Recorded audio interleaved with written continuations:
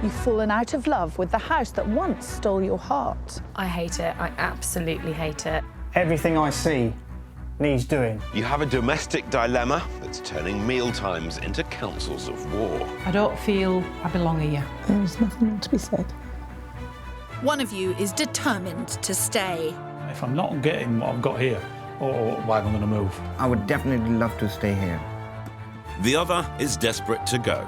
It's just so not going to work. It's a battle being fought up and down the country, which is why we're intervening. With one simple question. Will you love it? Or will you list it?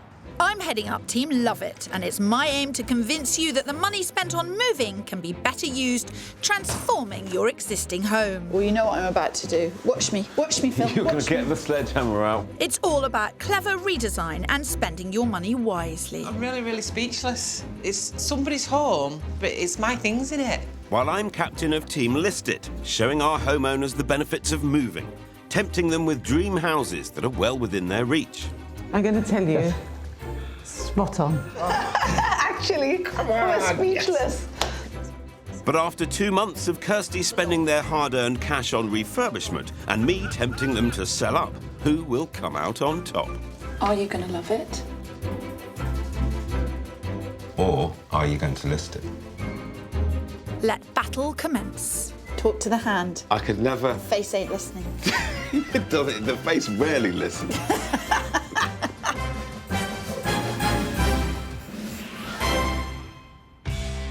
For the first time ever, Kirstie and I are going head-to-head.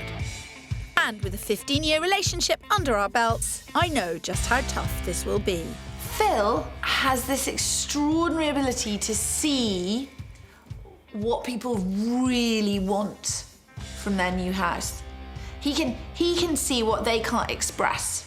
There's no doubt about it, Kirstie is going to be very tough competition here because she loves knocking down walls. She adores changing layouts of properties, and I have to say she's very good at it.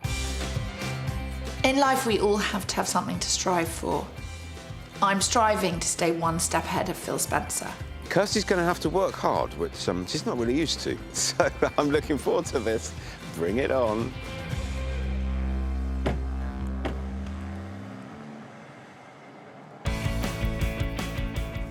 This week's battle of Love It versus List It brings us to the birthplace of rugby league. Say hello to Huddersfield, West Yorkshire. One of the interesting things about this job is we never know what we're going to be faced with. Will they be sane? Will they listen to reason? I know what you're about to say, and you can just sip it. Actually, the people we're here to help are Retail Technical Director Dawn Wellham and her husband, science teacher Paul Campbell, who, along with their 5 children, are fast running out of room. You know, moving in here was the right thing to do at the time, but we are literally outgrowing this space. And I understand that there's things that might need tweaking. They're not, it needs knocking down, starting again. And while that might be a slight exaggeration, they do have 5 children to think about. Paul's twin girls, Beth and Kira, who regularly come to stay, as well as Tyler, Oscar, and more recently Ophelia, who was born in the playroom. We had Ophelia down there, and it was just an amazing experience, and for her to be born down there, and it was just amazing. What's not so amazing is the layout. Despite this house boasting a whopping 1,900 square feet, its 3 reception rooms and 4 bedrooms are scattered over 5 floors.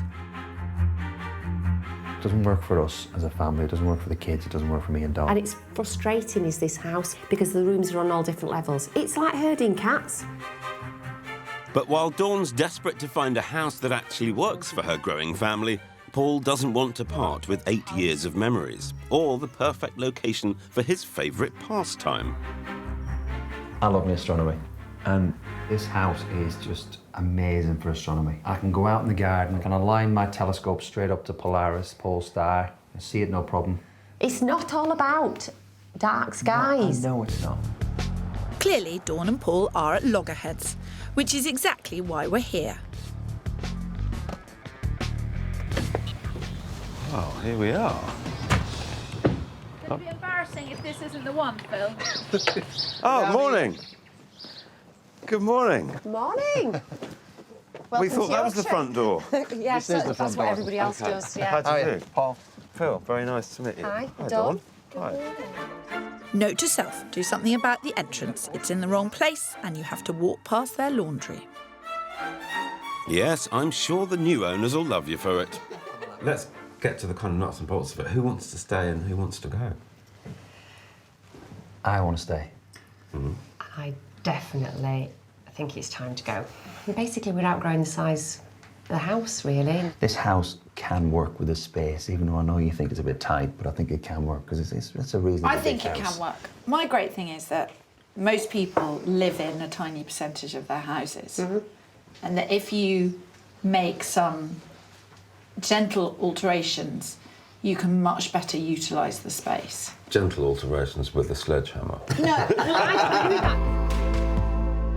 Now they know what to expect, it's time I saw this house for myself. Because for the next few months, our love it or listers are putting their hard-earned cash in my hands.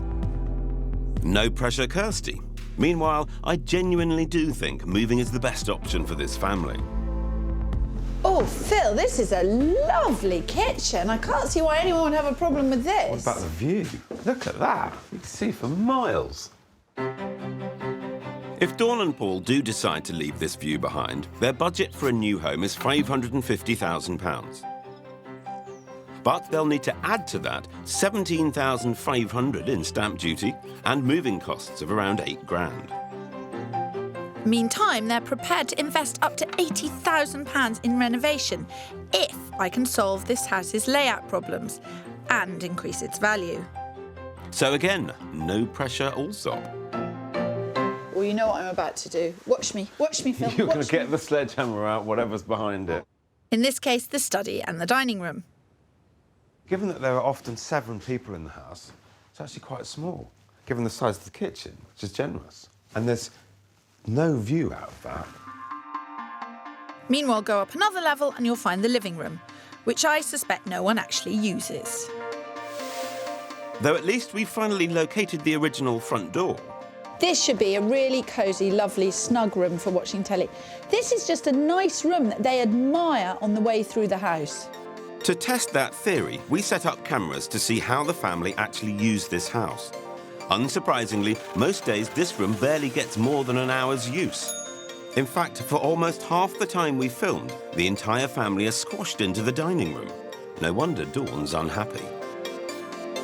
But the house's unusual layout is even more of an issue when it comes to the sleeping arrangements. So what's going on here? What have you got there? Bathroom? Yeah, very nice family bathroom. Big bedroom with an ensuite shower and bath. Really? Yeah. But I'm in the mum and dad's room. What's the ensuite for? Well, not the master bedroom by all accounts. Have you got a bathroom up there? No, that's the problem. The bedroom configuration is all room. What have you got down there? 2 bathrooms? Two bathrooms, 2 bedrooms. This would not be an easy house to live in. So my challenge is to create more living space over fewer floors. Reorganise the bedrooms and sort out the fact that the bathrooms are both on the 4th floor. Even so, I still think I can save Dawn and Paul money. Currently, their home is worth over £460,000. I'm going to suggest they spend around £40,000. That's only half their renovation budget, but it could give them the perfect family home. Though despite Kirstie's design skills, I'm still convinced selling up is the best option. Well, what would it take for you to leave this house? What would you need to find in another house? I would need to find somewhere that I can do my astronomy, because down here there are no street lights. This place is dark on a night time and it's brilliant. It would have to have some sort of wildlife or farmland nearby, because Tyler loves that sort of thing and Baby loves cows. That's a lot about the outside of the house and the position of the house. What about the actual kind of practicalities of inside? See practicality for that. I don't do practicality. We need family space, Paul. No, I agree with you, I agree. Fortunately, their budget of £550,000 is definitely one I can work with. But I'll need dark skies and clear views top of my list. The houses will also have to offer at least 4 bedrooms, as well as a layout that's even better than the one Kirstie plans to create. We know where we are. We know what we've got to do. I certainly know what I've got to do. I still can't see how on earth it can be altered to kind of make the house work for us. I'm sure she's got some good ideas, so I'm keeping her fingers crossed and positive that she can do her magic. I'm going to make this such a palace that no one is going to want to move. Not even Dawn. Not even Dawn? Not even Dawn. I'd be surprised and pleased, but more amazed than anything. Can I find something that will motivate Paul to move? I don't know. I reckon I can have a dog. I don't think there's much that would motivate Paul to move, I have to say, but Dawn is the driver of this bus. All will be revealed. All will be revealed. Good Go luck. on, skip off. Down the garden path, on a fool's errand, a wild goose chase, and any other idiotic cliche that I can come up with. In Huddersfield, there's a battle raging over this house. So our job is to help Dawn, a retail technical director, and her husband Paul, a science teacher, to call a ceasefire and decide between 2 options.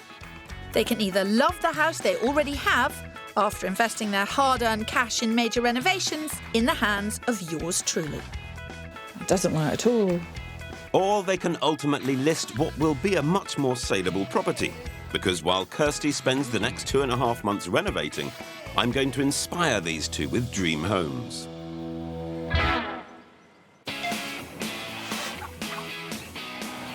Armed with a budget of £550,000, our first stop is the character village of Newmill, nestled in the Pennine Hills.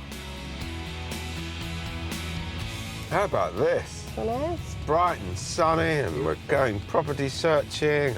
Oh, I think it's fab. And we're in Yorkshire.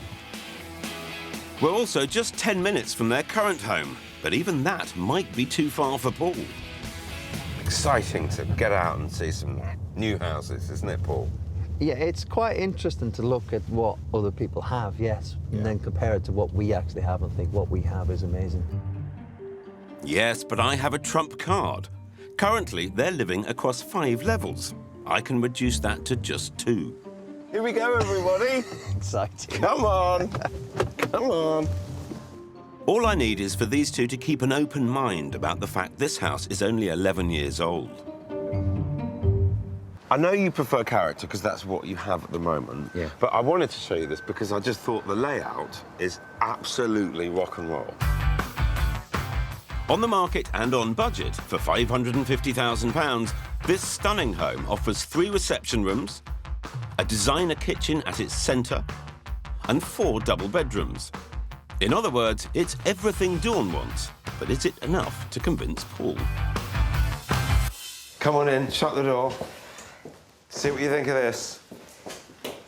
In terms of the layout, which is why I particularly liked it, this really is the big hub of the home because all the living space works off the kitchen. Everybody can be doing their own things. I love it. Absolutely. It is really nice, I'll give you that.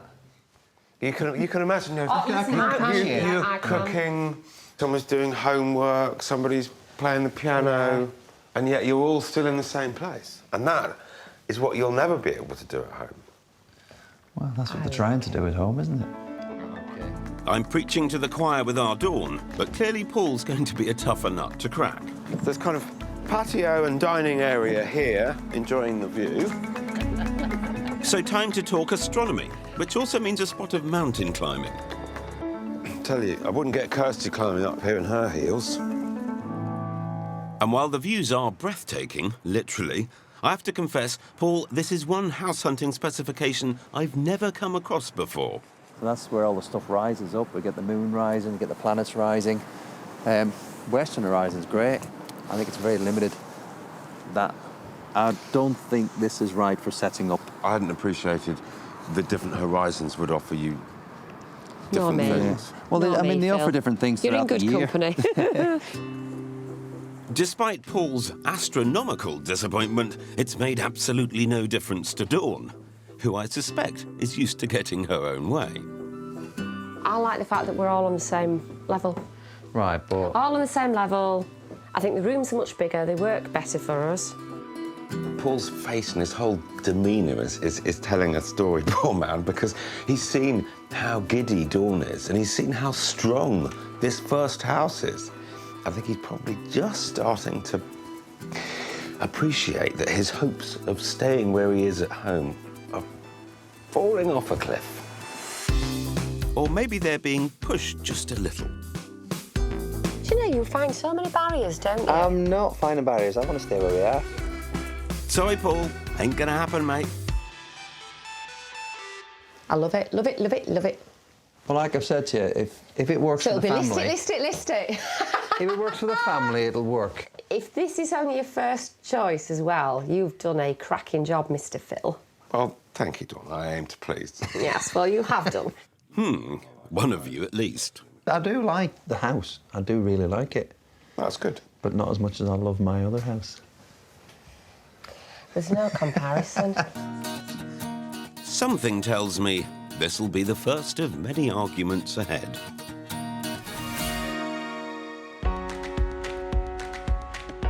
Meanwhile, back at base, I have big plans. My ambition is to transform this 5-level rabbit warren into an open-plan, modern family home. Dawn and Paul and the kids are spread over 5 floors. Imagine trying to get out of the house in the morning when the kids' stuff could be on any of 5 different floors. It's madness. To reconfigure the entire house will cost them at least £40,000. But as we know, moving isn't cheap either. They're looking at over £17,000 in stamp duty, agent fees of over £5,000, conveyancing and removal costs, add 2.5, so a total of around £26,000, which Paul believes is dead money. And if they want to make changes to their new house, then they need to consider that cost as well.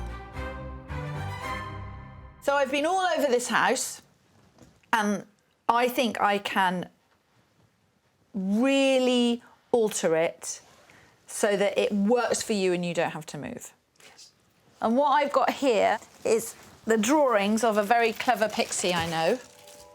My aim is to give everyone in the Wellham Campbell clan both individual and family space, so that far better use is made of the entire house. I want the ground floor to be open plan with the kitchen at its heart, and surrounded by a brand new terrace. Meanwhile, reinstating the wall on the next floor will create both an intimate sitting room and a proper entrance hall. In the basement, I want to add another loo and make the family room into a study or guest room for when Paul's twins, Beth and Kira, come to stay. On the second floor, Oscar's ensuite bathroom will be turned into a bedroom for Ophelia, meaning all 3 children are on the same level, which means up top, Ophelia's old room will become a bathroom for Mum and Dad. We'd never even considered having a bathroom for you or I, or an ensuite. No. Everything is up for discussion, and it really is trying to fit everybody in so that everybody's got their own space. Cheers, Kirstie. It's a pleasure. In fact, I'm not sure fill services will actually be required. So you're beginning to feel the chill? Well, out here it's cold, yes. I bet you've been nice and warm in there, cosy, promising them the world. I have, yes. I promised them the world, and I will deliver it, and you won't. I bet you have overpromised.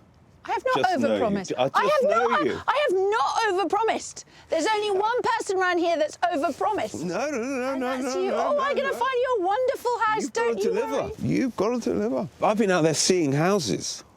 This is a very achievable brief. Whether I'll be able to achieve every element, I'm not quite sure, and whether you'll be able to achieve every element. I can achieve every element. I can feel your fear. I can smell it. God, dearie me.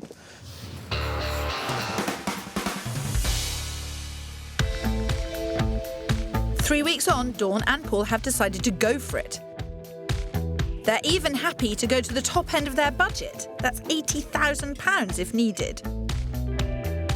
Mind you, we can save money on the kitchen, as these cabinets can definitely be reused. It's just everything else that's going.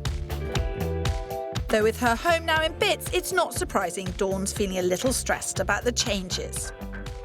Well, I haven't seen what's behind me, But I can see what's to the left of me, and even the sight of that is making me think, what have we done? Dawn's not alone. Most people undergoing major renovation feel exactly the same way. But trust me, it will all be worth it. Won't it, Paul?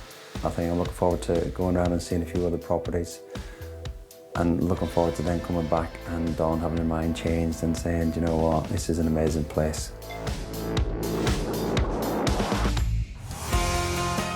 With weeks and weeks of renovating stress ahead, I have more than enough time to convince both Dawn and Paul to move. Though to really impress the astronomer of the family, this time round, I'm increasing the altitude. I'm taking this search to Castle Hill, which boasts more than 4,000 years of history and some of the best views in Huddersfield.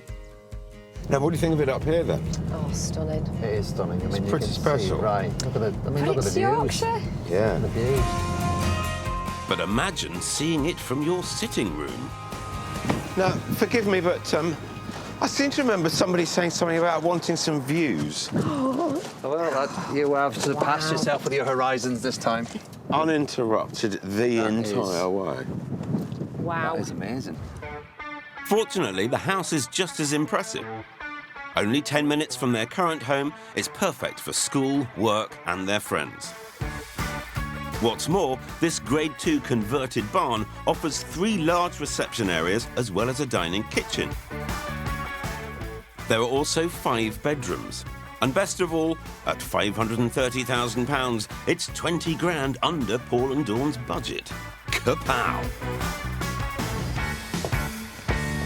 Come into the kitchen. Ooh. Kitchen dining space. There's eating area there, but there's also through here, which is a kind of dining hallway. Okay. Oh, I love this floor. Oh, I love this floor. And then you've got the double high and the view of the castle, the tower. Giddy aunt. Yeah. That is beautiful. Unlike the last property, there's no shortage of character and there's definitely more than enough room for a family of 7. But the layout is a tad unconventional. There's lots and lots of rooms to explore. There's rooms that lead off rooms, there's 2 different staircases. It's got a bit of kind of uniqueness. I mean, it's Grade 2 listed, so it's got lots of history and there's a sense of responsibility that comes with that. Can you do responsible? Sometimes. Okay. While it's hard not to be charmed by this house... Oh, this is pretty. The question Paul and Dawn really have to ask themselves is whether the layout works. Coming into this and seeing it's all higgledy-piggledy. I do like higgledy-piggledy, but there's higgledy-piggledy and then there's higgledy-piggledy. And this is the second one. Yeah. It'd be great for your astronomy. Do you know what? The astronomy aside, I know this house wouldn't work for us. So now you see... What? Your astronomy's not the most important thing. I know it's important to you, but... No. Well, I think we just made a major breakthrough. Though, if you think my job just got easier, think again. Oh, the cosy room with the fireplace. Since we first met Dawn and Paul, an illness in the family has made space and layout more important than ever. My father's been really poorly, which was really unexpected because he's incredibly fit and healthy, really strong, wiry Yorkshireman. And because of that, we've nearly lost him. But anyways, it's going to be a long journey back, but he's been pulled through. But because of that, something that is now featuring in our minds is the need for a parent to join us at some point. So now Dawn wants enough space for potentially 9 people. No wonder she thinks moving's the best option. She absolutely is here to make a decision on which house to buy. I don't think she'll buy this house, but she's in it to win it. They will be moving. I'm not sure how much choice Paul has about it. This is all good news for me. As it puts even more pressure on Ms. Allsopp. That'll cheer her up no end. As Dawn and Paul's battle over their family home rages on, they have only 2 ways out of this dilemma. Love it or list it. So while Phil is trying his level best to seduce them with bigger, more expensive properties, I've inspired them to embark on an industrial-scale renovation. In fact, we're now 3 weeks into the build, and I can't wait to make a site visit.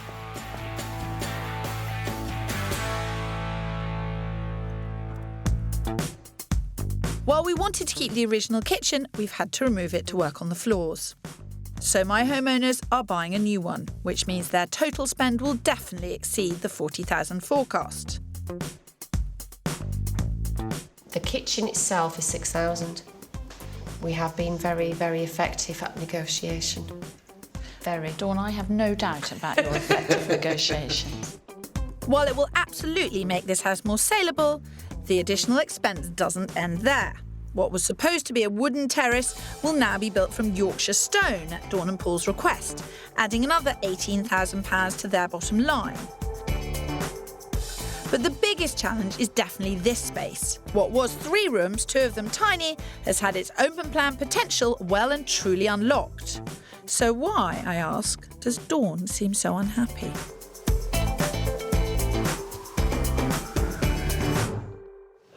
What is the worry? I suppose it bears no resemblance to the house, the home that we had. I know what you mean about the house not having anything that was a part of the original house, but you have the view. Yeah, I love my Which views. is I do. why one of the things that poor Phil, just remember, Phil is out there working his little fingers to the bone, trying to find something with a view like this, and I don't think it can be matched. Good luck. Exactly. Something tells me Dawn's doubts aren't really about the design. What she's actually worried about is giving her children the best possible home. They've had to move out of the house and they've just got on with life as they usually do.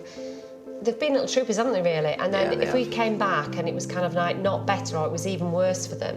Yeah. So I do love the idea of all 3 of them being on the same floor. They will. And their bathroom is a very nice thing, that they share that bathroom, all their toothbrushes and all their stuff. Clearly, if I want Dawn to love this house again, she and I need to make sure the kids love it too. I promise you that when it is finished and furnished, you are going to be utterly, completely dazzled. I mean, it's just such a generous space. I hope so. I know so. But what's exciting is the fact that Dawn's obviously bought into the idea of this house remaining her home. Though, as the work continues, the mind turns to the kitchen layout and decor, something that we can all relate to. Throughout this series, we'll be peeking into beautiful rooms from across the country that we can all be inspired by. Spaces that effortlessly combine form and function. In this kitchen diner, the wooden worktops give the space a traditional farmhouse feel.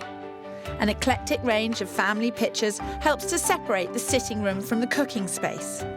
This breakfast bar is a great place to gather everyone together. Meanwhile, the innovative use of natural and statement light in this Georgian kitchen accentuates its character. It's clever ideas like this that should inspire Dawn and Paul and their kitchen too. Even though they're spending big on the renovations, they needn't do the same when it comes to making their house feel like home again. I can tell I like this place straight off the bat. The trick is to use old objects in new ways. The thing which they were designed to do is not necessarily the thing which we use them for these days. Do I think this is the moment to surprise Paul and Dawn with a hanging wig hook? No, I don't. My advice, never be afraid to experiment or break the rules. Though given that family means everything to Dawn and Paul, I'm focusing my efforts on adding personality to the children's bedrooms. T for Tyler, O for Oscar, and for the little princess Ophelia, a gilded O. How about that? Best of all, this simple idea is relatively inexpensive. Unless, of course, you have butterfingers. It's okay. It's okay, nothing broken. Though I am feeling the pressure. In one corner, I have a doubting homeowner, and in the other, a very smug Phil Spencer. I got your text. Yes? What makes you so sure they're going to move? Well, because Dawn is just... She's so single-track. This is what we're doing. Well, in which case, why is she spending over 60 grand on renovations? Perhaps, Kirstie, to make the property more saleable.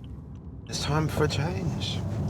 And I think Dawn realises that. Well, she absolutely does realise. Yeah, well, it is time for a change, indeed, and a change has been made, and a change is being made. And that's why I'm really surprised that you are so convinced that Dawn is going to move, because they've spent a lot of money. Right. So that's just what I'm saying on that one. That's me told. But while the changes at Dawn and Paul's home are impressive to say the least, let's not forget the revised brief is enough space for up to 9 people.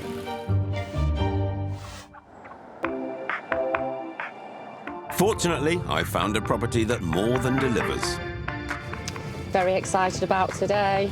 Good. So am I, actually. Oh, are you? That's a good sign. Yeah. Mind you, I am taking something of a gamble. The house we're about to see is just 10 minutes from the town centre, but doesn't boast a view, and it's not the best spot for stargazing. But don't worry, I know exactly what I'm doing. Something that's come out so loud and clear from you both is that the most important thing has been the kids, the family, all of you being together. And astronomy actually comes a bit second, and views actually come a bit second, if everything else works. Yeah. Yep, definitely. I wanted to really honestly and openly set the scene before we go in, because I think once we get in, all hell's going to break loose. Oh, is it? Now I'm intrigued. Paul, you're about to be a lot more than that. As this Grade 2 listed home is massive. There's 6 reception rooms, plus a breakfast kitchen. Head upstairs and you'll find 5 double bedrooms. And incredibly, it's also on budget at £550,000. Right. Action stations. Okay. Lots to see, lots to explore. In fact, there's almost 4,000 square feet. The kitchen, the hub of the family home. This is the heart of it. And from here, there's 6 reception rooms. Wow. So you could have a living room each. You could have a playroom. What are we together, not separate? So we have a ridiculous amount of space, the perfect layout, and a few other enticements. Wow, proper pantry. It is, isn't it? Oh, this is nice, isn't it? This is Look at gorgeous. Yes. You're looking troubled, Dawn. What's the matter? Not looking trouble. This is not a troubled face. This is not a troubled face. I always get it wrong as well. Well, Dawn's happy, but dare I ask, what does Paul think? After all, I'm guessing he still gets a say. Hello. How are you getting on? I don't like you. I love you. I do. I absolutely love you to bits. It's a bit amazing, this place, isn't it? A bit. You were winding me up, weren't you? Oh, about not liking you? Yeah. No, yeah, of course I was, yeah. No, it's amazing. Is. And I still have one more surprise in store. Come this way. No. No. I noticed this, but I didn't know what it was. There's a door in the wall. There's a door in the wall. Kidding. Guess what's through there? This is not a boiler room, is it? This is not a boiler it's room. me. This is what's going to make it sing and dance. Bloody hell. Oh, well, we're moving. Go on, keep going. Ah, yes, this gargantuan house also comes complete with its very own 1-bedroom apartment. Long term, this is where your parents could come and stay, could come and live. It has a separate entrance. You could even rent it out. It is completely self-contained. Self-contained. Look what you've done to my wife there, look at her. There's room for everybody. Yeah, it's completely surpassed it here, Phil. definitely. It might even be changing my mind. This is all just a bit too much to take on board in one go, because there's a lot. There's a lot of scope here. Didn't know whether to laugh or cry. But it's a good sign.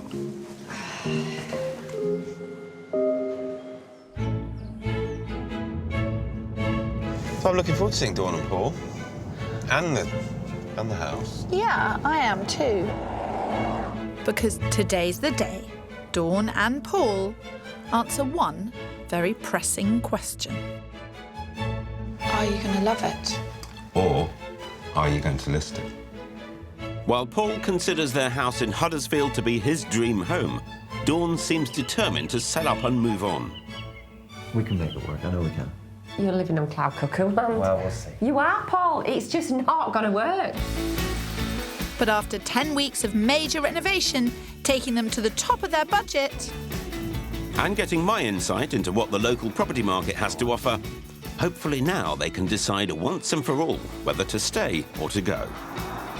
Though can I just say they did really love that third house. Dawn cried, so... Dawn cried, yeah. You make people cry a lot, Phil. Which says I've done my For some job. reason, you think it's a good thing to make people It was cry. absolute tears of happiness. She was beside herself. ah, Phil, don't you know pride comes before a fall?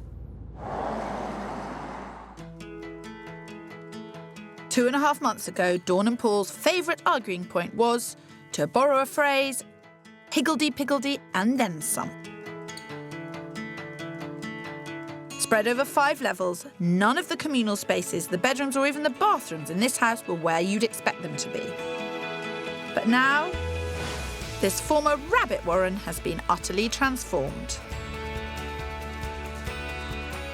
What's more, I've given Dawn, Paul and the kids a sneak peek.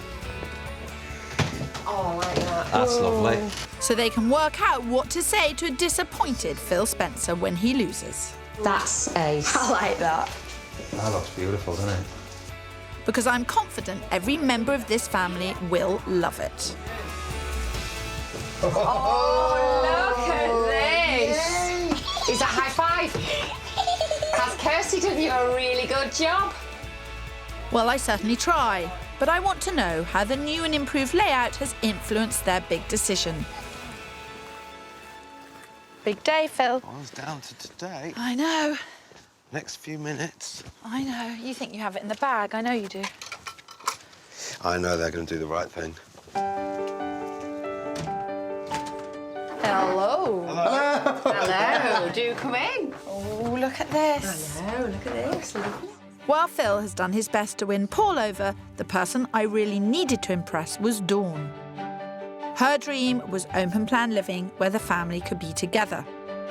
So I took my trusty sledgehammer to their kitchen, dining room and study, transforming the 3 rooms into this. An impressive 400 square feet of family space, which I'm absolutely thrilled with, and at its centre, that brand new kitchen. This is where the big work happened, wasn't it? Yeah. Big, big, impressive space. It is such a huge transformation. Everywhere I look. Every single room has been altered. Yeah. What's it actually like living in here now? I love it. I think it's brilliant. I think this works absolutely It is. spot on. It's warm, it's light, it's bright. Because you come down in the morning, the kids will be sat here, and then you can sit and sort of breakfast, and everybody joins together, and it's just space. And I think by knocking the walls down and opening up, it has made it more than what it was. Meanwhile, putting a wall back up has completely transformed what was an unused and unloved space. Now there's a proper entrance hall and, more importantly, an intimate living room that Dawn, Paul and the kids actually want to spend time in rather than just pass through.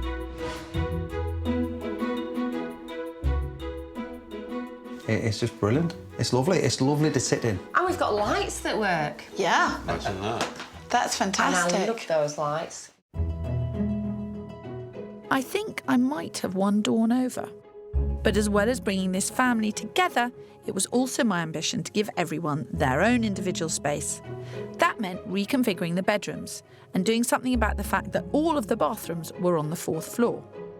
Now, the former basement playroom has become both a study and a guest room, and the twins have somewhere to stay when they visit. It even has its own loo. Then on the 4th level... And what's happened up here? So you've split these bedrooms. I tell him what's going on and he just doesn't concentrate. So, for the benefit of Philip Charles Spencer, my concept was turning this into the children's floor. The boys' rooms have had a serious makeover. And what was the second bathroom has become Ophelia's room, which has allowed me to turn her old bedroom into something every parent should have, their very own shower room. And is everybody happy? Seem to be. Very. There are now only 2 floors on which the children need to operate. There's room for them to grow. All the rooms are big enough. And they've got their own bathroom. And you can just sail up to your room, all regal, and sail down again without having to worry about what's going on this floor at all. Yeah, so could the next family. Yes, exactly. So when we first came round and we were kind of all in different rooms going, how does this work? Yeah. You've solved it. Now it works. Now it works. As well as reconfiguring all 5 levels of this house, I've also made more of its greatest asset, the views.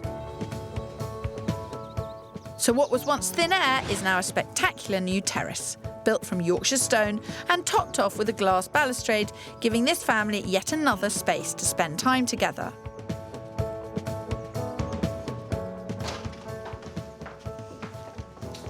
Goodness me.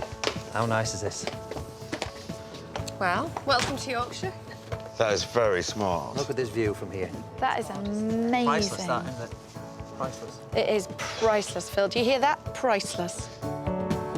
Because not only have they increased the value of this property by 75 grand, I'm betting it will absolutely fly should they choose to put it on the market. And that certainly wasn't the case before.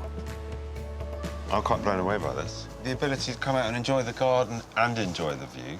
And the weather. And the lovely weather. That doesn't happen very often. That's why we're enjoying it. Like me, Dawn and Paul clearly love the transformation Kirstie's made to their home. And in fairness, Phil, you've inspired them with some pretty incredible properties. But what this process has always been about is helping these two to answer one question. Are you going to love it? Or are you going to list it? I don't know. What do you think, love? Oh, no.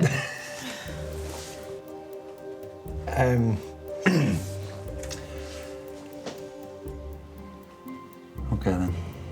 It has to be... Love it. Sorry. I thought you were going to list it. So did I. Did you? Yes.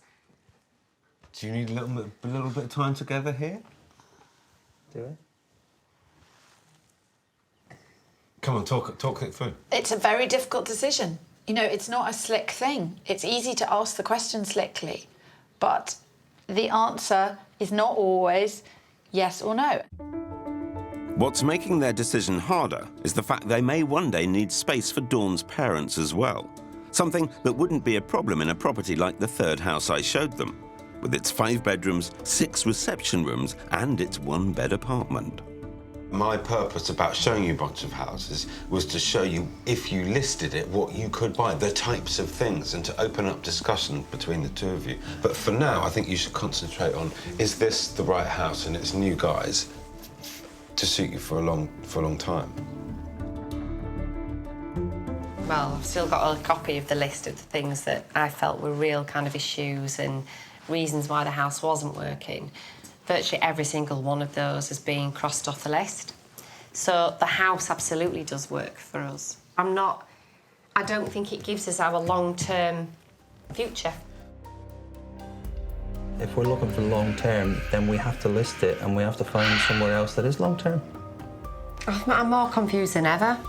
After 20 minutes and another pot of tea, are they any nearer a decision?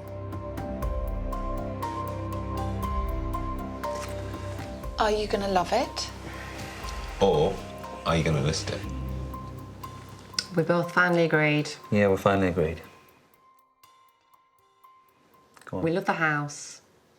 However, long term, it's not going to work for us in the very long term. So we're going to list it. And thank you very much for your help. Without a doubt, these two have made the right decision. After all, their situation has changed since Kirstie's plans were put in place. Because if Dawn's parents do live with them, then moving really is the only option. It also means Allsopp's buying. I could get used to handling a pint. Oh, well, I could get used to you buying the drinks. Cheers. Well, don't get used to it, because it's not going to happen again. It might do. It might very well. You know, I'm top of my game here. Well, the higher you climb, the further you have to fall. Put a smile on your face. So it's 1-0 to Spencer.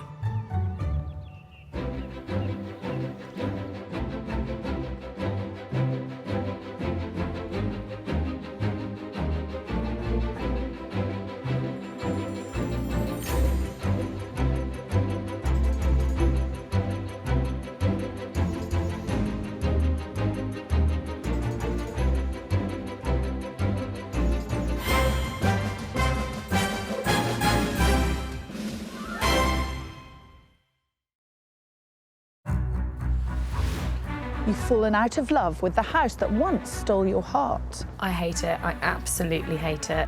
Everything I see needs doing. You have a domestic dilemma that's turning meal times into councils of war. I don't feel I belong here. There's nothing more to be said.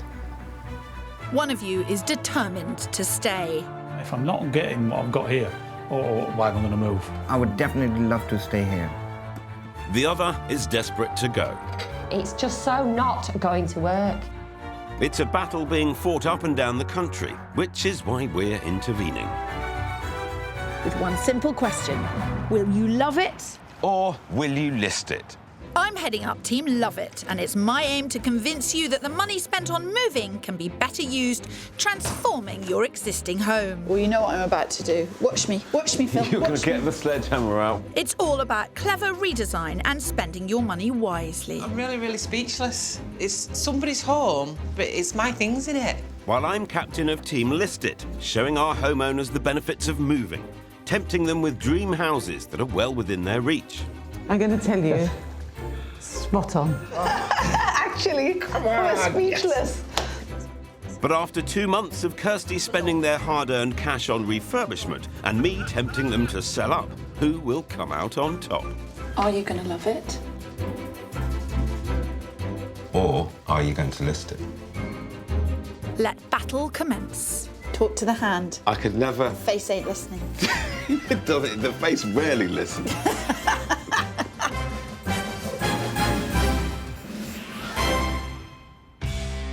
For the first time ever, Kirstie and I are going head-to-head. And with a 15-year relationship under our belts, I know just how tough this will be. Phil has this extraordinary ability to see what people really want from their new house. He can see what they can't express. There's no doubt about it, Kirstie is going to be very tough competition here because she loves knocking down walls. She adores changing layouts of properties, and I have to say she's very good at it. In life, we all have to have something to strive for. I'm striving to stay one step ahead of Phil Spencer. Kirstie's going to have to work hard, which she's not really used to. So I'm looking forward to this. Bring it on.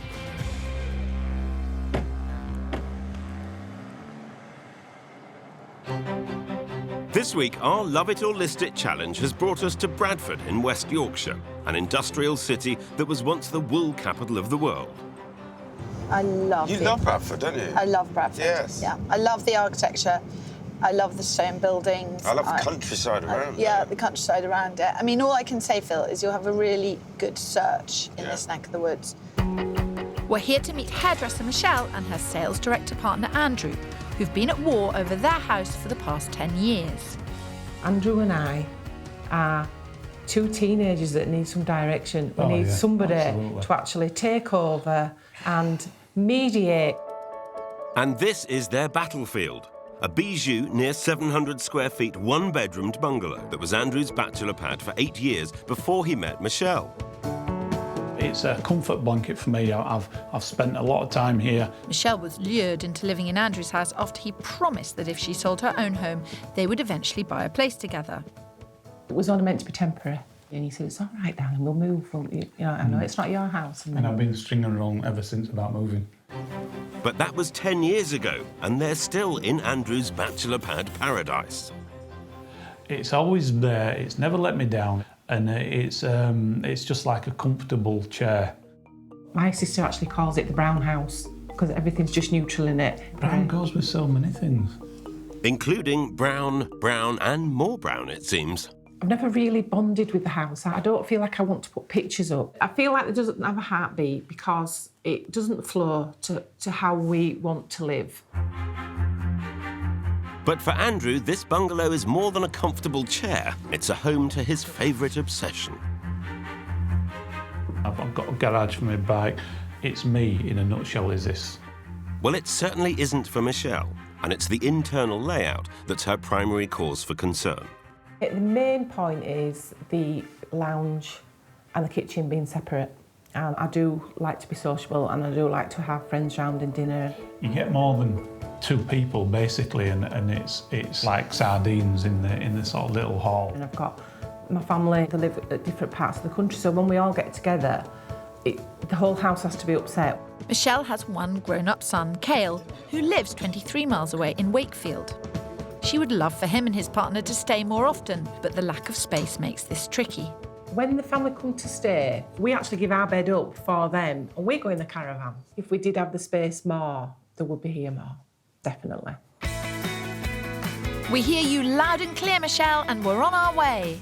Oh, nice caravan, Phil. Very nice. Anyone at home? No, not today.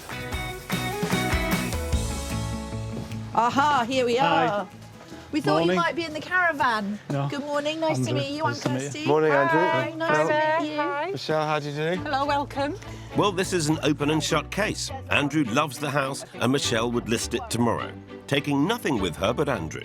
Let battle commence. Oh, so I take it that this house belonged to Andrew first? Yes, he enticed me by saying, it's okay, we'll move and we'll find somewhere together. So we did. We looked at a few houses and he kind of like poo-pooed the idea. And I didn't really know him that well. And now when I reflect, when I look back, I was obviously blinded by love. Michelle nearly got her way, with the pair putting in an offer on a new property 6 months ago. But Andrew got cold feet. We've paid legal charges and I've been forced to go to the vendor's house and explain to him what a stupid idiot I am. Why? Because you've changed your mind? Yes. I'm scared. Honestly, I'm not laughing because I feel very sorry for that couple, but I've never heard of anyone doing that, and I'm really impressed. So that just tells Kirstie and I how much you love this house. Good luck getting this one to move, Phil. And if I'm to get Michelle on side, I need to check this house out for myself. Good plan. I need to see exactly what my property search is up against. Oh, nice kitchen. It'd be a bit small to have 2 or 3 people in it. Yeah. I'm starting to feel confident that I can find our Love It or listers a new property that ticks everyone's boxes. I'll be armed with a budget of £300,000. But Andrew and Michelle will need to remember the added expense of £5,000 for stamp duty and around £4,500 in moving and legal costs. All money down the drain. I reckon they should be investing this cash in this place. So they've given me a budget of up to 30 grand of their own hard-earned money, which will also add value to the house, should they be mad enough to list it. Bathroom needs a bit of a revamp. Yeah. Ooh, that's the biggest sofa in the world. It's a decent-sized room. A gigantic sofa and awkward positioning have made this room feel much smaller than it actually is. And there's a vital piece of furniture missing. Well, there's nowhere to sit at a table, which most people would wish for. Luckily, things look brighter in the master bedroom. This looks like it's been recently redecorated, Phil. Where is everything? It's tidy. It's tidy. It's tidy, Kirstie, because the clothes have a room of their own. So this is all the storage. This is where all This is the a clothes dressing are. room. Dressing room? Well, if I didn't have any children, I'd have a dressing room. You can lead a luxury life without kids, Phil. Yes, Kirstie, but they do have guests to consider, and without a second bedroom, they have nowhere to sleep. This could be a prime example of underutilising some much-needed space. Good space, but it probably doesn't get used very much. No, it clearly doesn't get used very much. And it's messed up second bedroom. To put our theory to the test, we set up cameras to monitor Michelle and Andrew's movements. And unsurprisingly, they spent 57% of their day in the lounge, in comparison to a measly 3% of their time in the conservatory, even when they had family visiting for dinner. I don't blame them at all. It's not the most inviting of spaces. There's not much of a feminine touch in here. Could be about struggling to stamp your identity. Yeah. I have that with you. You don't struggle to stamp your identity on anyone. That isn't actually true. My job will be to stamp Michelle's identity onto this big boy's bachelor pad. I will be providing them with a more social layout, along with room for overnight guests and utilising the wasted space in their conservatory. I will also be encouraging a more feminine touch to the decor in a style that reflects Michelle's taste. Hopefully, I will add value to the property's £156,000 price tag and most certainly make it look a lot more saleable.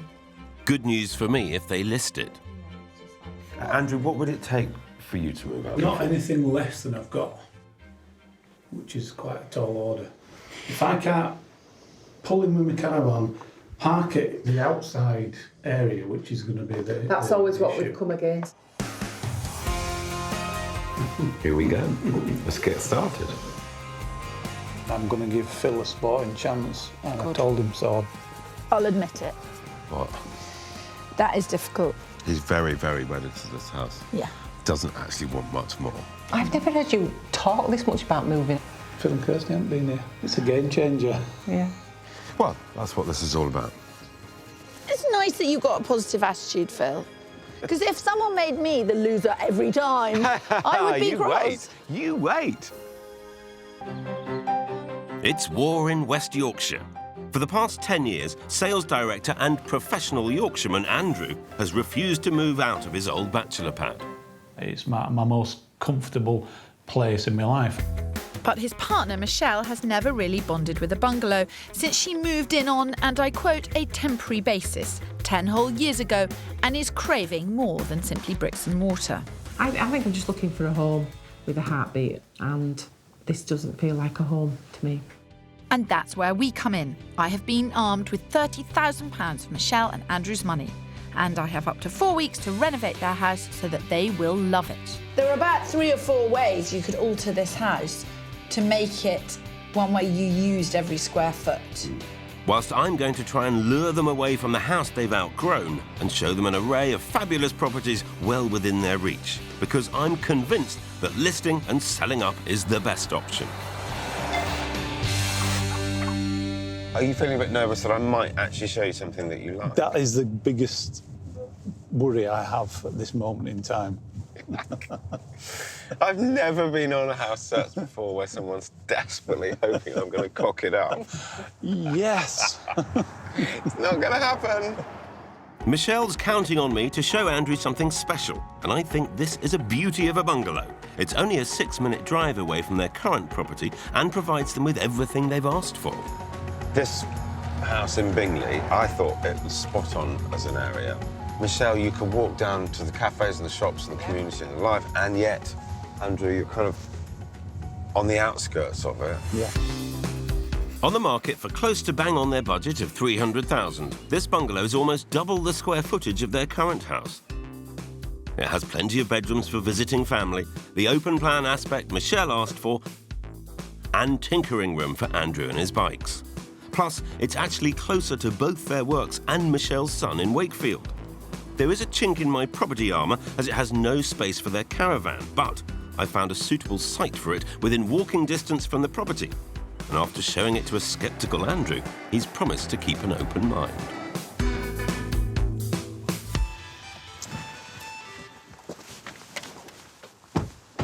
So how's that for a setting? The setting is lovely. 180-degree views. 180-mile-an-hour road going down the front of it. Is it? Is it a fast road? Oh, yes. Yeah. I couldn't live on this road. The open-mindedness I brought is properly closed off already, I'm afraid. I knew it would be a tough ask getting Andrew to open his mind to moving, but I'm surprised how quickly he's found fault. If you brought anybody but me up here with that view, it would be a real wow factor, but it's me, and the view is just no interest to me, which is quite disheartening for you, really, isn't it? That is quite disheartening, yes. To Michelle's and my frustration, it seems a somewhat stubborn Andrew has already made up his mind. It's not somewhere I would move to. I'm not saying that I want you to buy this house. I want to have a look What round. is the point in looking round and... But Andrew, you need to look to know what you don't want as well as what you do want. Okay. That's the whole thing about looking for houses. You've never looked at houses with me, you've looked at one. Michelle's right, but after further exploration and even a glimmer of positivity... I quite like bedroom or kitchen, close to the fridge. Andrew's still not budging. Wow. It's a bathroom of gargantuan proportions, but unfortunately, it's just not attached to a house that I want to live in. The interior is still secondary to the exterior for me. So going forward, I need to focus on quieter streets and make sure the caravan is kept close at all times. At least I have Michelle on side. It's only the fact that it's on a main road and your caravan's not here. Yeah. So that's I think that's a pretty good thing that he's found for us. He's got us, it's got what we want, but just not everything that you want. Yeah, which again is probably going to be the issue further down the line. Better check in with Allsopp.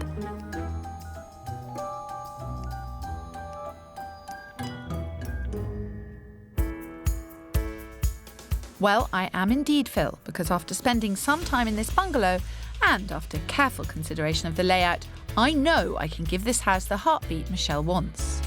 This isn't complicated. I don't care if Phil shows them Buckingham Palace. Andrew is not on the move. And if Michelle wants to be happy, she's going to have to alter the house, and I'm going to have to help her do this. And I know exactly where to start, by showing them the drawings of a clever pixie I know. We are right now in your potential dining room. What we're doing is taking down that wall. Andrew's in here, chefing his little heart out. You would be able to chat back and forward very happily. Yeah. I'll be removing the wall between the kitchen and the sitting room to create a large open-plan kitchen living area. The kitchen will be refreshed, as will the decor throughout. And a new bathroom suite will be installed. Replacing this wall to the bedroom with sliding doors will create a multifunctional space, a sitting room for Michelle and Andrew that becomes a bedroom for guests. Finally, I am hoping that by insulating their conservatory, this space will be transformed into their new master bedroom. This excites me, that the bedroom at the back. I never even dreamed of that happening. Yeah, I mean, to me, on paper, it's a really workable solution. Obviously, depending on the cost and how much you're going to spend, because this is going to be the real deal breaker for me. It's going to be our challenge, but we can meet that challenge. The cost to renovate their kitchen, bathroom and to knock through their sitting room wall will be £22,500. That leaves me £7,500 out of their 30 grand budget to work on their conservatory and master bedroom, if I can get it done for that price. But I also want to remind them that by staying put, they are ultimately saving money, because they'll be looking at around £5,000 in stamp duty and £2,500 in agents' fees, £1,500 in conveyancing costs and £350 in removal charges. A grand total of £9,350, a frustrating expense that I am sure will be added to Andrew's reasons for staying put. This should be music to his ears. That money you're going to have to spend if you decide to sell this house. But if you don't decide to sell this house, that's money that you're saving. I'm positive that after living for 10 years in Andrew's bachelor pad, Michelle will love their house. And after seeing her reaction to my plans, I'm pretty upbeat about the task ahead. Hiya, I've cracked it. Right. How's Michelle feeling about it? Positive, she likes what I've done with her house. Does she? Does Yeah, she? yeah. I'm absolutely dead set that I can find them the right accommodation, the right layout within the budget. But will it be enough to convince Andrew out of here? All in a day's work, eh? Yeah. Although we could get another job. No, I quite enjoy this one.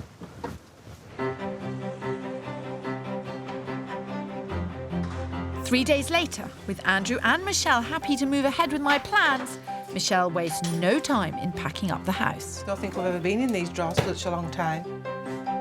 And she's contemplating the prospect of change after a decade of living in limbo. I feel excited that something is eventually happening now.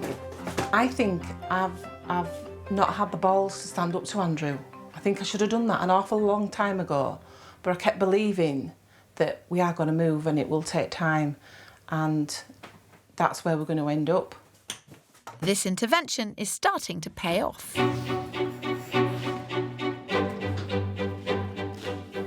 I've got 4 weeks and up to £30,000 to give Michelle a house with a heartbeat. It's quite a task, but I'm determined to give her the bright, open-plan house she has dreamed of. Although Michelle is relishing the changes, the realisation of having his beloved home ripped up is making Andrew anxious.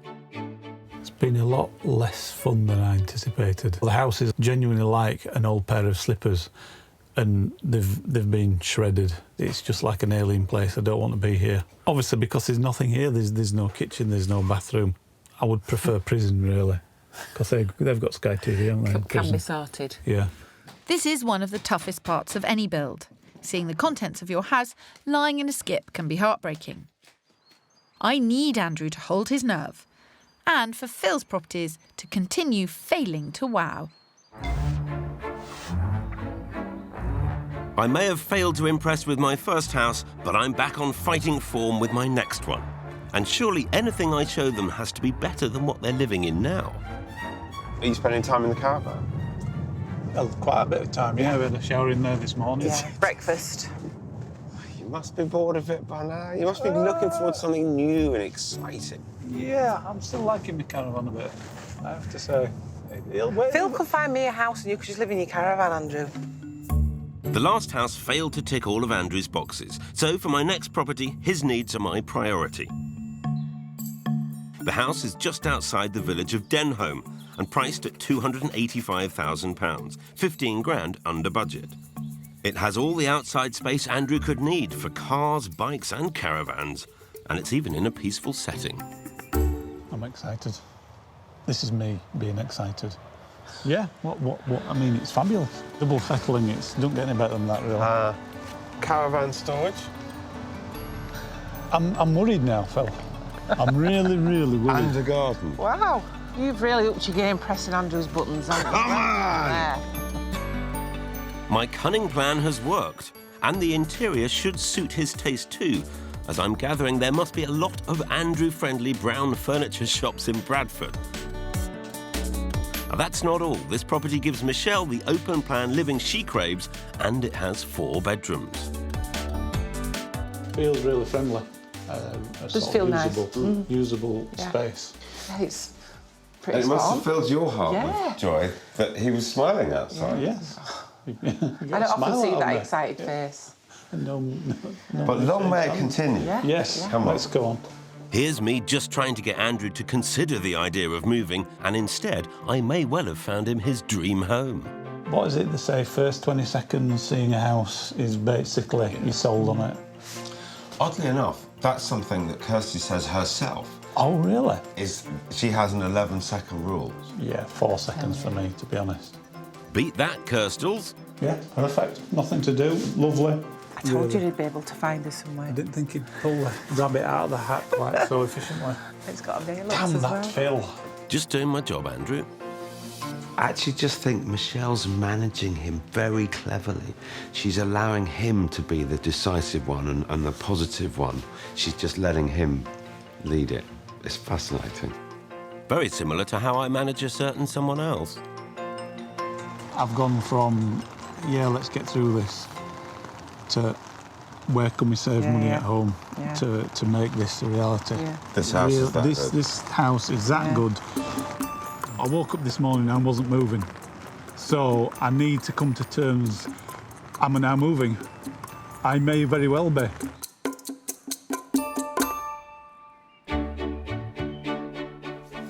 I think having the professionals here has made Andrew sit up and take stock and realise that he can't put it off any longer. I'm slightly missing the old place just for the comfort and familiarity. It's my old teddy bear that I'm never going to see again. We're in Bradford, where couple Andrew and Michelle are at loggerheads over their bland bungalow. Michelle is desperate to list this property, having never felt at home here, and she's tasked me with the challenge of prizing Andrew away from his beloved old bachelor pad once and for all. Andrew, you need to look to know what you don't want as well as what you do want. Okay. That's the whole thing. Meanwhile, it's my mission to help this pair reconnect with their current house as I oversee a renovation in a bid to solve their property problems. My plans will take over 3 weeks to complete, but my timing couldn't be worse. It has forced the pair into living in their caravan in one of the coldest months of the year. Look at that. Is the heating on? Nice Palace, palatial. And to make matters worse, their builder, Kelvin, has hit upon a costly problem. To save this couple cash, I wanted to keep the original kitchen base units, but it's not to be. The problem is the worktops are glued to the base units with expanding glue, so we can't take the worktops out without destroying the base units. Which means a whole new kitchen, an added expense no one wanted. And the rising costs don't stop there. The builders have also uncovered major problems lurking behind the units with dodgy plumbing and dangerous electrics. Like the best of us, electrics age. So it's recommended getting them tested by a registered electrician at least every 10 years. It's all going on, so time for a site visit. How did it feel when you discovered that you had to rip out your existing kitchen? When it started to take the worktops off and then the bottom cabinets began to crack, I kind of like, carry on, Kelvin, carry on, keep going. There's no place quite like home. I know, Andrew, I know, but it's going to look amazing. And also, if you can make it nice enough for Michelle, you won't have to move. Bonus. The spend on this project has gone up because the kitchen that we thought we could reuse wasn't properly fitted in the first place. That kind of thing is really unforeseen. It's not until you start doing the work that you can see the quality of the previous work. And that's not all. Further investigation has shown that the idea of transforming the conservatory into a bedroom by insulating the walls and roof just won't work. The entire structure would need to be rebuilt as a single-storey extension, which, alongside my other plans for their current bedroom, would have added another £45,000. Computer says, However, with such a slimmed-down project, the pressure to impress is now greater than ever, and a brand-new spanking kitchen can only help to drag this outdated bungalow into the 21st century. So I've sent them off to pick out the kitchen themselves. And surprisingly, Andrew's branching out from brown. That's quite a good colour. For the whole kitchen? I'm full of surprises. Yeah, that's nice. With a two-tone effect. So Michelle has made her opinion known, but will Andrew agree? I'm happy with the two-tone. And the grey and white one? Yeah, or something complementing for two-tone. I'm happier now we've had a look at some designs. I'm happier getting an idea of what you're wanting. So, yeah, a successful morning's viewing, I'd say. Yeah, and the fact that if we do move, somebody else will like that kitchen as well. Got yeah, to bear of in course. mind, It's a contemporary-looking kitchen. A good kitchen is an investment, whether loving or listing. The average cost is around £6,500, but it should add value, as I'm convinced it's the most important room for buyers. Make sure it's clean, though, because dirty kitchens and bathrooms are the biggest turn-off. I was secretly excited that the kitchen had to come out, because I did want to see a shiny new kitchen. Well, at least Michelle is happy despite the added expense. Although I am slightly worried that my simplified plan will be a feather in Mr. Spencer's hat. Buongiorno, signor. How about that? Oh, Perfect timing. How's the work going? Good. They're not doing as much as I want them to do. They won't let me anywhere near the conservatory, but no. Oh, that's a shame. He has kept the budget to an absolute minimum. Yeah. But I might have chosen something that was really beautiful. Right. But it was quite a lot more money. Well, we'll really see. Spend it. We will see. Despite the scaling back of our plan, this ambitious project is rattling along and our minds turn to decor. It's vital that Michelle gets a sitting room with a cosy but spacious feel. When it comes to a snug or small sitting room, be careful of using dark colours. It can work, as we see here, and sometimes it's stylish and elegant.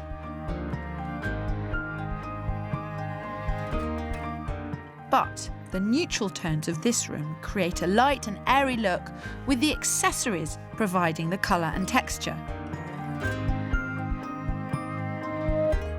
And I love a window seat, anywhere.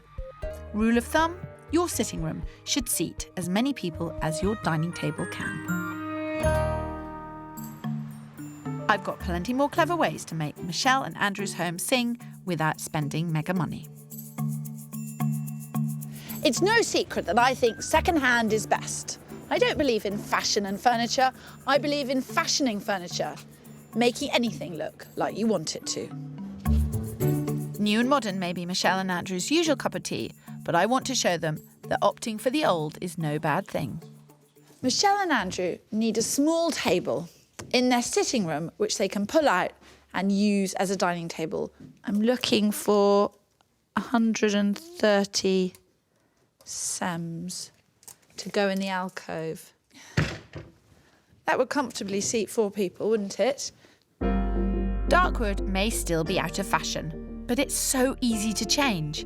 Just sand down, then start with a primer, or use chalk paint, then add your colour. Spray paints can help you get into tricky areas easily, but it will need a few coats to give it an even finish. There's a sign somewhere which it said something like, the price depends on the attitude of the buyer. And I think that is a very good tip. The table's priced at £110, but my incredible charm has got me 20 quid off. Oh, really? I'm thrilled. Thank you very much. That's a done deal. Lovely. Fantastic. Now I just need to paint the table the right colour to suit Andrew and Michelle's taste.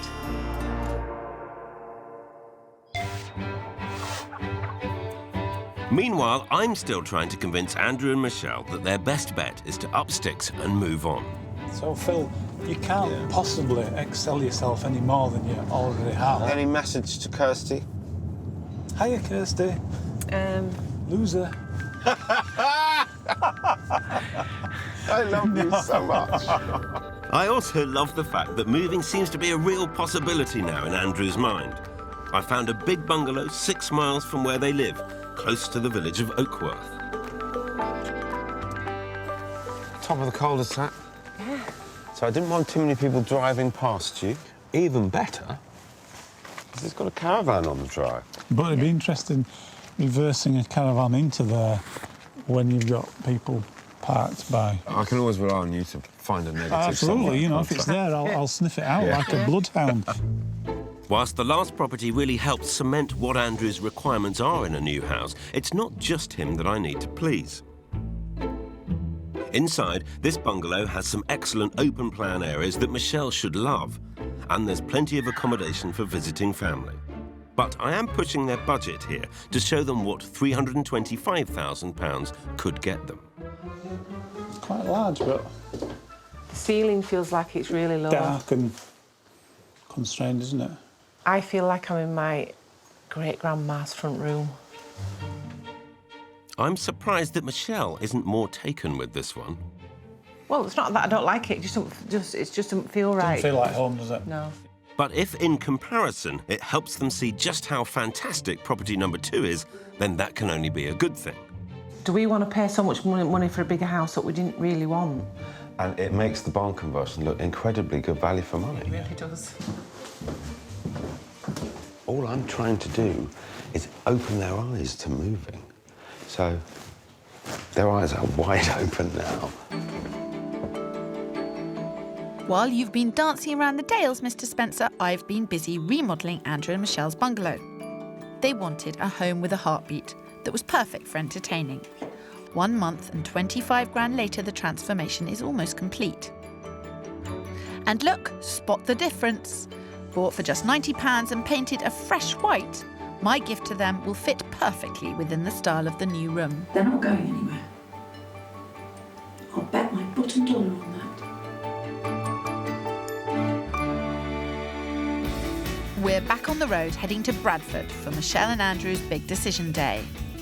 There was always a lot of sort of tough talk from Andrew. Yeah. Actually, I think he is a real softie deep down, and I think she won't ever do something he doesn't want to do. They're a lovely couple. Well, one of them will have to make a compromise, because today's the day Michelle Rattican and Andrew Baker will finally have to answer that pressing question. Are you going to love it? Or are you going to list it? Michelle moved into Andrew's bungalow 10 years ago on the promise they would buy their own home together shortly after.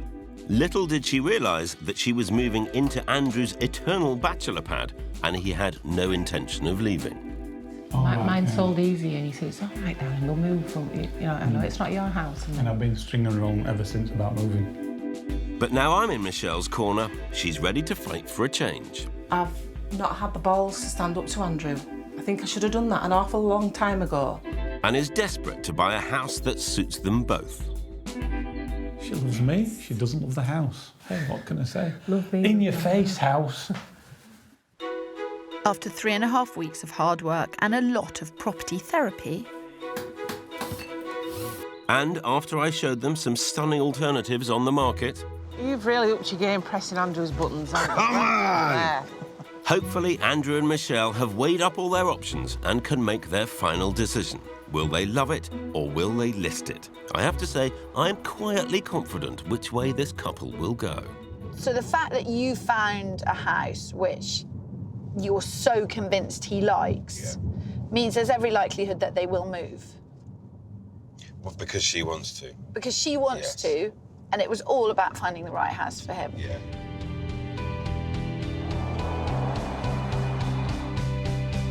Four weeks ago, this beige bungalow was plagued by outdated decor and a claustrophobic layout. Now, the kitchen and sitting room have been united to form a light, spacious social area, combined with a shiny new kitchen. And that's not all. Where once stood a dated bathroom, now stands a luxurious, bright designer suite that screams decadence. I can't wait to see Michelle and Andrew's reaction to these massive changes to their home. We gave them a few days head start to enjoy the transformation. You can't make a decision like this too quickly, especially with Spencer breathing down your neck. I'm really, really speechless. It does actually look, it's somebody's home, but it's my things in it. Oh, yay! God, look at me, I'm like thin and young. So they clearly love what I've done. But will it be enough, Kirstie? It's a sunny day, Phil. Sunny day to make big decisions. Come on, Andrew, you can do it. Hello. Hello. Good morning, good morning. How are you? Good form, thank you. Good. This kitchen's two-tone effect adds colour whilst the reflective surfaces bounce the light back, and the clever curved cupboards are just right for the space. Nice choice, guys. It's actually exactly the same size, but I think it just feels wider. But a new kitchen is just the beginning. Come on through, Phil. No, please note through. Yes, through.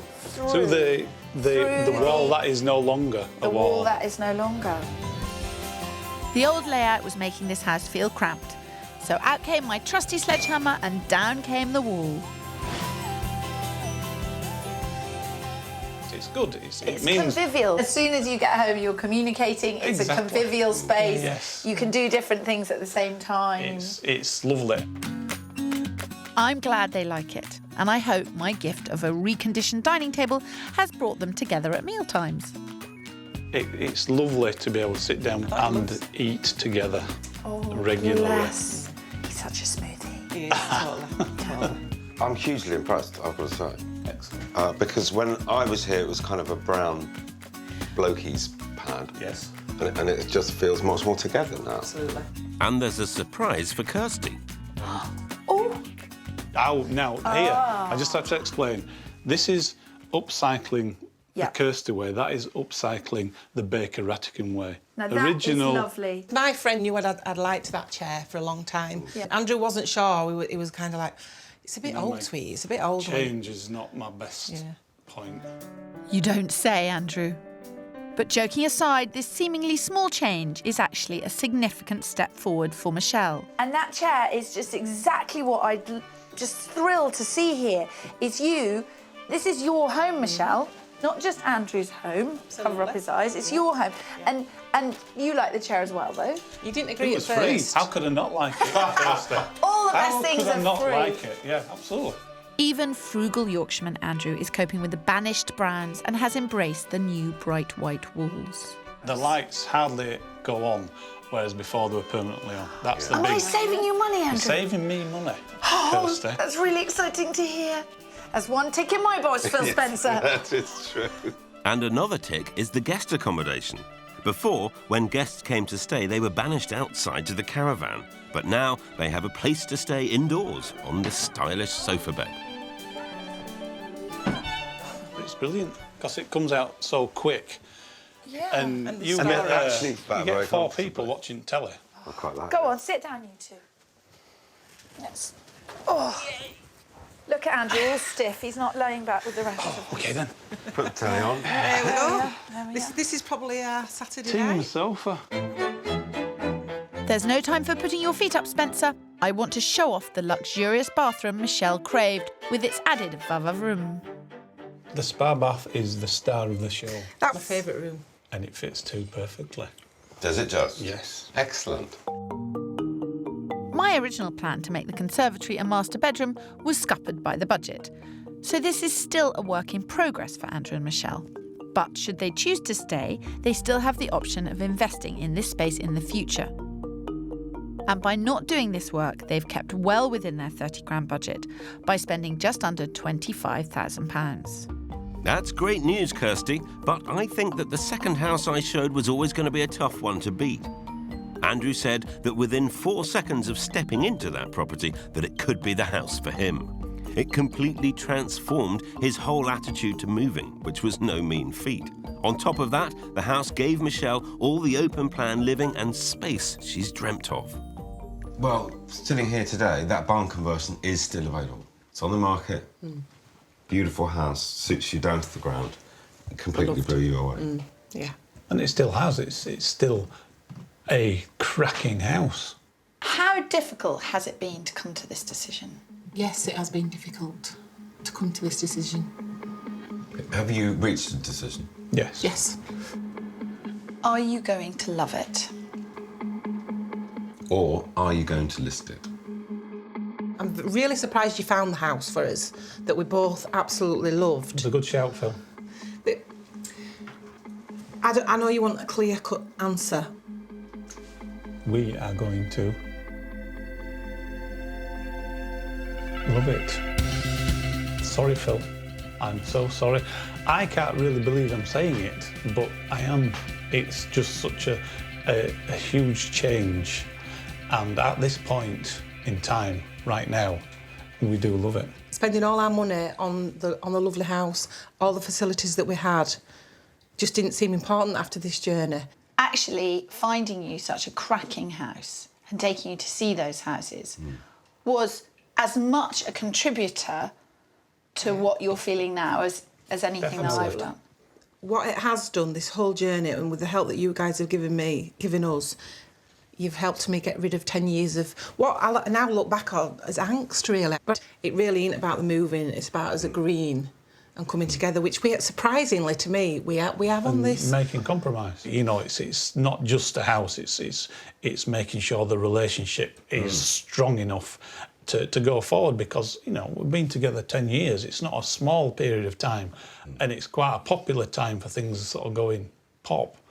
Well, you're saying that. I felt the same about why should I put you through that pressure of affecting you so emotionally about moving when we've got already what we wanted? I don't perform unless I'm given some pressure or a target or a stick to chase. That's how I am and how I will often be.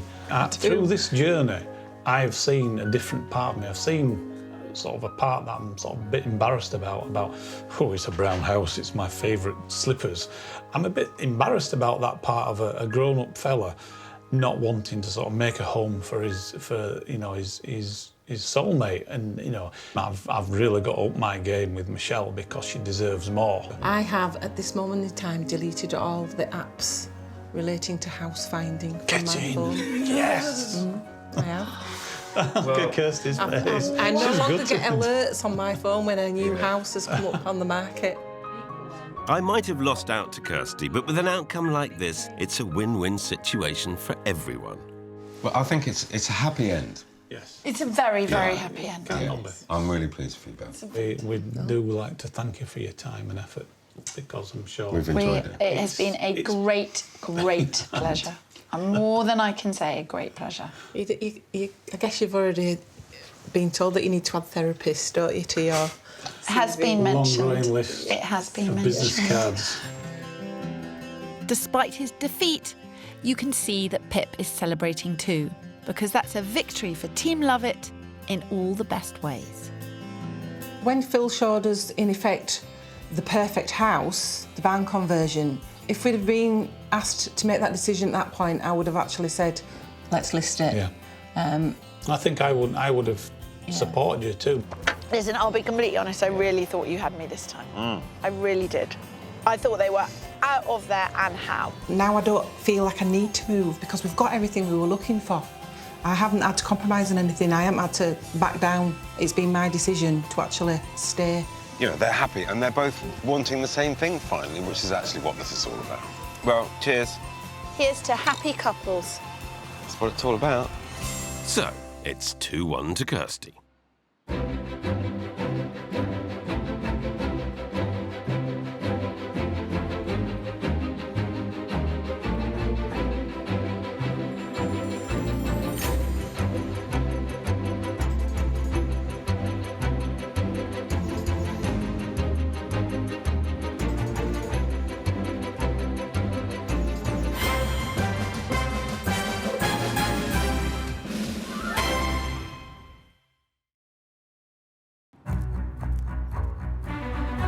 I've spent my entire working life matching people to properties, and I get a huge kick out of it. I believe that the only reason to move is if you've got the location wrong. The battle of whether to stay or whether to go. It's being fought in homes up and down the country. I would definitely love to stay here. I hate it. I absolutely hate it. I'm heading up Team Love It. My aim is to convince people the expense of moving can be better spent transforming their existing homes. She loves knocking down walls. She adores changing layouts of properties. Well, you know what I'm about to do. Watch me, Phil, watch me. Get the sledgehammer out. But while I am busy trying to make their house better, Phil Spencer is seducing them with other homes. As captain of Team List It, I'll be showing our homeowners the benefits of selling up and moving on. It's just awesome. Come on! No, I think you did very well. I'm speechless. Moving house is a nightmare. Who wants to move house? Kirstie's going to have to work hard, which she's not really used to. So after 2 months of Kirstie spending their hard-earned cash on a refurb and me tempting them to sell up, who will come out on top when we ask? Are you going to love it? Or are you going to list it? And tonight, I have the fussiest house hunter ever. Parking gonna be a serious issue here. Just one cupboard. Detached house? I don't know.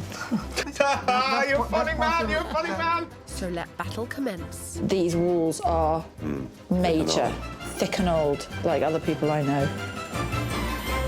Charming.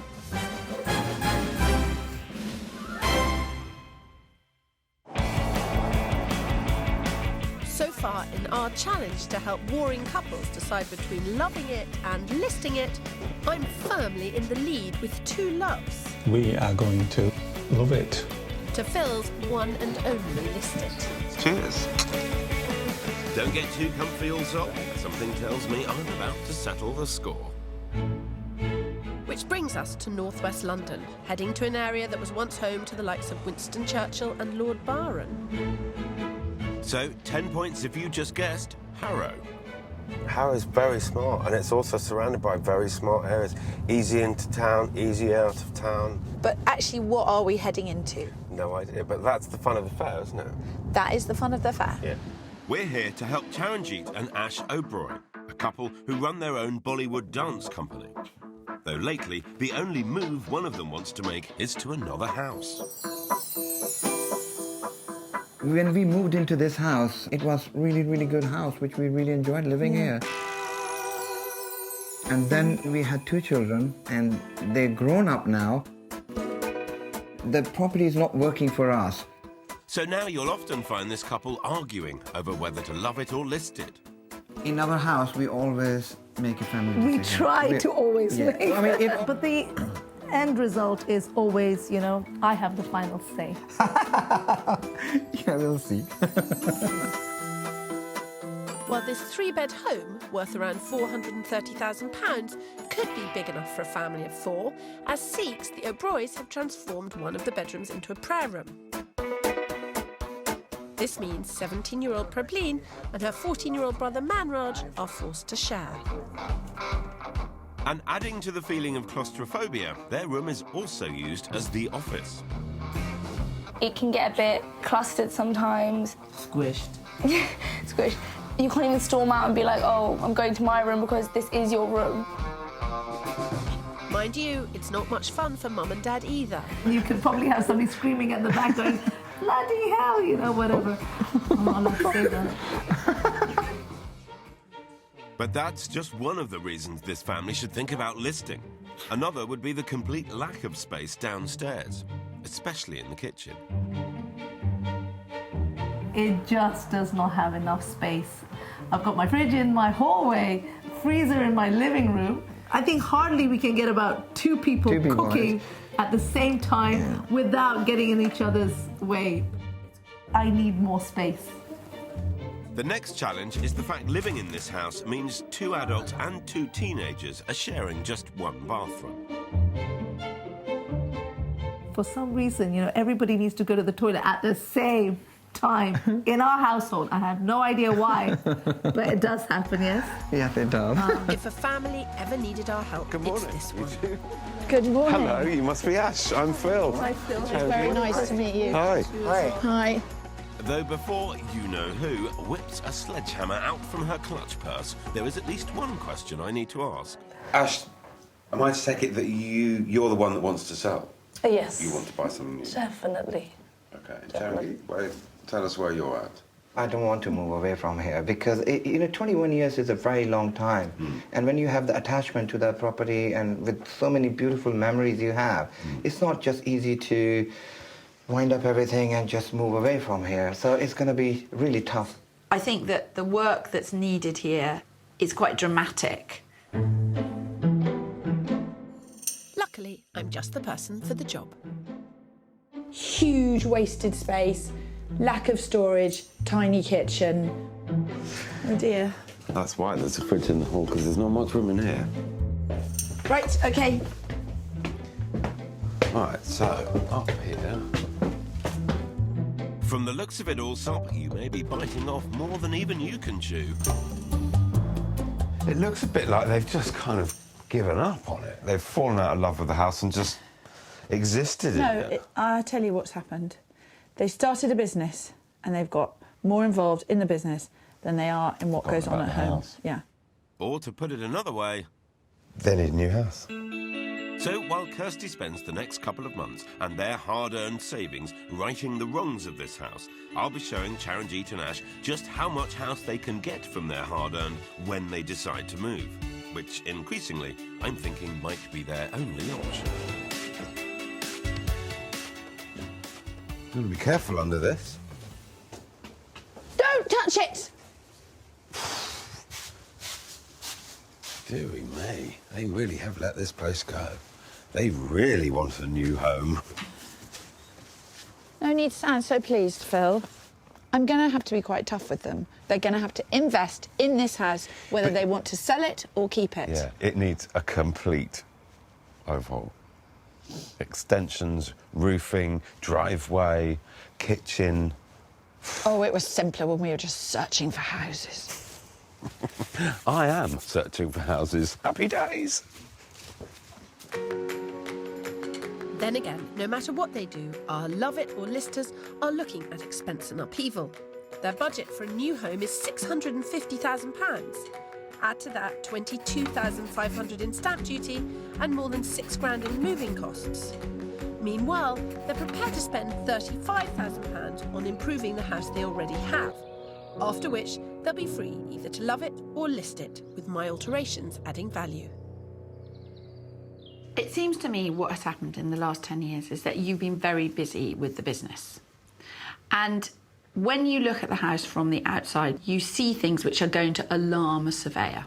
So, regardless of whether you move or not, you've got to do some work to this house. Do you feel that you'll still be here in another 21 years? I don't mind, seriously, because as long as this house works for me, yes, I agree with Ash at this stage because of the family, children grown up, and it's not working for us. But I'm very confident that I can still turn it around.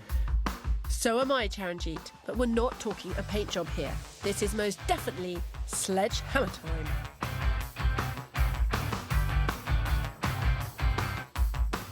I need to stretch the O'Broys' £35,000 budget as far as humanly possible in order to create a more family-friendly space. Don't forget the front of the house, Kirstie, because if Ash gets her way, this property is definitely going on the market. After all, she has one very long wish list for that new house. Definitely more bedrooms, and then if I have the extra space for my kind of dance studio space. An area for you to dance yourself and an area to have a desk and run the kind of administration side. Correct. But sadly, for Kirstie, it's not just this house Ash wants to leave behind. She's also quite keen to leave Harrow as well.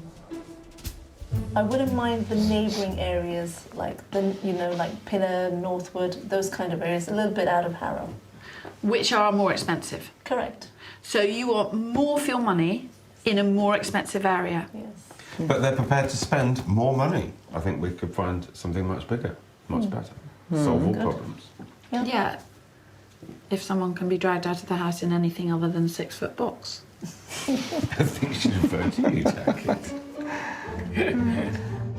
While convincing Charanjit to move may be a hard sell, their budget of £650,000 gives me room to manoeuvre. Though for that, and remember, we are talking about London here, they want a minimum of 4 bedrooms, so they can create a prayer room and still give the teenagers their own rooms. They're also desperate for a lot more living space, and at the very least, want the potential for a dance studio. The sooner you find them the house and show them what they'd have to pay for more space in a better area, the sooner they're going to commit some extra money to this project. I have full faith in Kirstie that she will make sure that she does the house according to her specification. It hasn't worked for the family for a long, long time, and they haven't moved. That's true. He who wears the turban is also wearing the trousers. No, I disagree. I think Ash is on the way out the door. I think Phil will definitely find me the property I'm looking for. I have full faith in Phil. He better not let me down. In other words, let battle commence. I would definitely love to stay here. I would definitely list it because I need more space. In Harrow, the O'Broys are a couple divided. While Ash is desperate to sell up and move on in order to give this family of 4 more space, Charanjit refuses to budge. So now, it's up to us to help them settle the argument. Naturally, my mantra is don't move, stay and improve, as I'm convinced this small house has huge potential. Gotta go. And while Kirstie tries to wave her magic wand, I'll be showing the family they can get something bigger and better if they sell up.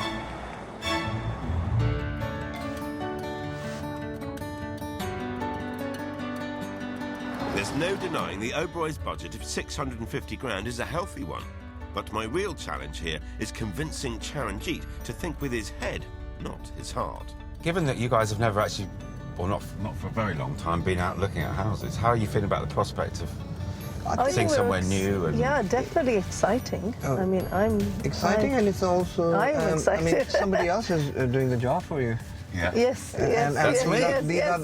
are the experts. Correct. That's me. Yeah. Here I am. Yeah. Ready Phil to the go to magic man.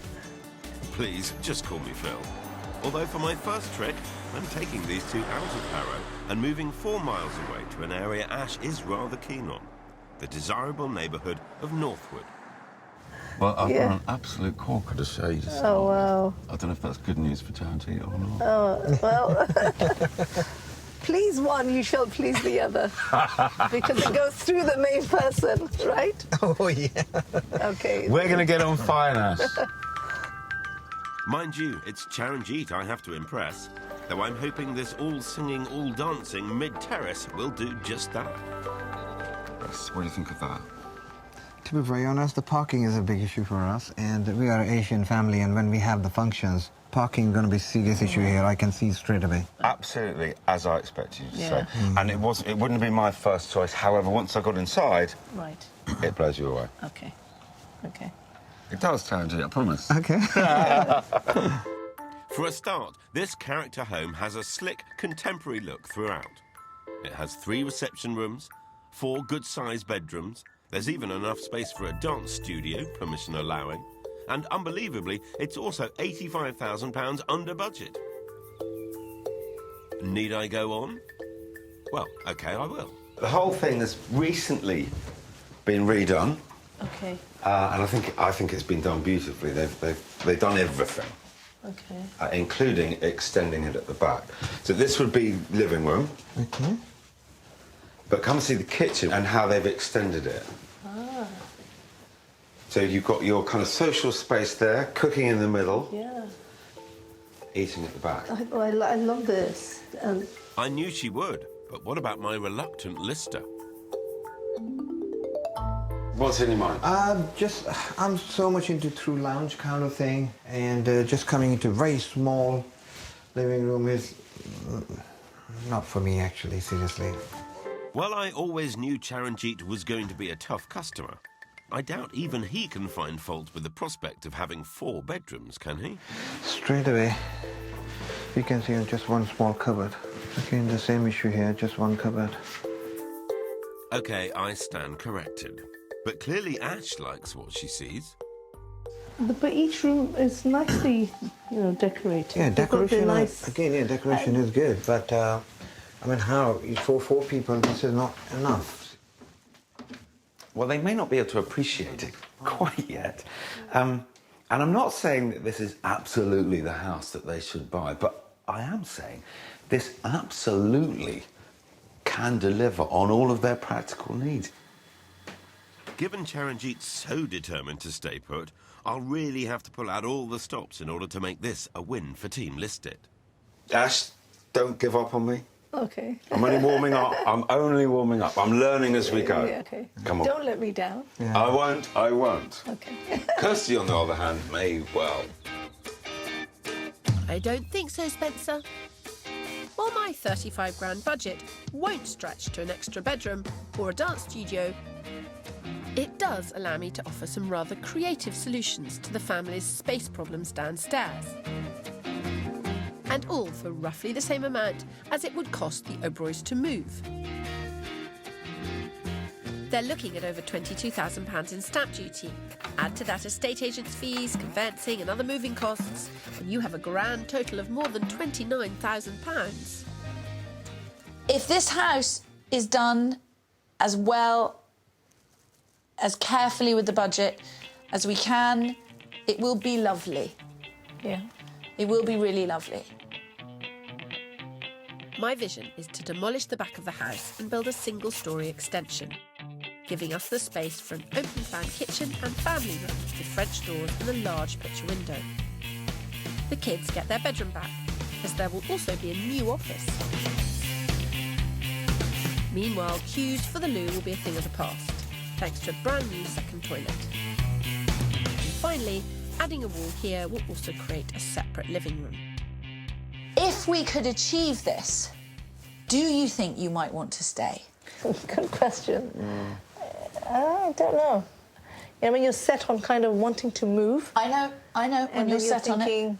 Well, if I can, you know, make that move that I've been wanting to do for a long time, will this be enough to make me stay? I don't know.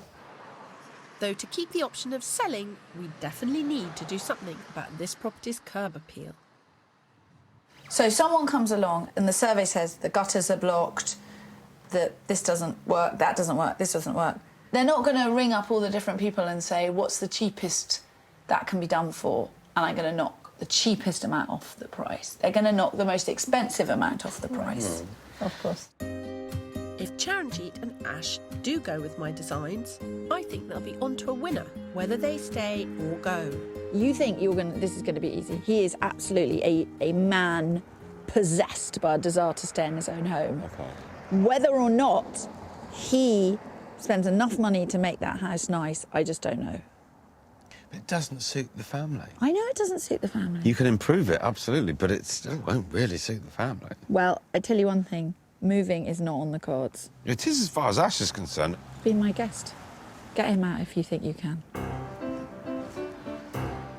Let's just say, Kirstie, I'm quietly confident, which means you need to get this house sorted for selling.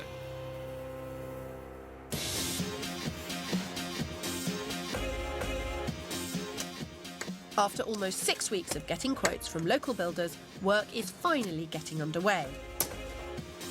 But to achieve our ambitious plan and take care of those curb appeal issues, the O'Broys have upped the budget by £5,000, taking their overall spend to £40,000. Mind you, Charanjit couldn't be happier. It's going to make a huge difference to the family.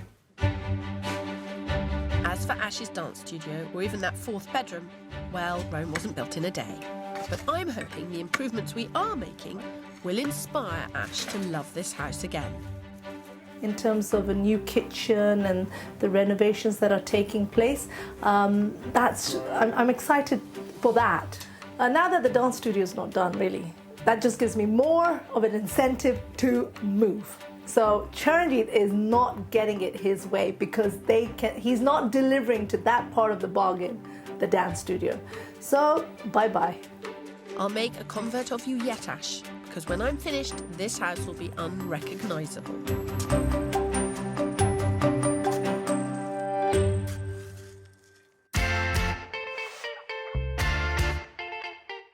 With 7 weeks of renovations ahead, I'm hoping that's more than enough time to crack the tough nut that is Charanjit. And how things are going at home? Bit of a nightmare? Yeah, Very hectic, but they're still not making you any more bedrooms. Yes, they're not, actually. So true. It's time for a change. Come on, it's time for a change. Yeah. And so, taking another baby step, today we're in Pinner, an area that O'Broys know quite well, as it's only 10 minutes from where they currently live. And here, both off-street parking and space are 2 boxes I can most definitely tick. You can see the houses are bigger, the plots are bigger, everything's just kind of upsized a bit from where we were in Norfolk. Yeah, definitely. Not only is this 1930s double-fronted semi beautifully presented, it offers 2 reception rooms and a kitchen diner. There are also 5 bedrooms, so 2 could easily be used as an office and a prayer room. Meanwhile, permission allowing, there's also plenty of room for Ash's dance studio as well. All that, and we're still under budget, just at £645,000. Oh my God! It's a bit of all right, isn't it? Nice. Oh, come on, Charanjit, you can do better than that. No, seriously. Yeah, good. Oh, I like. Tell me, does seeing something like this help you on the journey to moving? I think, for me. I'm not worried about you. Okay. It's a nice area, upward area than where we are. Yeah. And you're moving on in the world, Charanjit. It's time for a change. gear it up a little bit. You know what, Phil, I'm still very keen to see other part of this house, actually. Okay, well, that's good. Yeah. That is a good sign. Because it's excited me up to what I've seen, but I'd like to see some more. Good. Sounds to me like Charanjit might be a Spencer convert. Why don't you have a wander upstairs? Okay. And I'll show Ash the garden, because the dance studio and that kind of thing could go up there. Are you serious? Yeah. Okay. Yeah, it's a proper smile, that was, isn't it? I should be more excited than No, him but that's what you always wanted, I mean. Yeah, exactly. Yeah. So he's happy for me. Oh, that's good. I'm really happy if that's the case. Mm-hmm. Good man. Go on then. Ash, follow me. Oh, boy. Wow. Now, what was it Kirstie said about me wasting my time? Down the end there, I just thought would be the perfect place for a dance studio. Studio? Wouldn't it? Absolutely. So good. Love it. I might be onto something here. Yeah, I can feel it in the air. Mind you, I can also sense that it won't be much longer before Charanjit tries to cross his arms and pick holes in the house. Only one thing is that we don't have any garage here. Seriously? Yeah, but you've got a driveway, Charanjit. You seem to find something wrong in everything that... But no, I'm very practical. Because I'm the one who wants to obviously move. Yeah, but yeah. But I'm very practical because obviously knowing how much stuff we have in the old house. Yeah, but you're still not getting the space there either. It is. I agree with that. But in order to convince me move away from the old house to a new house, I definitely need a garage in the house, which we are missing here actually. I don't know. Could Charanjit make this search any more challenging? Yes, of course he could.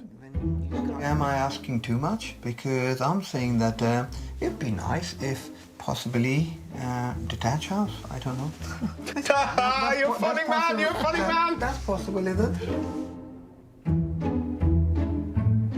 Well, the goalposts are moving a bit, aren't they? At the start of the whole search, I actually thought Charanjit was going to bring an open mind, and I thought he was warming up to the whole idea, but no, sadly not. Much mistaken, because every time I show him something, he moves the goalposts. Each and every time there's a new set of goalposts and another challenge. He's talking about wanting a detached property now. If it is a detached house, then oh my God, I'm just over the moon. Seriously, then I can't ask anything more than that, actually. Yeah. I might be good, but I'm not that good.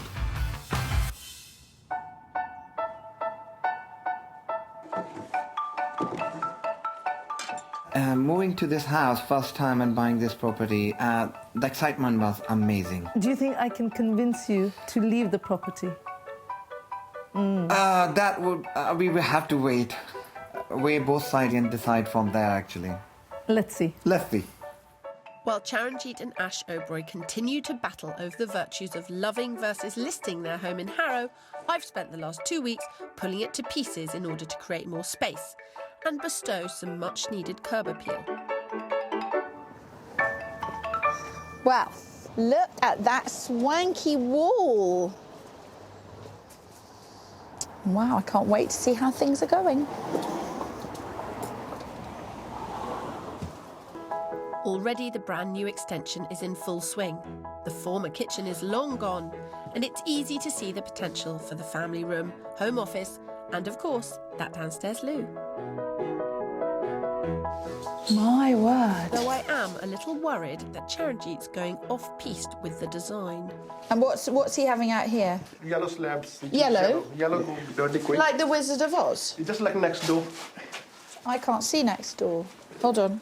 No, it's fine. I'll be fine. Nobody panic, okay? The only person who'll be panicking is Charanjit if he catches me slowing down the builders. All right, okay, I thought you were talking about the yellow brick road. No, you know, no, like no, in the slabs. Wizard of Oz. Slabs. Okay. Okay, they're not too yellow. If he says anything really silly, ring me. Okay. Okay? I don't want to suddenly come here and find that he's made some kind of mad plan. The grey look more nice, you know, to me. I know, the grey would be better, but that's fine, as long as it's not bright yellow. I thought you meant that colour. And with one style crisis resolved, it's on to the next. What's happened to the big window across the back? The Charanjit want bigger kitchen instead of bigger door. He wanted a bigger kitchen instead of a big door. He does things his own way, Charanjit, doesn't he? So we want a bigger fridge as well, American fridge. So American fridge, he's been surviving with the tiny fridge freezer that's in the hall all this time, and suddenly he wants an American fridge. that's his choice. Where is this big American fridge going to go? Yeah, just beside the door. There? Yep. But you'll be coming in and looking at a great big fridge. Yes, I know it's Charanjit's house. But really, this will never do. I need to have a word. It must go there. Okay. All right. It really must go there, because you can't come into this amazing new room and have a fridge. situation where you're just looking at the fridge. Well, that's a battle I hope I've won. Ash is taking no prisoners, and she's still determined to move house. You imagine you got all the cupboards fitted in Yeah, here. yeah. It's gonna be amazing, Yeah. and you're gonna say, "Wow, this is really, I really like that." And I'm not saying I'm not looking forward to having it done. I certainly am. I want to see what the end result is, but would I still like to move? Yes. I know you still But I like still want to see what it's going to look like. So yeah, we're all looking forward to that. Ash is still completely determined to move, and the fact that Charanjit is spending this money and having all this hassle, it's sort of an act of love. He's like, I love my wife, but I love my house, and somehow I'm going to try and make them love each other. Good luck. But I'm not alone in finding Charanjit something of a challenge. Our Pip is seriously struggling. Well, I haven't found the right house yet. That's not just... Oh, bless you. He's trying to make it hard. He is trying to make it hard. Believe me, he's trying to make it hard for everyone. Keeping that poor builder on side is a full-time job. But as much as Kirstie's performing miracles, she can't magic up a new bedroom on top of everything else. I'm sure you're doing amazing work to the downstairs. But Yeah, at the end of day, downstairs is fantastic. Teenage bedrooms, I know. teenagers sharing bedrooms. Phil, you're preaching to the converted. But, you know, we're starting with downstairs, and hopefully, if they decide to stay, I can impress on Charanjit the importance of creating the right space for the kids. There's going to be such a strong contrast between bottom and top. Yeah. I mean, it is going to be really pear-shaped. Yes, It's going to but be still. big bum, no boobs, that house. And when Charanjit realises that too, I'm hoping the kids will finally get their own rooms. In fact, I can even offer them a little inspiration, as naturally I've already done my homework on attic bedrooms. The first priority, needless to say, is storage. At first glance, this room doesn't appear to have any, but cleverly the owners have made the most of every opportunity. Here, a long, narrow space has been turned into an asset. By placing the bed under the eaves, they've made the absolute most of the space and the light. Meanwhile, brightly coloured floating shelves are fun and adaptable for any age. Again, attic rooms are all about the eaves, and every space has been utilised in this simple but charming top floor bedroom. All food for thought for when the O'Broys finally tackle upstairs.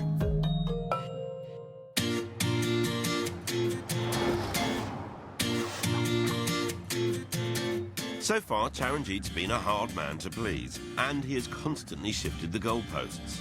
His latest addition to the wish list, a detached house, which in Harrow costs on average around £770,000. Since we were last together, presumably you've had lots of talks and discussions about Yeah. what we saw, what we learned. Yes, correct. Charanjit's still got an open mind? In my life, I always go with an open mind because you just don't know. Sometimes you're surprised. You have to be open-minded. Good to hear. Yeah. Because if he can cope with a semi-detached and Ash is happy to move only a few streets rather than to a new neighbourhood, then I think the absolute wow factor of this property will blow them both away. You wanted something that was going to stand out, had a bit of curb appeal. Yeah. Front garden on the corner. quite substantial. Nice, nice look from the outside, for sure. Yeah, it's a nice look, yeah. Well, I was hoping for a bit more than just nice. After all, this semi-detached home is stunning both inside and out. It has stylish entertaining areas downstairs and 4 good-sized bedrooms upstairs. Even better, at £610,000, it's 40 grand under their budget. But hang on, in the garden, there's also something that will definitely put a smile on Ash's face. It's a dance studio, potentially. Yes. Very good. Not only does this house have everything the family wants, it's also in the neighbourhood Charanjit loves. Come on, surely this is worth a smile. I like that. It's really nice. Yeah. Oh, we're getting somewhere, Charlie. It's because we're back in Still not. Because, again, it's a local area where I want to stay. Exactly. And, where you can get a big semi-detached house, lots of bedrooms, lots of bathrooms, for $610. $610? Yeah. This is 610. And how many bedrooms? You better have a look.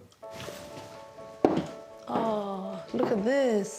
Oh, wow. This is a master bedroom. Oh my God, with an ensuite bathroom. That is This amazing. is good. Yeah. Uh-huh. Checking the pressure. Oh, good.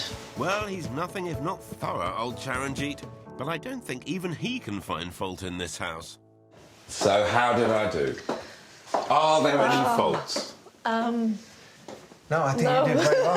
Actually, Come we're on, speechless. yes. So I'll say you've done a I think fantastic you did very job. well. Very Really, really nice, Phil. Your house has done you a wonderful job for, what is it, 21 years? Yeah. But this is in a different league. This is different. Definitely. In terms of where the family's at now, in terms of how you live and how you want to live, how the business is developing. Correct. On the other hand, you don't know how a home is going to turn out. Yeah. So it is important you give that proper time and attention. That's right. And get it as good as it can. Yeah. Because it's only by getting that as good as you can, getting it worth as much as you can, that you'll be able to sell it and possibly buy something like this. Yeah. Right, Yeah. exactly. Yeah. For somebody who didn't really want to move there, Charanjit made one fatal mistake. He asked me to find them a house. You won't be doing that again in a hurry. I better let Kirstie know. Boy, done good. You may have won the battle, Phil, but after Charanjit and Ash see how I've transformed their home, I'll be the one who wins the war.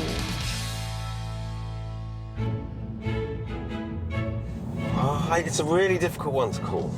I've no idea. No. I think they'll Difficult one to stay. call. They're going to stay, Phil, and I take no pleasure in saying that. Really? I find that hard to believe.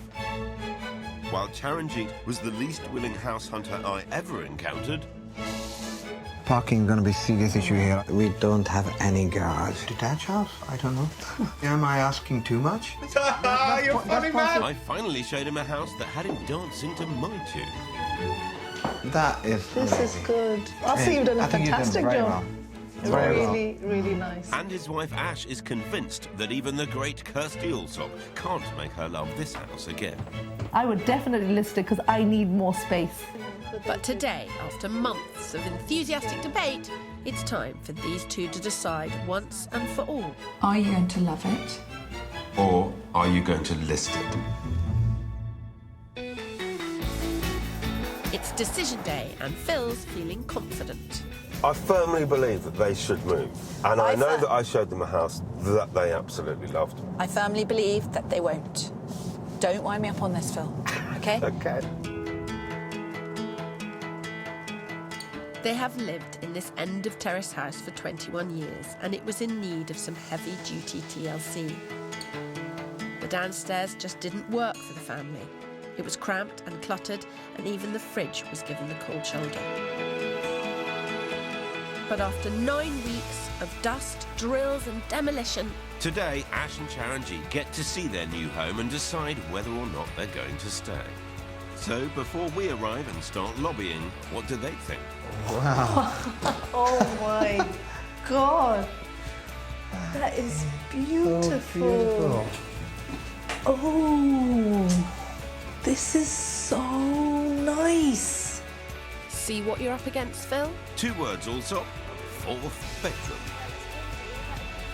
And I've got 2 words for you. Curb appeal, and that's just the beginning. A fantastic 21 square metre single-storey extension at the back of the house has opened up the ground floor, creating a stylish kitchen diner at its centre. They have smartened up the Oh, it's outside. much smarter at the Wow, front. yeah. Having hardly touched it in the 2 decades they've lived here, this house was dated and unloved. But now, a newly laid driveway, some much-needed repairs to the brickwork, and a brand spanking new front door say to me, welcome home. Or, hello, new owners. Right, good work. Is this a sign of things to come? And the wall? I know. Hello. Hello, hi. Inside, there are big changes too. Most notably, no fridge in the hallway. It's in the kitchen. Fridge. A fridge. Yes. No longer The in the American hallway. fridge, and no longer in the hallway, yes. No longer in the hallway, but the same size as a hallway. The old kitchen was barely bigger than a shoebox. But now there's space, there's storage, and dare I say it, there's style. This was an inspired choice, the red, because actually I would never have gone for that colour. Really? And yet when I see it, I just think it completely works because you've got the red sofas, we brought the red chairs, there's this really strong red, black, gold theme going on and it's worked incredibly well. Chanji, what goes through your mind stood here? I think I can utilise every single space of this house now more efficiently as I wasn't able to do it before.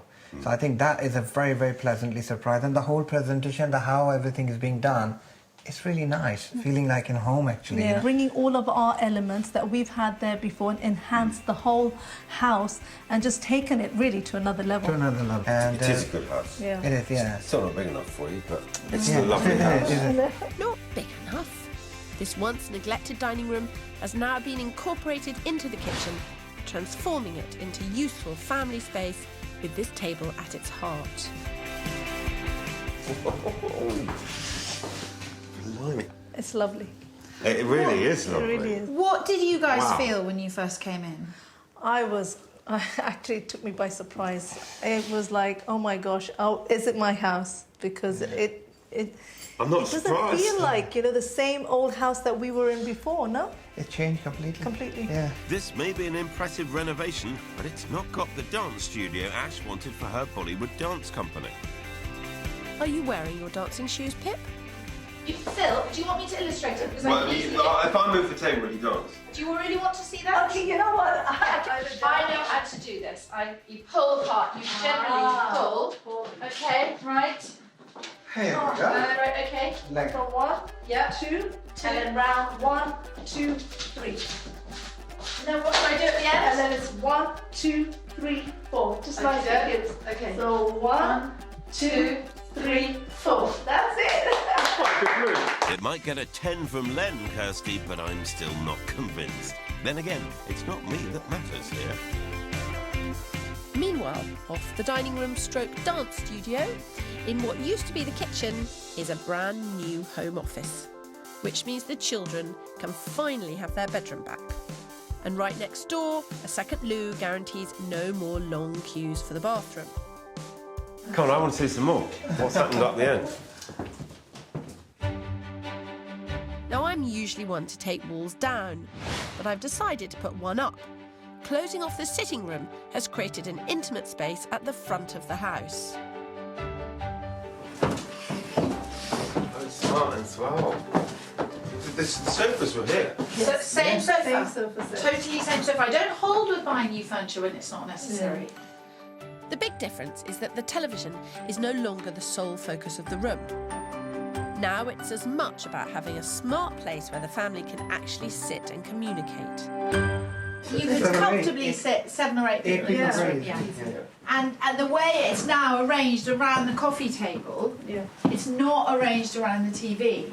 think really nicely done. I still feel it's quite spacious, doesn't It feels really spacious. It feels like a traditional front room. That's right. Well, it's got to look good for sale, you know. Take pictures of it as it is today, on the market next week. Could anyone get any more boring? They have spent up, as the work has taken them £3,000 over budget at 43 grand. But they've made the house way more saleable and added at least £50,000 to its value. So, should they enjoy the fabulousness I've helped them create and perhaps carry on renovating? Or are they tempted to make the move to a house like the third property I showed them? It offers them everything they're looking for and more. Think back to the house that I showed you in Harrow. 4 double-bedroom, massive plot, front garden, studio in the garden, in the back garden, massive prayer room. I remember that, that was, of course. That house was really, really good because you don't expect that kind of house in the area where we are in, actually. And so we were very, very surprised to see that kind of house in this locality. It's still available. Everything's been ticked off from this point of view as well from here in terms of space. Yes, not as much as what you've shown us. So I think where we stand is where are we going to benefit the most from in the current situation? Then we have to ask you, are you going to love it? Or are you going to list it? I think we're going to love it. Love it. No! No! Ash! What have you done? It doesn't surprise me. The most difficult person to convince to stay is me. I didn't think you'd do such an amazing job. It's actually felt like home. Did you have a big sigh of relief? I am very relieved now, actually. and not only convincing her, but I got a beautiful house now, actually, which is worth loads more. I'm really looking forward to stay here. You know, I'm really looking forward to spending my time here. And it sounds as if that's a feeling shared by the entire family.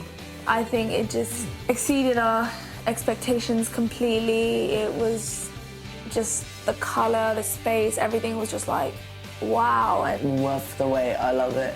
Thank you, parents. Thank you. Even better, I've also succeeded in giving Charanjit and Ash the renovating bug.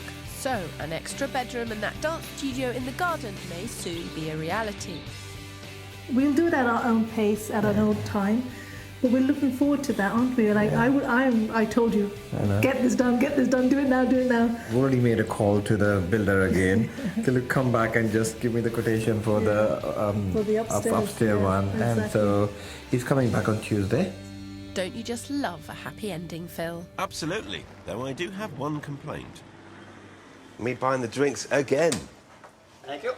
Did I just see money come out of your pocket? Again, yes. Wow. You did. Oh, rare sight, the letter-spotted wallet. Cheers. Mind you, with the score standing at 3 love it's to Phil's one and only list it, perhaps I should try and be more gracious. But you know what? God, doesn't that house look cracking? It does, absolutely. They'll be happy now. You did a good job. Here's to better homes. Cheers.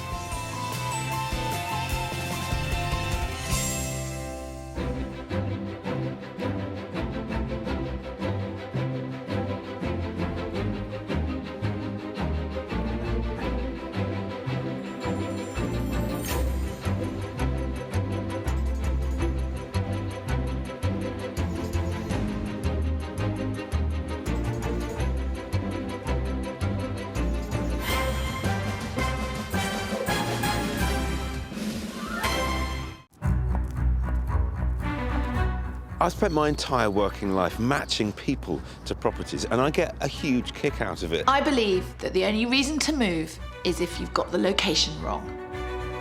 The battle of whether to stay or whether to go. It's being fought in homes up and down the country. I would definitely love to stay here. I hate it. I absolutely hate it. I'm heading up Team Love It, and my aim is to convince people the expense of moving can be better spent transforming their existing homes. She loves knocking down walls. She adores changing layouts of properties. Well, you know what I'm about to do. Watch me, Phil, You're going to get the sledgehammer out. But while I am busy trying to make their house better, Phil Spencer is seducing them with other homes. As captain of Team List It, I'll be showing our homeowners the benefits of selling up and moving on. It's just awesome. Come on! No, I think you did very well. We're speechless. Moving house is a nightmare. Who wants to move house? Kirstie's going to have to work hard, which she's not really used to. So after 2 months of Kirstie spending their hard-earned cash on a refurb and me tempting them to sell up, who will come out on top when we ask? Are you going to love it? Or are you going to list it? Oh, it was simpler when we were just searching for houses. I am searching for houses. Happy days.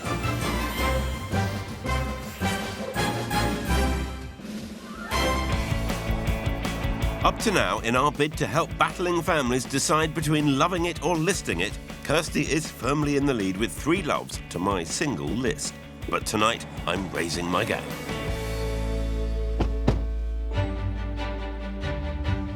This week, our Love It or List It challenge brings us into the idyllic heart of the English countryside.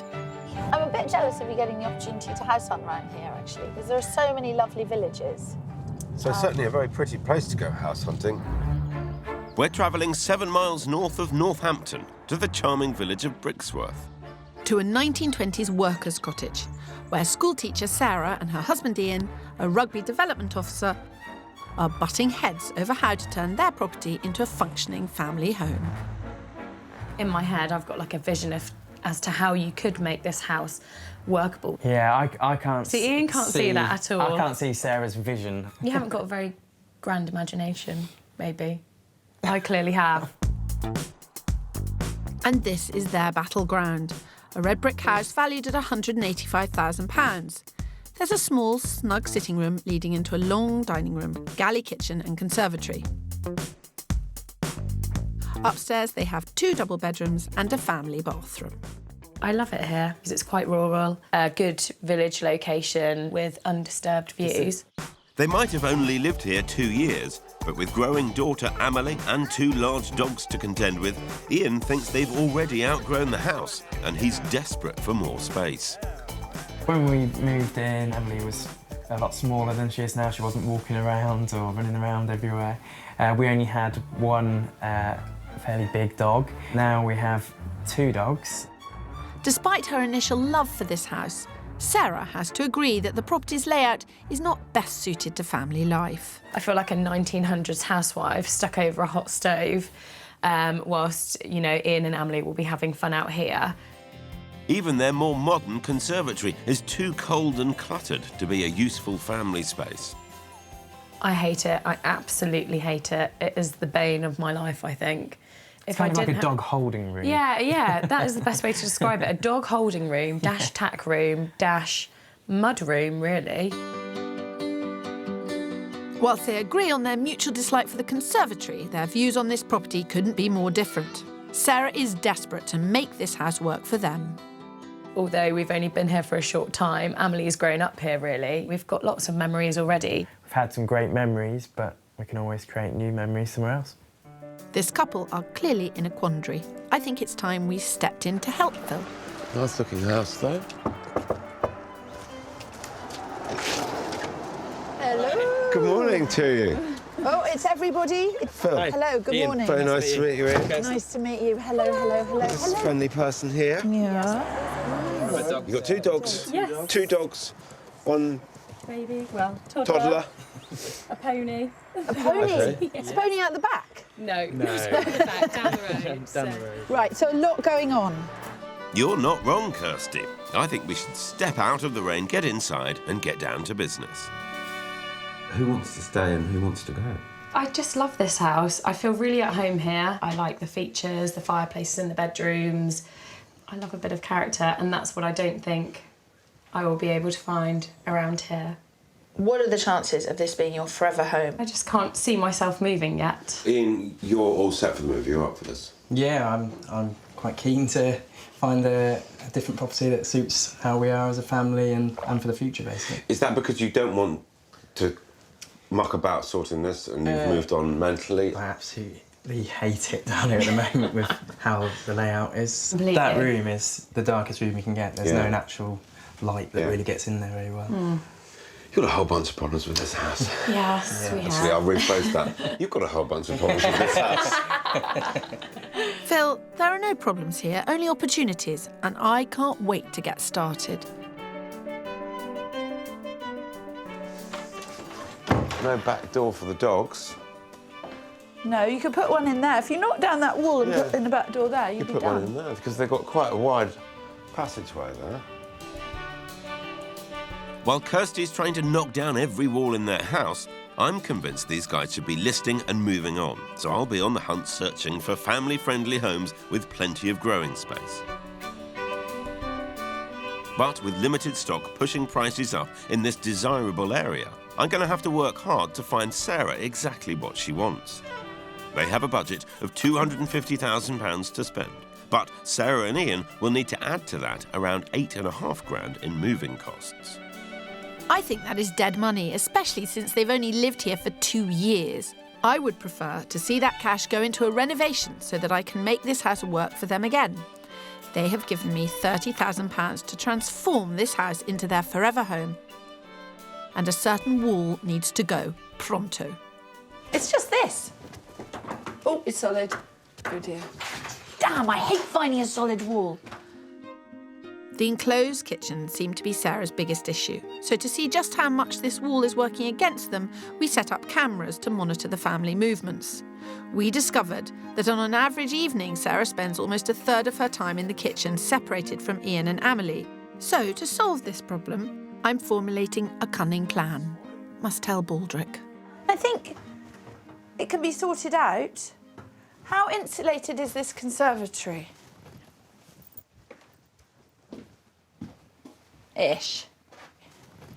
They're using it as an office, toy storage, dog beds, saddles, boots, everything's going on. You know what? So much of this is a storage issue.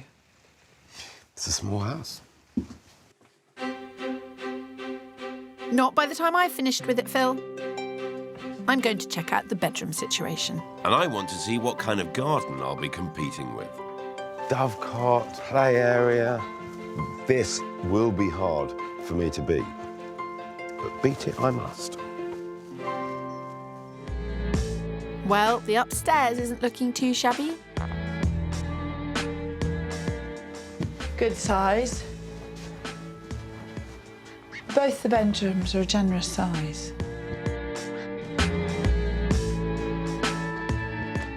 I mean, I don't think the problem's up here. I disagree, Kirstie. How old's their little girl? 2? Yeah, I think. I assume they'll be thinking about Yeah, but more you to could follow. The one thing I can't give them is an extra bedroom. So No, there's no room to go up into the loft, I think. you could fit 2 in that other bedroom if you had a nice downstairs. I think this upstairs space is workable for quite a while if their family stays small. But the downstairs area needs to be redesigned to become their main social space. So my challenge is to give this family an open-plan living and dining space, much more storage, and to get rid of that pesky conservatory. I reckon it will be achievable within their £30,000 budget. And it will make their £185,000 house much more saleable, should they be crazy enough to list it. It's my job to make the house work for them. Yeah. So that's what I have to do. You can, but don't spend too much money, because they will be moving at some point. Well, we'll see, Phil, because that all depends on their future plans. If your plan is to have 2 kids, that's fine. You could fit 2 children in that bedroom. I've just knocked down the wall between my son's room because they wanted to share, and I think they like it. Yeah. And I like the idea of actually the downstairs being the main space because I think it encourages you to spend time as a family, really. Yeah. What am I going to have to find in order to convince you that it's a good idea?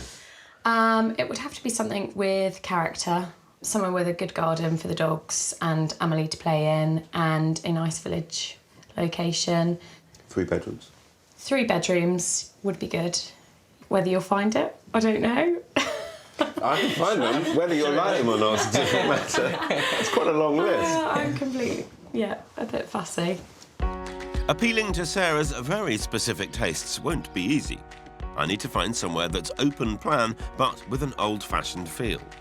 A 3rd bedroom for a future expanding family is a must, plus some garden space for their dogs, and a stunning village setting is key. No pressure then. Whatever work was done would have to add value to the house and be user-friendly for all of us. I'm going to add value to this house and make it work. Are we going to get somewhere with, that nicer garden, south-facing, beautiful in the summer, in this rural location? She's got an awful lot to say about how much she loves this house and doesn't want to move. But it doesn't work for them. I still think I'll be cemented in with the foundations. You and Emily and the dogs will just have to move. Yeah. We're a good team. We are indeed excellent team. I just love what this house could become, and one day you will see it. I think Phil's going to show you a new house. No, I don't think he will.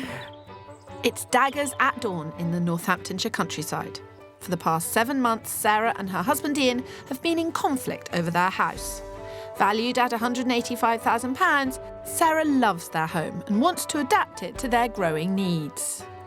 Whilst Ian, despite them only having lived there for 2 years, is convinced its size restrictions mean they've outgrown this house and that they should list it. We are giving them 2 options. They can either love their house again after it's undergone a massive renovation under the watchful eye of yours truly. I've had an idea. I've had a stroke of genius, Phil. Or they can list their much more sellable renovated house after being inspired by an array of properties which will suit their growing needs perfectly. I've been working round the clock to find some real contenders, but I'll be honest, finding them a 3-bed property in the right location with character and a garden in their 250 grand budget and convincing Sarah won't be easy. I'm sure you appreciate it is a big ask. Yeah, no, it's a massive ask. Thanks. Willing for compromise.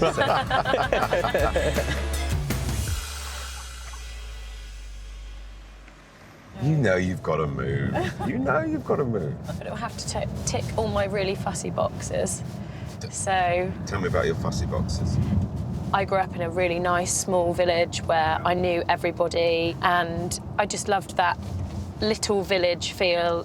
I just feel that I want that for Emily.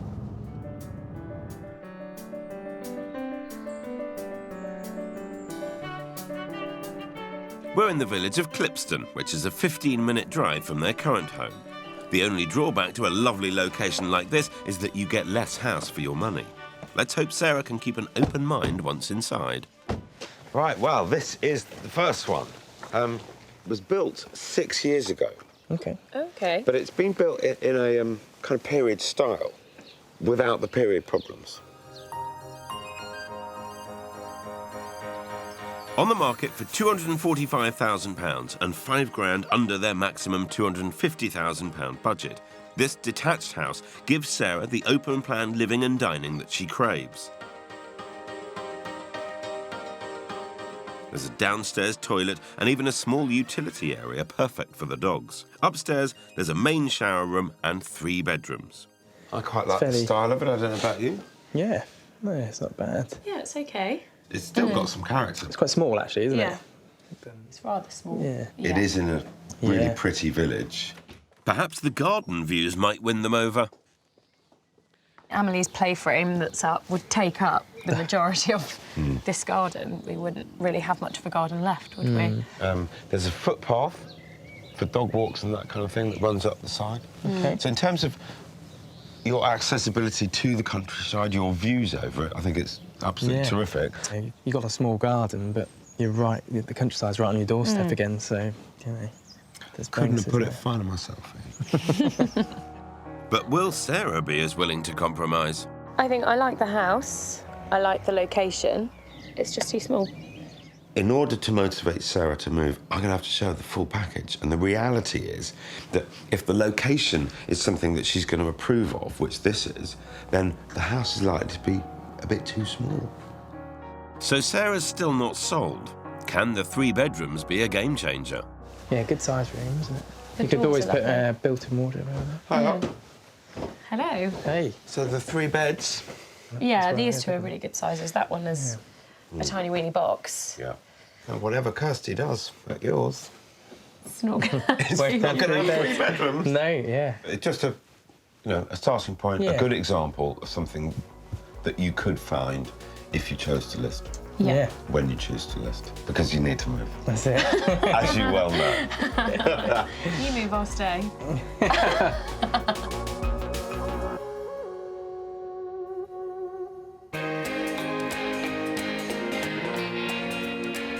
Phil seems to have fallen at the first hurdle with Sarah.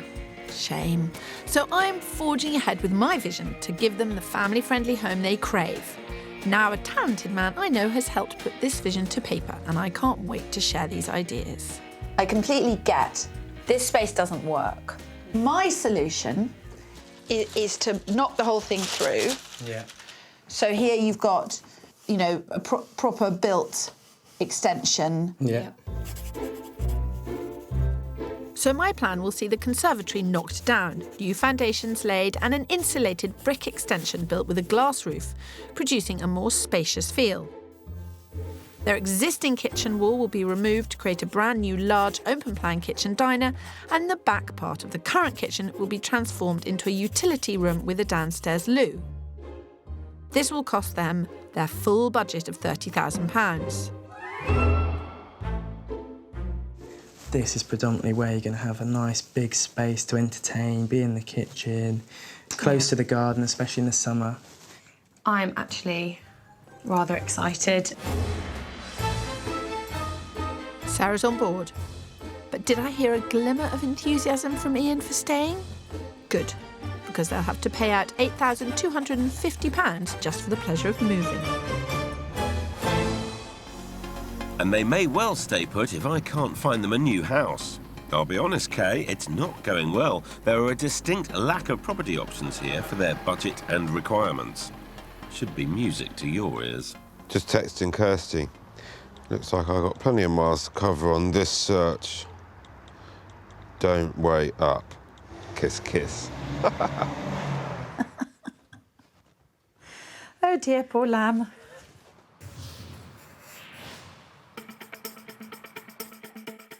Three weeks later, the workmen arrived to begin taking down the conservatory. And Sarah is on a money-saving mission. Sarah sold our conservatory using social media. And we got £300 for it, which is all right, considering it was going to go in a skip. Go, Sarah. It is worth considering if you're removing something from your home via online auction sites and social media pages, conservatories, kitchens and bathrooms, if in good nick, can all be sold on. Then the money goes to your redecoration. Win-win. Now that the build is moving on at a lightning pace, Ian seems delighted. Could I be winning him over? It looks totally different, total transformation. It's a bit wow. If Ian is impressed with this giant hole, then wait till he sees the shiny new glass roof when that's fitted.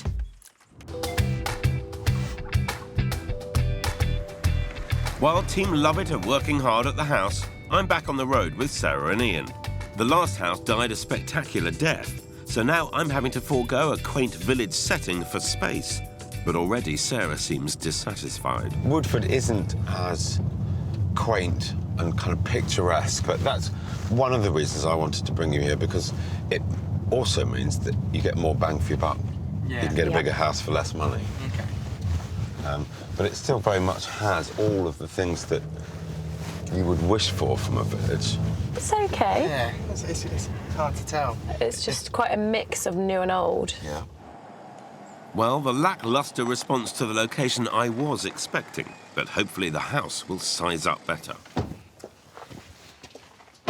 Right, well, the house is down the footpath there. Oh. So we'll head down there. Exciting. This semi-detached Victorian stone cottage has all the character Sarah could ever want. And on the market at just under 210,000, a fantastic 40 grand beneath their top budget of £250,000. Downstairs offers a nice bright living room and a good-size open kitchen diner with an added utility room. Upstairs, there are again 3 bedrooms and a bathroom. Outside, there's a lovely big garden that would be perfect for Emily. But will Mum go for it? It's really nice. You sound surprised. Yes. It is very nice. No, it's bigger than I thought it would be as well. I think because it's traditional, I thought it would be quite pokey inside, but actually it's quite open at the back here. It's lovely. Just have a little look through that door, because you've got utility and dog beds and storage and horse tack, and that can all live in there. This is good, Sarah. Oh. I think they're quite impressed. Great. So downstairs is sizing up well for Sarah. Let's hope that she can see beyond this house's location. Yeah, this is a nice room, isn't it? Really fresh. You like it? Good value for money with a house. Yeah, though, I know, you do. You get really good value for money. Lovely you know, this is our sort of stone dream cottage. That's what dream you want. house. How are you getting on in here? Oh, hello. Yes, it's really pretty, but not my dream village. No. Which is my problem. No. Do you want a lovely house for less money, not such a known area? Yeah. Or do you want a smaller house for more money in a really beautiful area that you're familiar with? Yeah. Which is the difficult one. I mean, forgive me, but I don't think it's that difficult, actually, because there's no point moving unless you can get a decent amount of space. That's right, yeah. You've got to think about the space and the future. So. Yeah. I didn't think I'd be seeing a house like this on our budget. But it's, yeah. Not it's enough definitely yet. making me think a lot. Good. So, That's all I can ask at this stage. Inching closer. She needs to carry on thinking as well. Sarah's on the turn, I can feel it. She's starting to realise that her dream house is within grasp if only she can look beyond the location. Things are looking up, Allsopp. Well, I'm glad you're having more luck than me, because we have just uncovered something back at the house that could derail their budget. I'm meeting with Colin the builder to find out whether this is the end of the line. What is going on up here? I think that this is a railway, a train line. What, a piece of steel? Piece of steel. A piece of track? Yeah, a piece of track. Wow. Why and where? Well, these are pre-war houses, and I think that this is just the sort of stuff that they could get hold of to be able to build the houses. So what is there a problem, though? If you need a new steel, that's going to add to the cost. Yeah, it is. Do we have any idea of how much? You're looking between £1,500 and £2,500. So... That's sucky on a lemon, isn't it? Yeah. We're going to get the structural engineering, right, and we're going to have to ask him what he thinks we should do about that. While we wait to hear from the structural engineer, I'll be keeping my fingers crossed that the pesky piece of steel is structurally safe enough to remain. Otherwise, the expense could put the brakes on their renovation dream. In Northamptonshire, Sarah and Ian's domestic dilemma continues. Should they love their house? Or should they list it? I'm actually rather excited. For the past few weeks, I've been searching for a new house that ticks all of self-confessed fussy Sarah's requirements. It's definitely making me think a lot. Good. So, That's all I can ask at this stage. Meanwhile, I've been overseeing a mammoth renovation in a bid to rid them of their property problems. And this build is really gathering momentum. Their conservatory is now completely gone, and their new extension is shaping up nicely, with a fantastic glass roof being installed, which will bathe their downstairs in some much-needed light. But since Phil opened up Sarah's mind to the possibility of moving, it seems like she has doubts of her own. Are you regretting it at this stage? Are you wondering what you got yourselves into? There have been moments where I was thinking, oh my goodness, what are we doing? But actually then the structure of the roof was in place. And I was holding Emily and she could see the moon and the stars and she was like, look, Mummy, the moon. So I thought, actually, it will be worth it eventually. It will when be it's worth all it done, eventually. It looks really good. The shell of it looks really good, so. And focusing on the family benefits of this renovation will really help Sarah and Ian keep the faith. I just want to see Emily just tottering around in this room. I think that will be really lovely. Yeah. You know, it's such a lovely, friendly, open space. It's brilliant and I'm really looking forward to when it's decorated and just transformed. Ian's gone quiet, but I'm as excited as Sarah, and decor is exactly what I'm turning my mind to next. I've been gathering ideas from all over the place as to how to create space that seamlessly flows from the indoors out.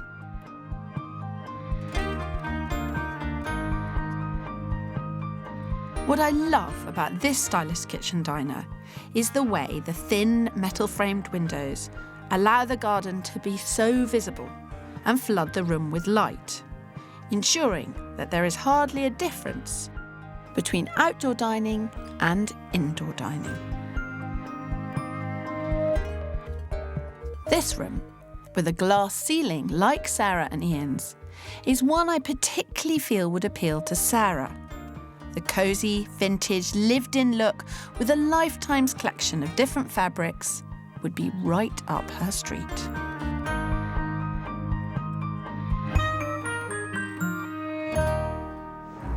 But the decorating will come with time. First, I've come to meet them to find some low-maintenance laminate flooring that can be easily cleaned of mud when their four-legged friends come bounding in from walks. That is too white. That's you would too see white. the dirt With on white, that. white cupboards, But that one, white everything. I'm just saying you wouldn't ever see any dirt on that.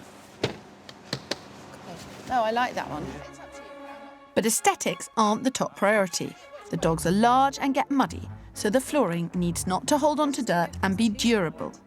So I've set Sarah a little test. Do a bit of grinding. And one heel, just keep one heel in one place. Put all your weight on one heel, not that all your weight is a lot, but still. There we are, okay.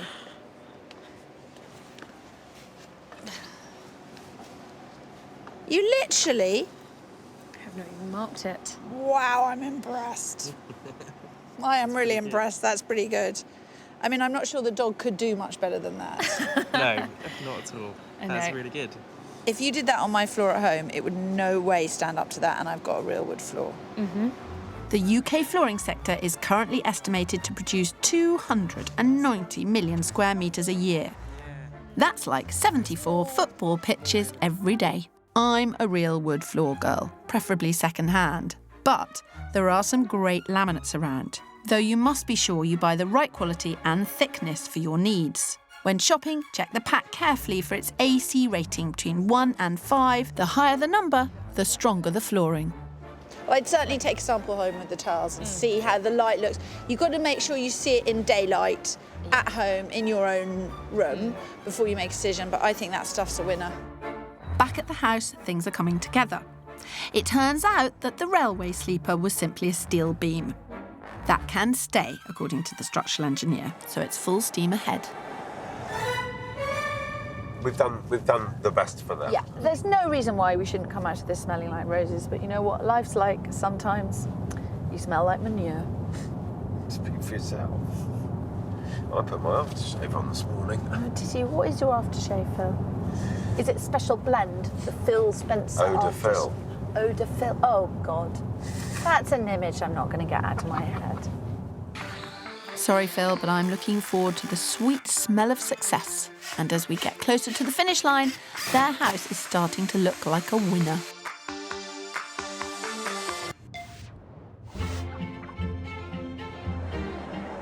I'm delighted the works are going well because if nothing else, it'll help them sell it at whatever stage they decide to list it. This is my last chance to get them moving out and moving on, so I've pulled out the bag a family-friendly cottage that neither the previous two houses or their current house in whatever state can compete with. I'm convinced Sarah can be swayed. You do seem much more open to the idea? No, it definitely is a big step for me. You are. Because you were very staunch. I'm No, staying I in this was. house. I'm surprised at myself because I'm so stubborn. I mean, you live with me, so you know how stubborn I am. So... We have got one person to convince, though. Emily. Oh, Emily. She didn't want to move when we were talking to her the other day. Yeah. He said, do you want to move house? No. No. I don't want to move. Well, I think she might change her mind when she sees this place, as it really is a perfect package.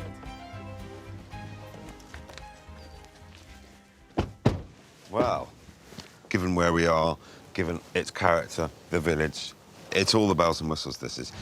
But it comes at a price. It's $265 as an asking price. Okay. Not saying that it's worth that, not saying that they'll get that, but that's what they're asking. Okay. Let's see what it's all about. At £265,000, this detached 18th century cottage is 15 grand over budget, but I've heard they may accept a lower offer. It's located within a picturesque village and is bursting with character and period features that Sarah will love. Downstairs, there's a well-proportioned living room with open fireplace. There's a separate decent-sized dining room that connects to a large traditional kitchen and a utility room leading out to the garden. Upstairs boasts 3 pretty big bedrooms, perfect for an extended brood, and a fully fitted family bathroom. So all the space they could ever need. Utility room, very useful. Yep.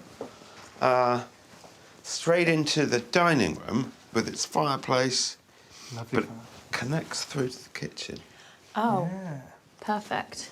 Tell you what, that's nice. And that's Yeah. quite a wide door as well, so it doesn't Yes. feel so shut off. In all of these older style cottages, the rooms are going to be a little bit higgledy-piggledy, Yeah. and we've Yeah. come across that, but Yeah. I like this one because of it is quite connected. It's got a nice doorway, Yeah. and you're still very much, everyone can see everyone. Yeah, it does feel quite open, actually. Yeah, I like that. Very open, Sarah, as is the love it or list it playing field. I think I might have hit the jackpot here. Lovely. Let's go and explore some more. As well as needing a good downstairs layout, the key element in this whole search has centred around their need for more space if their family expands. So hopefully the upstairs should solve that problem. I do like it a lot. Yeah. I think we need to call our financial advisor. So you're still thinking of... You would like to list, potentially, then? Potentially, yeah. I'm feeling quite excited. Yeah? Good. Yeah, I really Hopefully. like this house. Mm. Sarah's making all the right noises, but she seems to have suddenly lost her tongue. What's up? I don't know. She's worried. She's worried about something. I don't know. She's gone quiet. She's not like... It's very unlike you. Perhaps it might be No, that I you're think suddenly coming to terms with you might have to move. Yeah, that's the other option, yeah. I think that's it. I'm speechless Yeah. for once. It doesn't very often happen. We should make the most of it. Have a wander. Go on.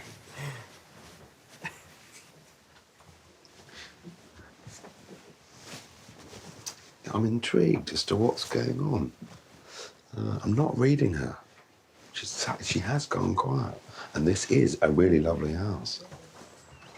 I feel like Sarah's right on the edge here of joining Team Listed, and I've not even played my trump card. Knowing Sarah grew up in a rural village, I think this location could seal the deal. So just to kind of complete the dream of rural village life, what are we, 50 steps from the house? Wow. You're onto a footpath. Oh, wow. So you walk across the field to the church, Emily at Sunday school.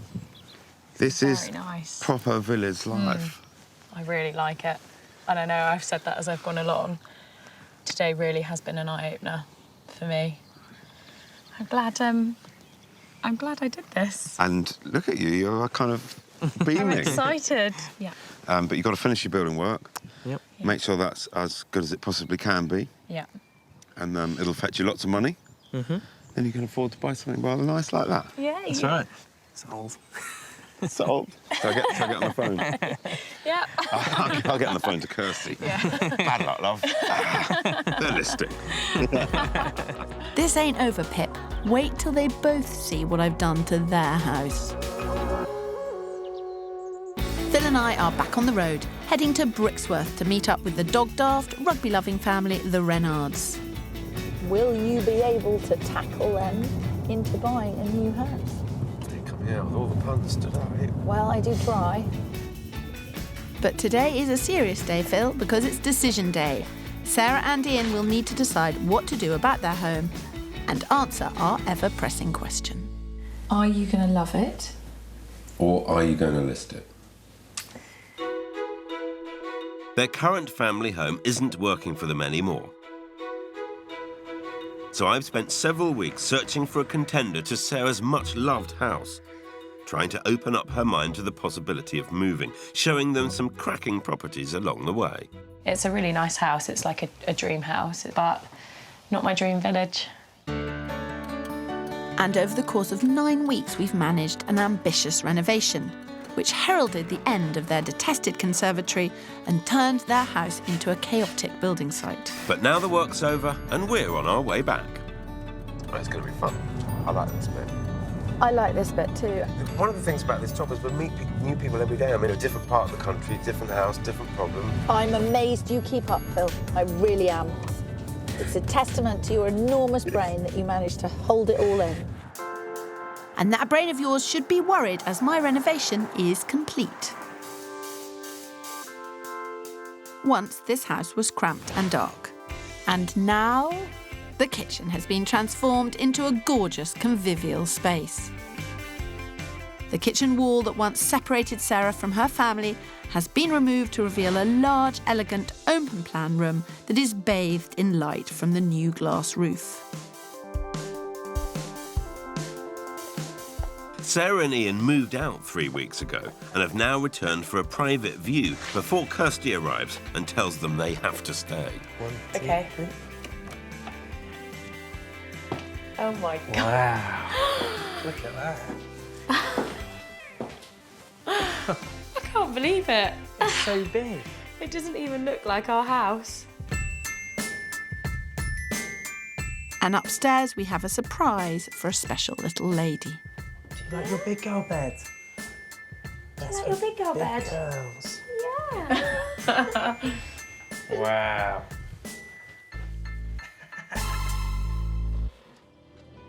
They love it. Too bad, Phil. They love it as it's sellable, Kirstie. Just you wait.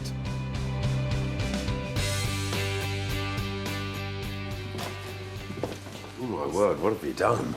It doesn't even look like the same house. I know. What did it feel like when you walked in? Amazing. Felt like we were looking at someone else's house. Yeah, that's what they felt like. Fantastic kitchen. Love the sink, love the tiles, love the floor. The floor we bought, super tough. And I think your table looks fantastic in this space. And around this table are their old wooden chairs, revitalised with new fabric and a lick of chalk paint sandpapered to give them a distressed look.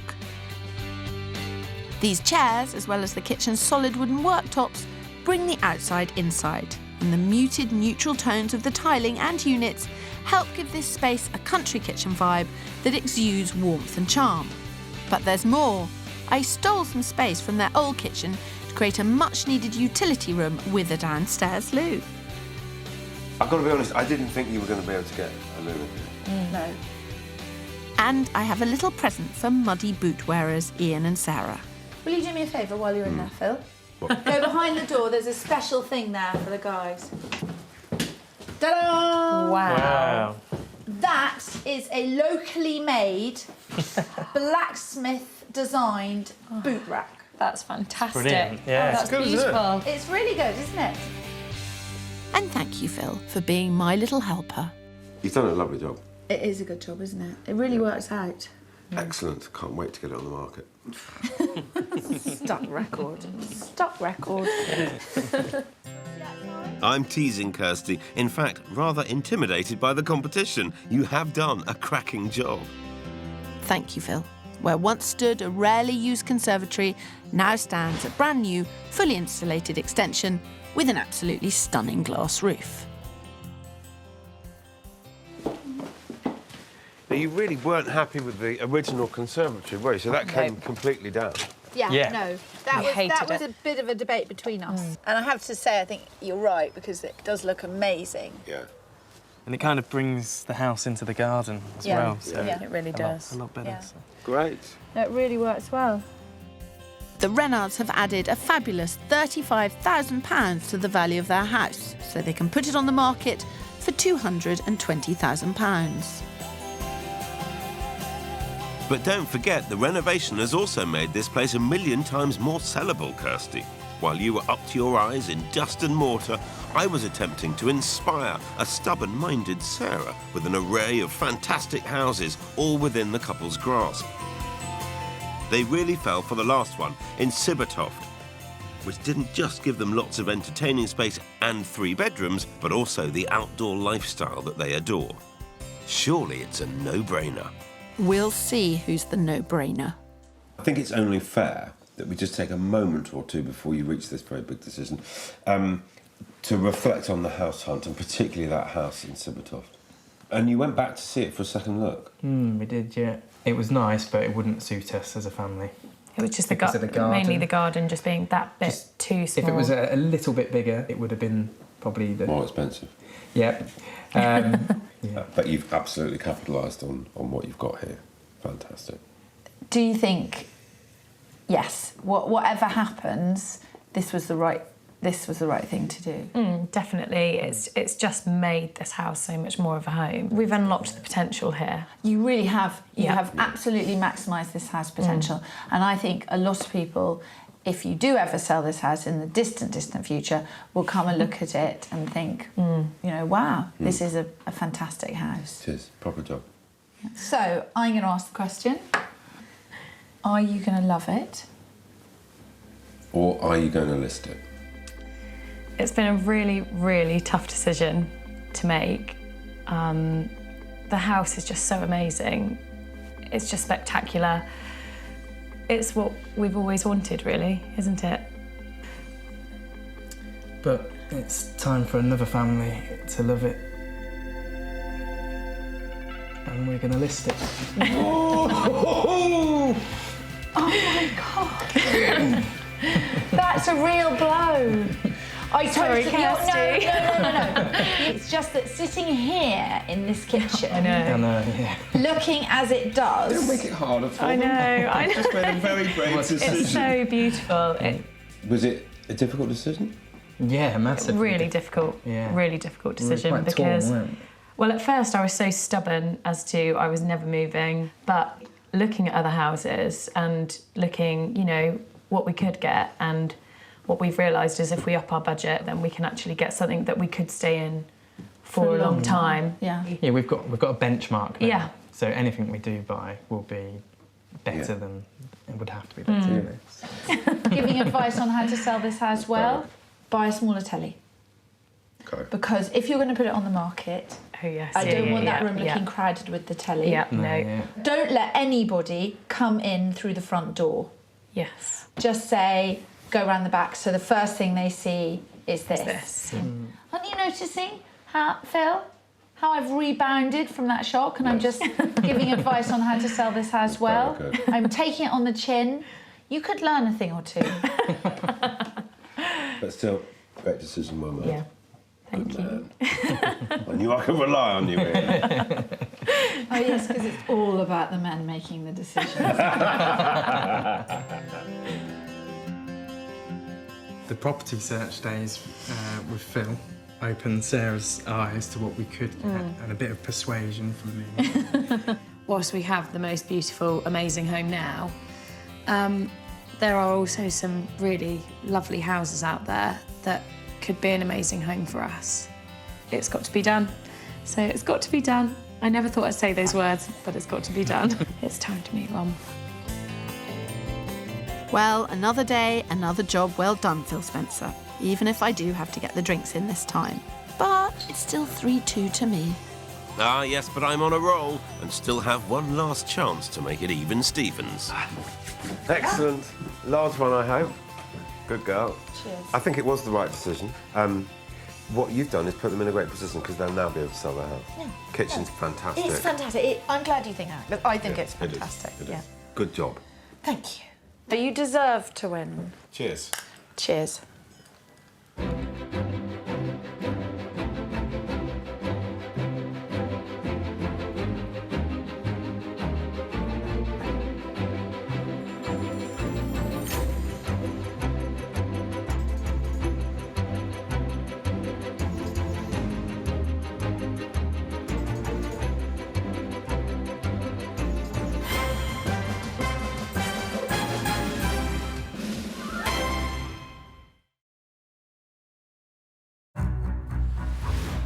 You've fallen out of love with the house that once stole your heart. I hate it. I absolutely hate it. Everything I see needs doing. You have a domestic dilemma that's turning meal times into councils of war. I don't feel I belong here. There's nothing more to be said. One of you is determined to stay. If I'm not getting what I've got here, or why am I going to move? I would definitely love to stay here. The other is desperate to go. It's just so not going to work. It's a battle being fought up and down the country, which is why we're intervening. With one simple question, will you love it? Or will you list it? I'm heading up Team Love It, and it's my aim to convince you that the money spent on moving can be better used transforming your existing home. Well, you know what I'm about to do. Watch me, Phil. You're going Watch to get me. the sledgehammer out. It's all about clever redesign and spending your money wisely. I'm really speechless. It's somebody's home, but it's my things in it. While I'm captain of Team List It, showing our homeowners the benefits of moving, tempting them with dream houses that are well within their reach. I'm going to tell you, spot on. Actually, I'm speechless. But after 2 months of Kirstie spending their hard-earned cash on refurbishment and me tempting them to sell up, who will come out on top? Are you going to love it? Or are you going to list it? Let battle commence. Talk to the hand. I could never... Face ain't listening. The face rarely listens.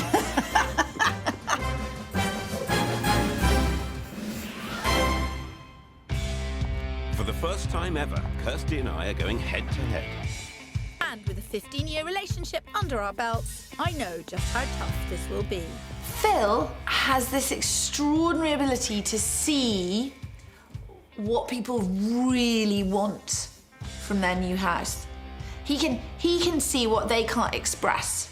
There's no doubt about it, Kirstie is going to be very tough competition here because she loves knocking down walls. She adores changing layouts of properties, and I have to say she's very good at it. In life, we all have to have something to strive for. I'm striving to stay one step ahead of Phil Spencer. Kirstie's going to have to work hard, which she's not really used to. So I'm looking forward to this. Bring it on.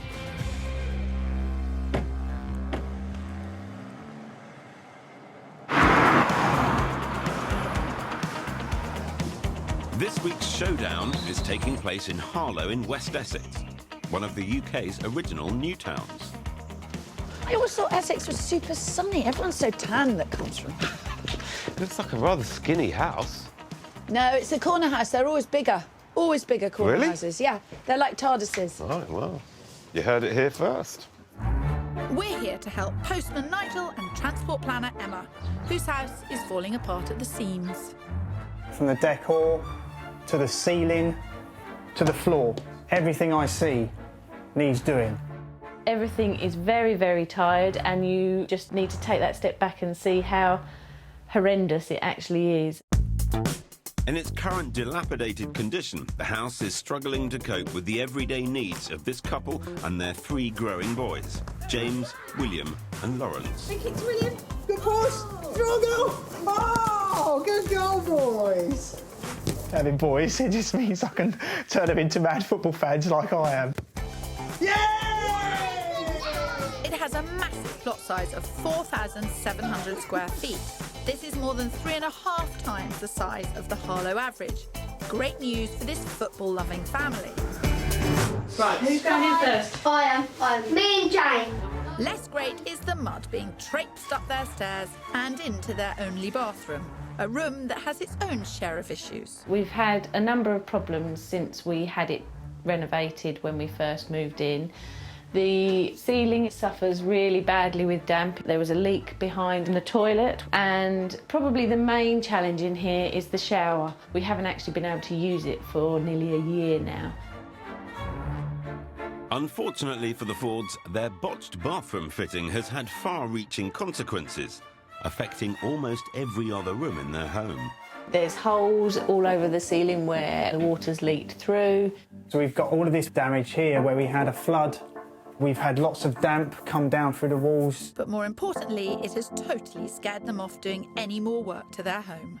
From massive things to small little things where door handles are falling off. I'm first one to hold my hand up and say I'm not the best at property maintenance or DIY. Every time that you say, oh, can you just sort the door out? Can you just sort the lights out? And it's like, well, we've just got too much. We just can't do it. Let's move, which I am pushing back on. It looks like this couple has split into opposing teams. It's a good thing we've been called in to referee. Hello. Hello there. You certainly can. You've got a few problems with the house. We just need it to be more of a family home again. Quite a bit of maintenance that I feel quite overwhelmed with. So before we take a look around, there is one question that needs answering.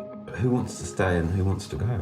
There's certain parts of me that just want to wash my hands of it and start afresh. I'm the one that can see that such a fantastic space. What are the top issues off the top of your head? The kitchen just isn't fit for purpose, as it were. Maybe I'm in here with one of the children and the others are in the front room, and it would be lovely to have a space where they can all interact.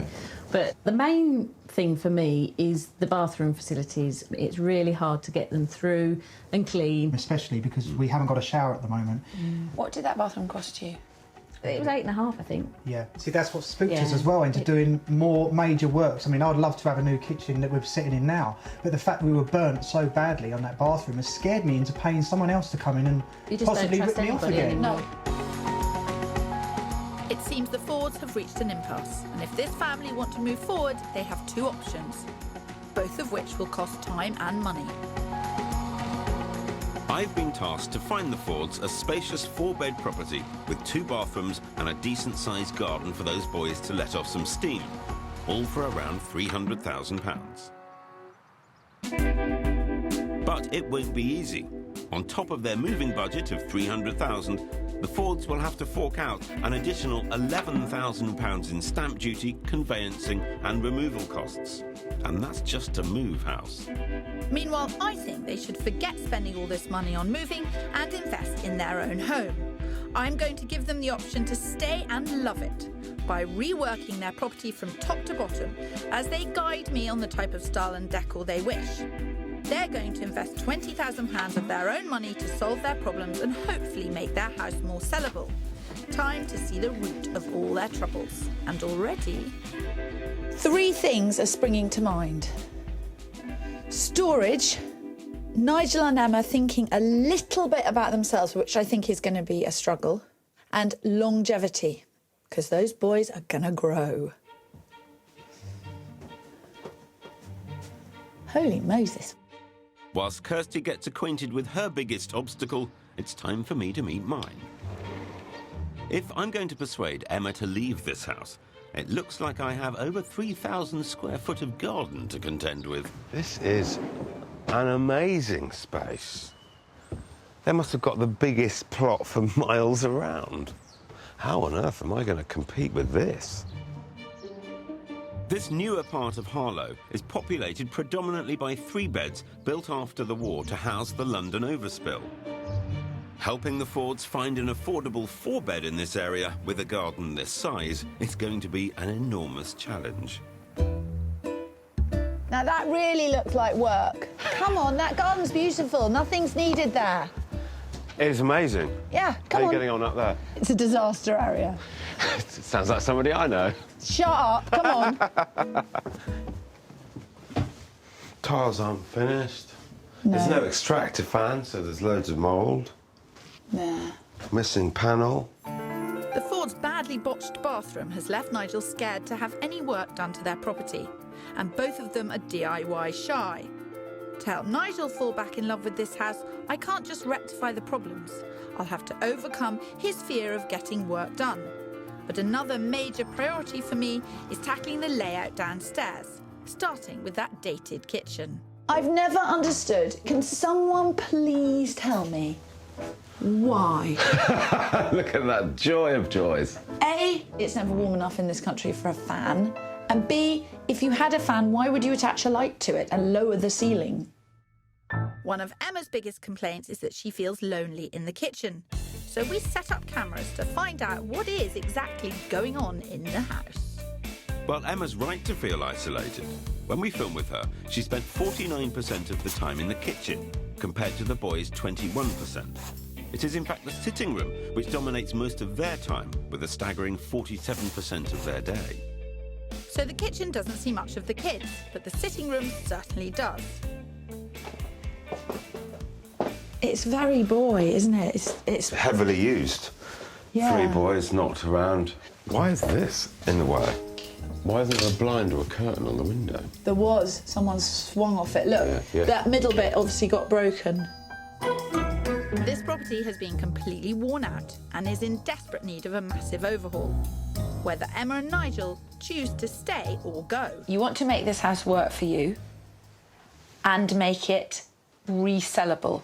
Now, obviously, that's what Phil wants, because he's a great believer in moving on. I'm the reverse from Phil. I would like to never, never move again, and I do everything in my power to make a house work.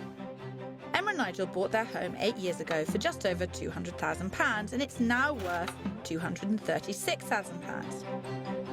They're putting up £20,000, giving me the chance to convince them that this space can work. So I'm going to fix their bathroom, the root of so many evils.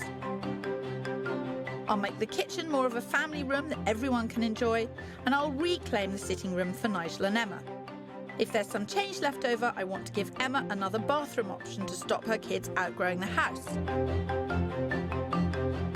Lots to do, but all of this work will add value to the property, as well as making it a darn sight more saleable.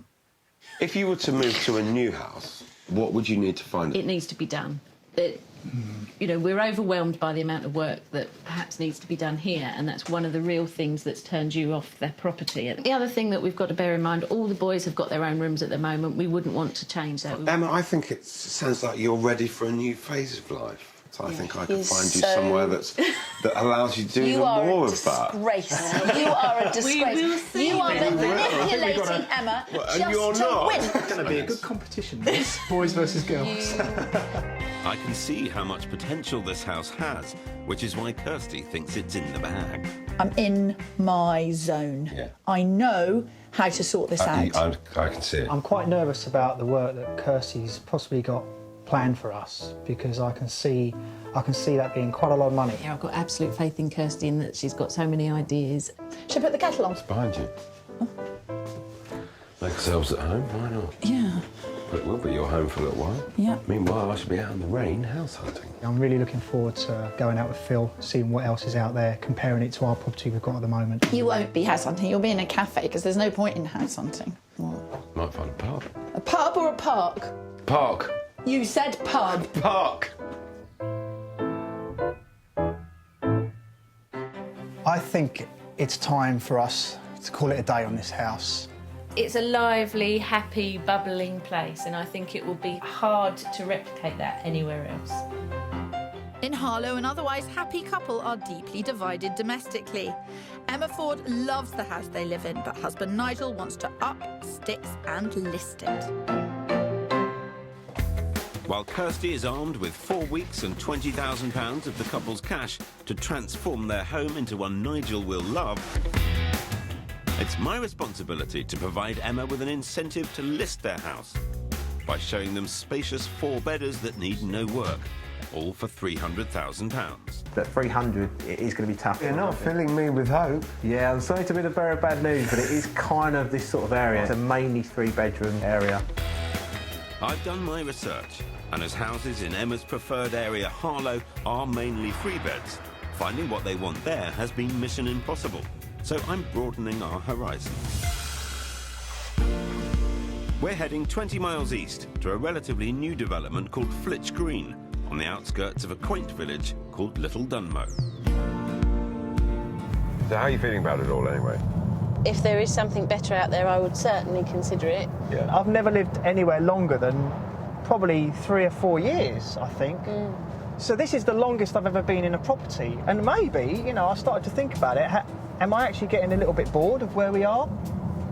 I don't know what the statistic is nowadays, but it used to be 7 years was the average length. Yeah. Nigel's got the 7 year itch! Yeah! That's what it is! Emma, you better be moving. I think moving's definitely the right cure for this family. Let's hope my first option shows them exactly what their own house is lacking. So, this row, I think, is 8 or 9 years old. Seems quite rural around here as well. Very, very nice. So, a lot of open space. Always good, isn't it? You're my job. Come on. It's on the market, bang on budget, and it's ready to move in. Downstairs, there's a compact dining area, a little toilet, and a bright, open-plan modern kitchen.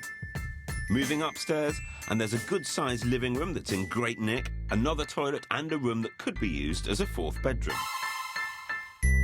Onto the 2nd floor, there are 2 more bedrooms, one with an ensuite, and a family bathroom that's intact, unlike theirs.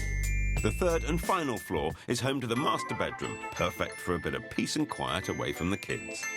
I'm going to start them off in the kitchen, which is a big step up from theirs, so should excite them. Light is the Yeah, it's very light in straight here, away isn't it? coming in. Yes. Wow. Yeah. Couple of doors that stay on, you know. All these mod cons that you're not used to. Not used to. They're not quite as impressed as I'd hoped. What's going through your minds here? Well, I think from the downstairs point of view, obviously one of the big things for me was not only just the kitchen space, but the downstairs bathroom facilities as well. It's only got a downstairs loo, and there isn't really room for a shower. OK. This is in much better shape, and though they'd have to move schools now, this suits the needs of a growing family perfectly. Your situation has suited you Yes. when the boys are young, brilliantly. But as they get older, they'll want some independence and you'll want a bit of space. It's kind of just the natural order of things. They will. But I do still think that there is the opportunity to do that in the property that we're at now. She's a tough one. This house clearly isn't swaying Emma. Nigel, how's it making you feel in this kind of condition in relation to you? Great. Ready to move in tomorrow. Yes. At least Nigel's on side, and even though this new location would mean the kids would have to move schools, he's still not deterred. I don't know which way it's going to go, but I do know that Emma is actually wearing the trousers today, so maybe there's a clue. I'm hoping this garden isn't a deal breaker, as it's nowhere near as big as theirs. A lot of things do tick the boxes, but this, for me, unfortunately, is a massive cross. Yeah. OK, I wanted to show you this as an example. Yes. And I think we could do better than this. Yeah. We've seen a lot here as a starting point, but it hasn't been enough to suggest that my property at the moment I'm only just warming up. Let's see something better. You asked for it, you're going to get it. Better luck next time, Pip.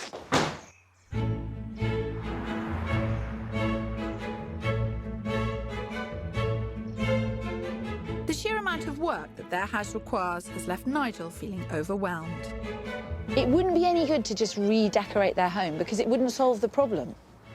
What they need is for their home to function much, much better.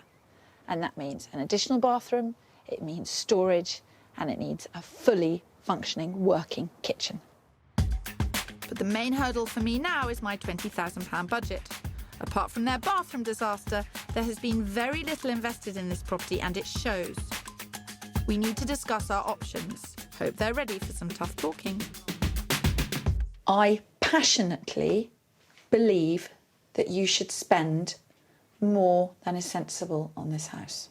And I have never, at any point in my life, advised someone to spend more on their house than they could recoup if they sold it immediately.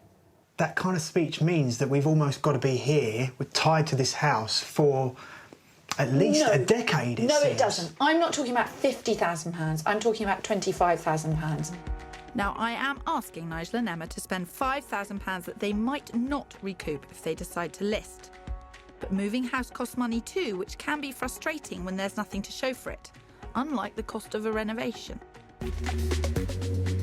If they chose to move, Nigel and Emma would have to pay approximately £5,000 in stamp duty, just over £3,000 in agents' fees, £2,000 in conveyancing and £800 in removal costs. That's a total of just over £11,000 in what I think is dead money.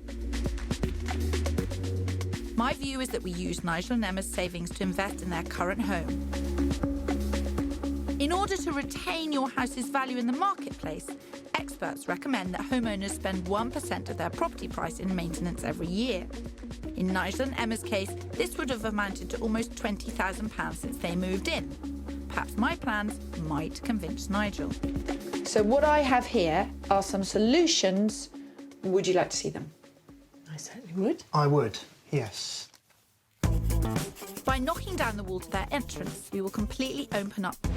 And by moving back the wall between their kitchen and hall, we can create a muddy boy-friendly wet room within this stolen space. The kitchen will be opened up as we will knock out the archway which led to an area of dead space, transforming this into a large kitchen diner. Under the stairs, we will create additional storage to keep the new, bigger hall clutter-free. We will also fully renovate their sitting room and upstairs bathroom. And to help Nigel overcome his phobia of getting work done, I'm going to leave the bedrooms as his personal project. It should cost no more than £25,000 and take around 4 weeks to complete. What's your reaction to this plan? We've certainly solved some areas, which is fantastic, but there's still areas that need work. And when this process is finished, I'm still possibly going to look at this house thinking, we still need this. There doesn't seem to be any extra light coming into this room. We haven't got budget for No. I think I may have lost Nigel. I think it's fantastic. I think it's brilliant, and all that storage under there. I mean, My only concern is the lounge, really. I think that at the moment is just cosmetic, isn't it? Yeah, really. I think so. I've nailed my colours to the mast. I have said, do not move. This is the perfect house. Do the work. And what happens if I'm wrong and Phil finds them a cracking house? I'm going to mind more about that than anything else. With a few days to mull over my plans, Nigel is a man who's not for turning. I'm sure we could find a property that would hardly need any work at all. but it might not do now. But again, as the kids grow older, you then start thinking about other things, but not. So you've made your decision already that we're staying here? Well, I do want to I think Phil's stay. going to show us a fantastic property, and yeah, I really do. I mean, as much. Oh yeah, I like this area as much as you do. But I don't think any house is ever complete, full stop. So, you know... We're not ones to do DIY. We're not ones to take on projects because we love our kids. I want to spend any time that the kids have got in the house playing board games with them, playing football in the garden. Well, a month later, and I don't know what Emma did, but it has worked. And they've both agreed to up the budget. Nice one, Emma. So, with the kids packed off to their grandparents, the builders arrive and work gets underway. The kitchen is gutted and widened, the living room is stripped and the skips are filling fast. All somewhat unnerving for Nigel, who is struggling to shake off his fear of their previous bathroom nightmare. And he's not alone. 100,000 people suffer at the hands of cowboy traders annually. But you can protect yourself. Use personal recommendations or regulatory bodies who vet their tradesmen. Get a signed contract and don't hand over your final payment until you're satisfied with the work.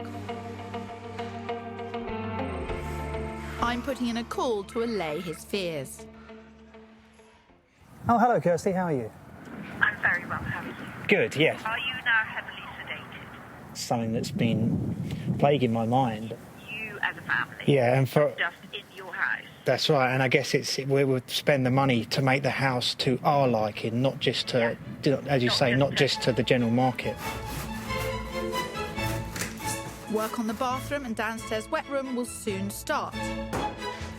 It'll be worth it, Nigel, I promise.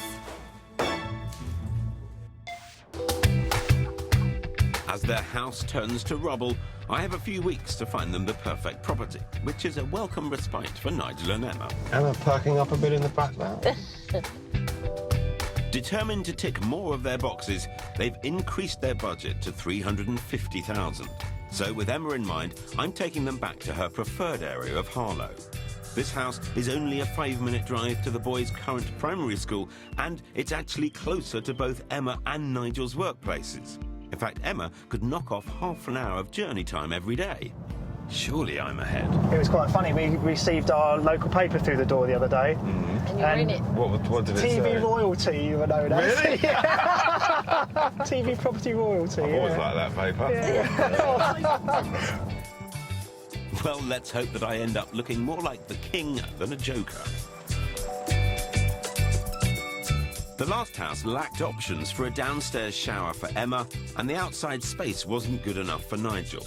But this one should solve those issues, and it's a Phil Spencer exclusive. So, a bit of a treat for you here. Because this isn't on the open market. All right. You are the first people to see Okay. it. It's got loads of space, it's in Great Neck, and you've got parking for 3. Those are all things that you're looking to solve. So, I think we're in a positive place. Let's go have a Aren't look. we, Emma? Yes. Yes, well, we are.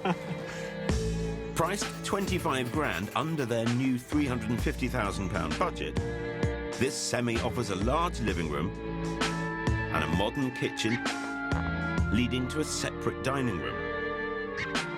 There's an office come homework space and options to add a shower room for the mucky boys. Apart from that, there's no work to be done. The bedrooms are all good sizes, plus there's a family bathroom. Nice bright walls. But it is a kind of through kitchen. Yeah. It kind of develops, because through here you've got the dining room. Oh, yes. I'm not sure they're sold yet, though. It's quite different. Different? Different to theirs in that it's intact. Ah, I thought there was some space that was hidden, yeah. Hidden space. Yes. Yeah. The proportions are slightly odd, and that's the compromise where you've got this fabulous living space, but you have got quite a tiny kitchen. Outside, a covered seating area creates a unique space within the 1,300 square foot garden. But will it compare to what they currently have? Not quite up to your standard at home, but it's kind of half of it, isn't it? It's about a third. So I need a rethink on the outside space for Nigel and a bigger kitchen for Emma to keep them both motivated about moving. The only thing going for this house above ours, I think, is that we don't have to do too much work to it. It's coming towards me. Yay! It's working. My plan is working. My plan's failing spectacularly. OK, fine. I know where we are. Great. More work to do. Come on, let's get out of here. Back to square one. Although she's not here, I think the work that she's doing and the vision that she's got in our house is still winning out at the moment over Phil. Hold your horses there, Emma. I'm not finished yet. And perhaps I've saved the best for last. There's lots going on and there's lots of decisions we're having to make really, really quickly, which is quite overwhelming at times. So it's been a roller coaster of a ride. Obviously, I've got to take an interest in what's going on at my own home at the moment. But my feet are still firmly in the wanting to move camp. A week into their renovation and Emma's desire to love their house has not waned. Things are moving on at a lightning pace, with a new dining area coming together and a kitchen that's ready for its units. And although I'm struggling on the moving home front, at least Nigel still wants to list it.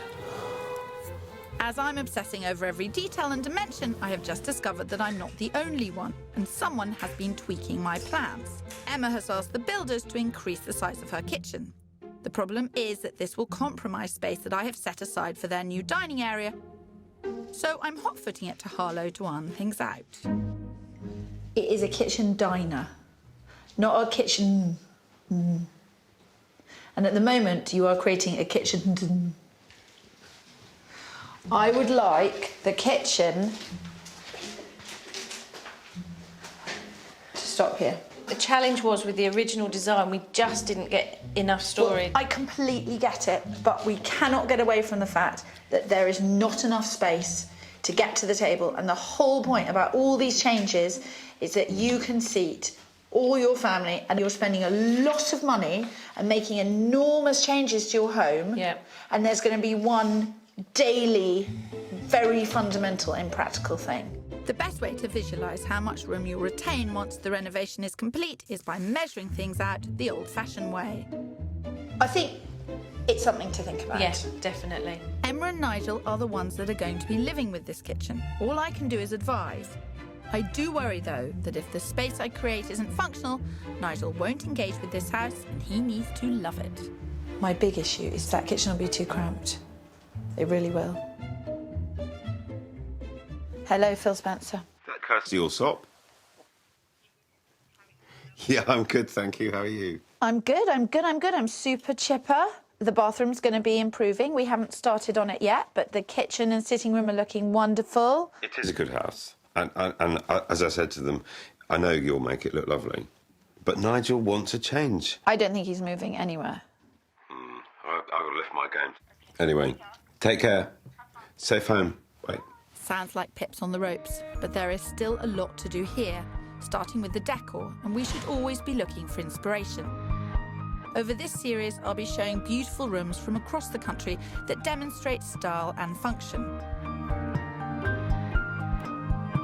Strong architectural details, like the heavy moulding around the bath and the mirror, make this bathroom seem incredibly grand. I am a big fan of tongue and groove cladding or matchboarding. It feels like instant history, and it's practical too. There are so many items like these in junkyards for a fraction of what they would cost new. So I'm pleading with you to visit them. I hope Emma and Nigel will find inspiration like this for their home, but you certainly don't need to spend a fortune redecorating. This is a big antique centre just 15 minutes from Nigel and Emma's house. Antiques is a frightening word, but what this is actually a great big warehouse with lots of different people selling lots of different things. And I have high hopes. I guarantee you there's an Aladdin's cave of goodies like this not far from you. And when you find one, either stay in touch or visit regularly, because the stock will be constantly changing. That says large Portmeirion planter. But imagine that in a kitchen with wooden spoons and all your utensils. I think she does need a bit more. A few more feminine touches in her house might be nice.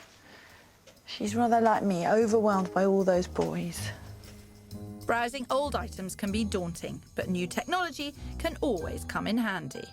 Just get your phone out and look on the internet, and you'll be able to see inspiring ideas about what people do with things like this. That is the joy of modern shopping. You can always see what have other people done with the cranberry glass jar. Whilst browsing, I chance upon just the thing for Nigel and Emma's new dining area. Show me the high street where you can find, for 50 quid, within 15 minutes drive of their house, a really well-made, flexible table. If I have to spend 50 quid helping them decide the layout of that kitchen, that is money well spent. Kirstie may think she's well on the way to persuading Nigel to love their house, but I've got a feeling my next option is going to blow everything out of the water. Well, I bet you're glad to be back on the search with me again, aren't you? Well, it's always great to have an expert with you. Knows what they're talking about. Oh, you flatter me. It works every time. Yeah. With the last house crashing and burning, I'm going to tackle Nigel's desire for open space head on. The house is 30 seconds from here, but playground, a few woods, trees, bit of nature. Yes, looking good so far. Perfect. Hide and seek, football on the grass, it's fantastic, Exactly. yeah. And that's just Nigel. The only drawback is that I've had to take them to the limits of their search area. We've headed 30 miles from Harlow to Braintree, but there is an outstanding primary school a stone's throw away. As Emma is mother to 3 young boys, I'm playing to her maternal instincts. Detached house with garage, and people are massively attracted by the school, which is just over there. As chair of governors at my local school, it's one that we get advised to go and view and see, and emulate. So it's quite a good location for you, yeah? A positive start then. It's sitting at the top end of their budget, but the house is in superb condition. It has a good-sized sitting room, separate play area for the kids, a modern open-plan kitchen, so big brownie points, plus it has a conservatory dining room and a downstairs toilet that could accommodate a shower. The bedrooms are all good sizes, and there's both a luxury family bathroom and an ensuite. Wow. Very nice. That's lovely. Yeah. It's a very contemporary finish. It's a very contemporary layout. I think it'd be very simple to look after. I can see myself and my family living here, and obviously for me, there's nothing to be done work-wise. You'd have to look after it. Yes. Of course. Have to maintain it. We couldn't move next time it needs doing. It's crucial that I get Emma on side and want to gauge how well I'm really doing. When I first started this process, that I didn't even conceive that there would be a property that I would be happy to move to. I'm now probably moving towards the 50-50 decision. Might be able to shout. My work here is done.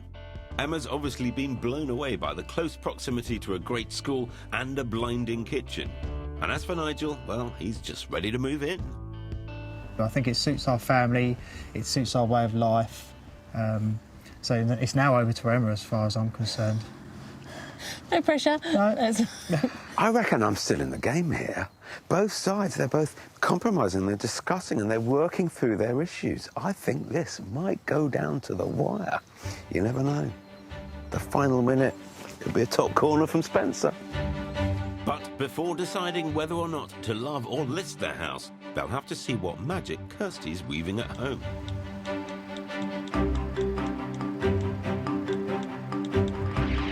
Not on your Nelly, Phil Spencer. It's been just over 3 weeks since I began the radical remodelling to Nigel and Emma's house. Today, I've sneaked in to provide some simple flourishes that will help them appreciate their new space. If it turns out they're loving this house and they're going to stay, I'm going to turn to Phil Spencer and say, it's the table what did it. Look at this. You know, you can guide people on these things, but at the end of the day, they're making their own choices. And that applies to the wallpaper as well. It's been chosen because the children really like buses. And I think it's really good to let children have their own choices in their bedrooms. Phil and I have worked incredibly hard, and tomorrow they're going to see the results. And this is the acid test. Does it function for them? Is it going to make their very busy lives easier? If it works for them, they'll stay. If it doesn't, they'll go. Simple as that. This week we've been in Harlow with the divided Fords, whose opposing opinions brought them to a standstill. Even though their property had crumbled around them, Emma still wanted to stay. Phil will have his work cut out trying to convince me to move. I genuinely feel that we've got a fantastic property here, and I would be surprised if we can find anything better. Whilst Nigel was desperate to wash his hands of the property and start afresh. To make me want to stay here, it's going to require quite a lot of radical work. We're meeting them today to find out the answer to their big question. Are you going to love it? Or are you going to list it? To help guide them to a decision, I pulled out all the stops for Team Listed, showing them 3 fantastic properties that offered them the fresh start they desperately needed. Meanwhile, I was hard at work renovating their house by tackling their 3 main problem areas.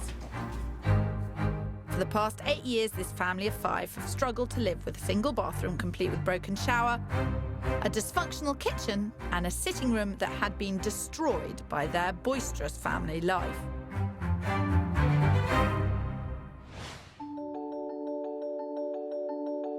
After just over 3 weeks of work, we gave the Fords a sneaky peek of their new house. Ooh, wow, look. I'm speechless. Well, decision day at last, eh? No, it's a big day for you, It is Phil. indeed. It's a big day for me. Yes, you know, swallowing your disappointment. Well, they're the winners, remember. Yeah, keep telling yourself that, Phil. I have worked my magic on this place. By removing the separate entryway, I've created more space and curbed the family's temptation to clutter. Also off this entrance, by stealing some space from their kitchen, I have managed to create a new wet room.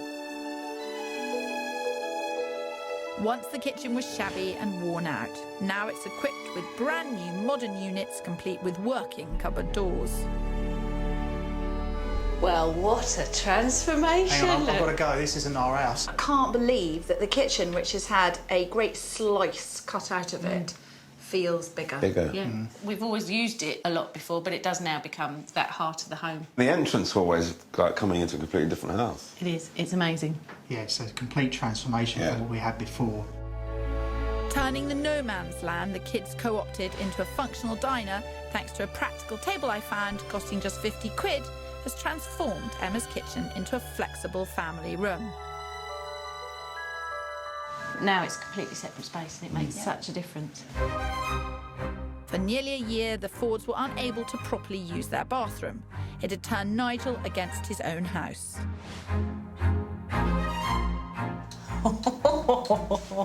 Oh my word. How much more space is in here? It's fantastic. A clever redesign has pushed the bath and radiator back to open up the space. And we've also installed a new loo and sink. But the big question is, have we banished those bathroom demons for good? We can completely draw a line now under what we had beforehand. We have moved on from that bathroom. That is a thing of the past. Yeah. Next on my hit list was the dark and uninviting sitting room. Just over 3 weeks ago, the stifling blue walls were sapping the light and life out of the room. Now it's bright and cosy. Wow! How amazing is that? It's beautiful. really smart. Yeah, looks lovely. Lovely room. Proper grown-up room now as well. It is a proper grown-up room. To stop the kids overrunning the house again, I have created a more contemporary adult space. And by removing the ping-pong table they were inventively using as a blind, we have flooded this room with light, framed by a set of stylish curtains, second-hand from Emma's mum. Pictures on the wall. I love the sparkly wallpaper. It doesn't look good. It really it just looks works. good. It really works. With clever use of colour and redesign of the layout, it's now a large and inviting room for Nigel and Emma to relax in. The kitchen is going to be the more functionable family space, but the change in here has been so amazing that this is actually my favourite room. You'll never keep it like this. I mean, it's unrealistic. It's not unrealistic, Phil. I live in a house with people coming and going all the time. It's With not, boys. With boys. It is not unrealistic. In fact, it was with these boys in mind that I created the downstairs wet room, purposely built to get them clean after hours spent in the garden. And because I've replaced the dead space under the stairs with cupboards, these boys won't outgrow this house anytime soon. This project has cost Nigel and Emma £28,000, but they have increased the value of their property by almost £31,000, so every penny has definitely been well spent. And aside from adding value, they have made this house 1,000,000 times more saleable. The decisions I've had to make over the last 8 to 10 weeks, I've never made that many decisions in my life in that short space of time. And they were big decisions from kitchens to flooring to lighting to furniture. It is a rollercoaster journey and it is about to end. But we saw some fantastic properties on the search, didn't we? We saw some fabulous properties, both in Harlow and further afield. Whilst Kirstie was busy breathing new life into their house, I wanted to show Emma and Nigel that listing really was their best option.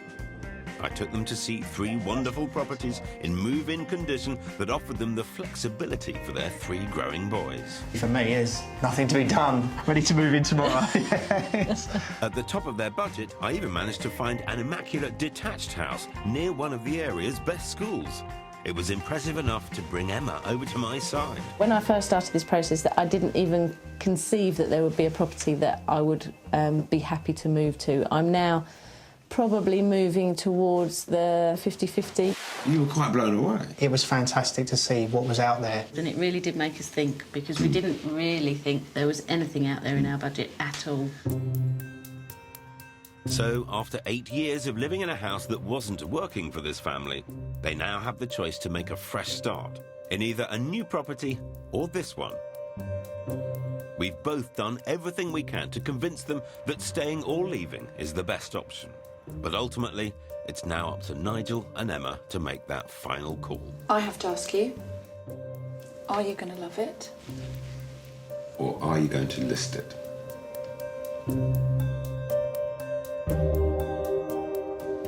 We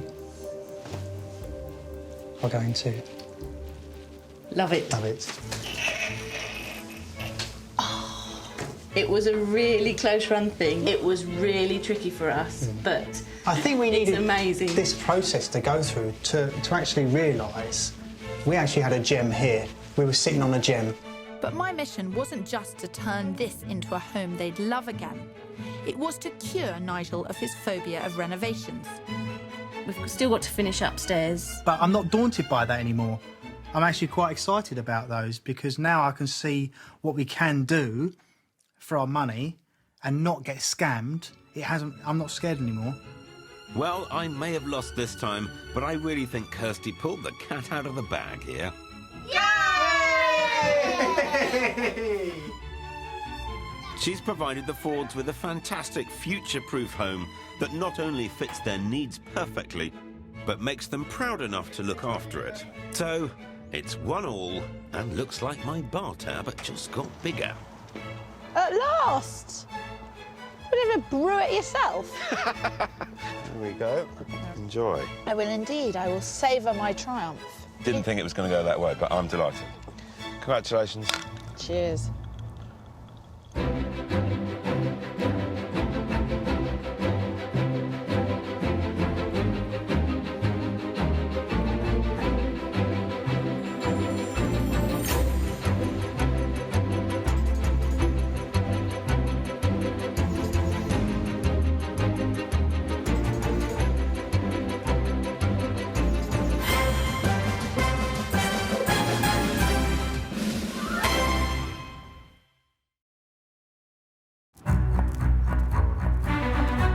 I've spent my entire working life matching people to properties, and I get a huge kick out of it. I believe that the only reason to move is if you've got the location wrong.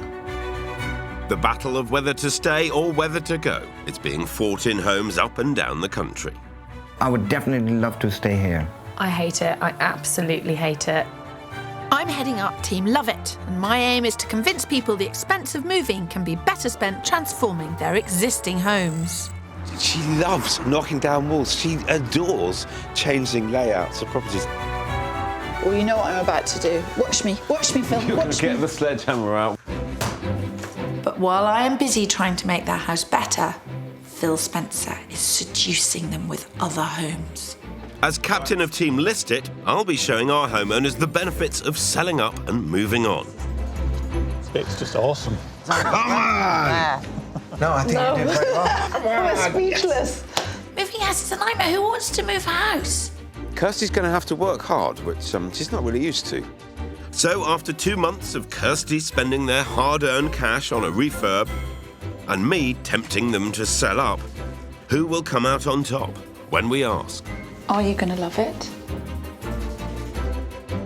Or are you going to list it? Oh, it was simpler when we were just searching for houses. I am searching for houses. Happy days.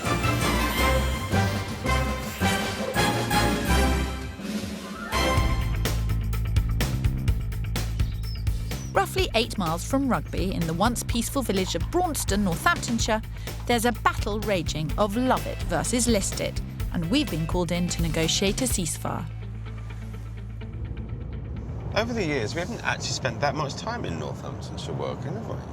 Don't you have family from Northamptonshire? No. My shoes are made in Northamptonshire. And on that bombshell, let's talk about the people we're here to help. Isabel and Louis Pra, who, having retired, her from full-time nursing, him from social work, are now finding their golden years really aren't going to plan.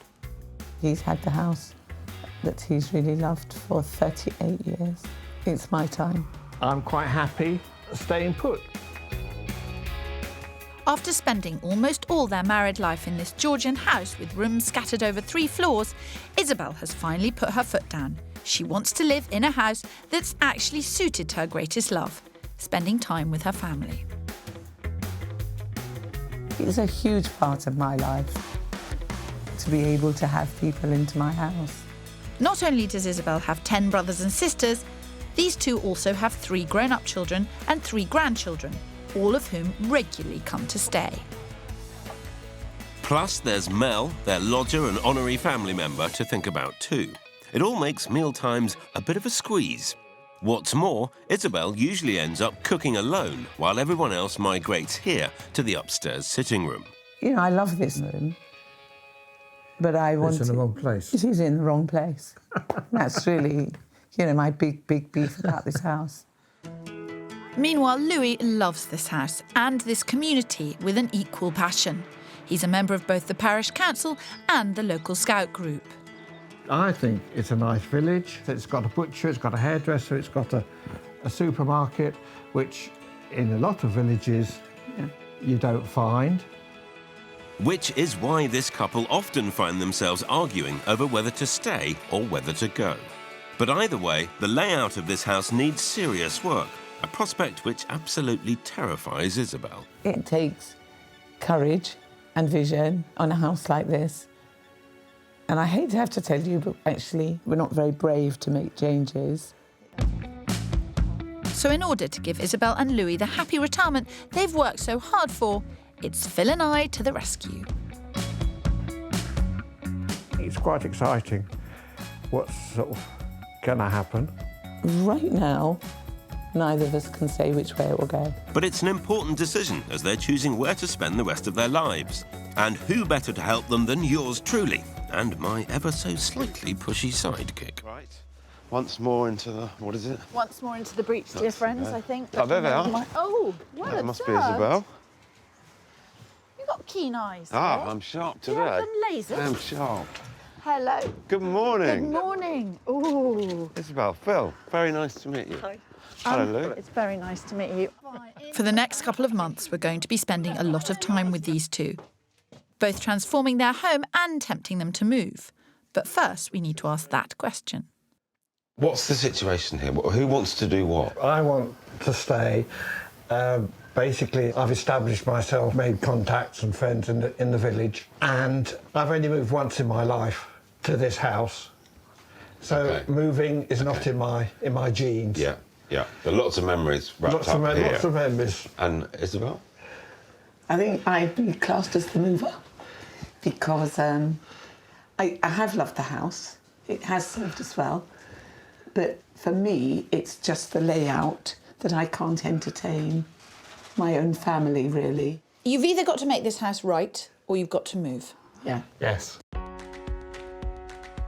So while Isabel and Louis pop the kettle on, I want to have a good mooch around.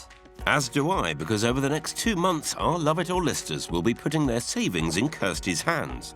So I need to size up the grand designs I'll be competing with when I take them out on the road. Coat room, downstairs loo. Oh, shower. Right, okay. That's good to have a downstairs loo and shower. Quite a useful space. Though if Isabel wants a kitchen big enough for the entire family, then this bathroom might just be my first casualty. Then again, no matter what they do, our Love It or listers are looking at major expense and upheaval. Currently, their home is worth £400,000. Their budget for a new home is $450,000. But add to that $12,500 in stamp duty and around $11,000 in other costs, just for the pleasure of moving. Meanwhile, they've set aside $60,000 for the refurb, so I can introduce a little modern living to this Georgian beauty, which will make the house more saleable should they be bonkers enough to list it. What we need to do is utilise this space. That would be my first thing is, there's that wasted space, shower room, we could put that somewhere else. Let's make the kitchen this much bigger. But actually, I have a sneaky suspicion that these walls are major, thick and old, like other people I know. Well, tell me how you really feel. Don't worry, I will. Next on my to-do list is to make the downstairs sitting room more of a destination. Right now, Isabel and Lodger Mel are the only ones who actually use it. Louis prefers to be upstairs. I think you've got an awfully big challenge sorting this out. There's some pretty serious work here. I could never. Talk to the hand. I could never. The face ain't listening. It doesn't. The face rarely listens. All I'm trying to say is perhaps you shouldn't spend all of their savings on the ground floor, as upstairs has a few problems too. Ah, right. Some work required here. This. It's dated, but the house. No, but it's not the same date as the house, Phil. No. This house should have a modern family bathroom, but theirs doesn't even have a shower. This room is packed with unlocked potential. I'm sure you could do something with this. Whether they'd want to is a different matter, but... Well, the question is, if they really want to move, you have to make this house as resaleable as possible. They may not see this bathroom as a problem, but I see it as a problem, and potential buyers are going to see it as a problem. Yes. So my challenge is to create an open-plan kitchen diner and a sitting room on the same floor that are both up to the task of hosting the entire family. Plus, I need to do something about that bathroom, all for £60,000. Much as I admire your ambition, Kirstie, I'm convinced moving is the better option here. In terms of what I need to go out and look for, obviously the entertaining space, I've got that loud and clear. It sounds as though I entertain all the time. I'm not. It's my family. Yeah. That yes. It's such a big part of my life. Yeah. So while you might expect Isabel and Louis to think about downsizing, actually they want as much space as possible. Fortunately, their budget of £450,000 gives me plenty of options. Though to inspire Louis to leave the home and the community he's loved for 38 years, I need to find a rather rare beast, a property with character and large reception rooms. It also needs 4 to 5 bedrooms, so they can take Mel the lodger with them and still have enough room for their family to stay. And preferably, it's also got to be close to where they currently live.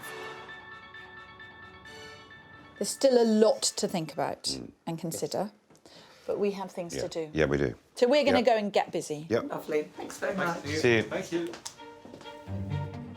Over the next 2 months, this house will be completely transformed. And these two will finally be able to decide whether to love it or list it. I think I can find them a house that is low maintenance, that's easy to live in, that people come visit. But will it be in the centre of a village with a community, on a bus route, with a nice garden? That's the tough bit. But I would be upset, I think, if I couldn't achieve the whole heart of my house, really. It depends a lot. On what their plans are. And what their plans are. But challenges with the house. Goodness Massive me. challenges. Where do you stop? I know. How much money did you spend? How long have you got? I am happy to You could do it. Thank you. I'm glad you have that confidence in me. I don't have so much confidence in myself, and I am happy to admit I'm overwhelmed by this project.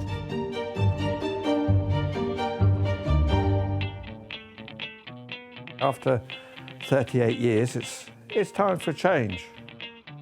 Am I scared? Yes. In Northamptonshire, the higgledy-piggledy layout of this character home is putting 4 decades of wedded bliss under threat.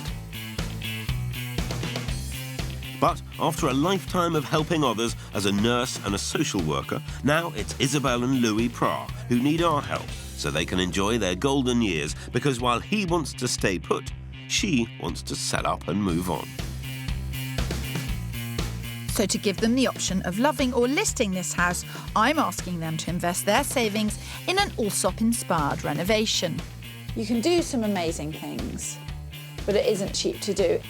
Meanwhile, I'm convinced listing is the only way to go, so I'm going to find them the perfect house to spend the rest of their lives in.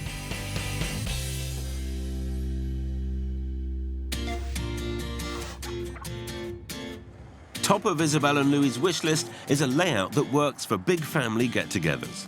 But even with their £450,000 budget, finding space, period charm and location here in leafy Northamptonshire could be something of a challenge. How are you feeling about today? Very, very, very excited. Yes. I've moved once in my life, so house hunting is you could say, a novel experience for me. Well, dare I say, he's in extremely capable hands. I'm beginning their search in the small market town of Southam, just 20 minutes from where they currently live, so Louis will be happy to know their family and friends will still be practically on the doorstep. I wanted to show you a house here because it's got lots of amenities. It's a much bigger place than where you are now. Yeah. While the promise of space for the extended family is music to Isabel's ears, Louis is also looking for character.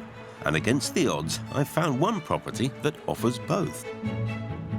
Looks and we're lovely. going to look at these two houses. Ooh. Come on in. What was a cottage and an annex has been knocked through to create a massive home.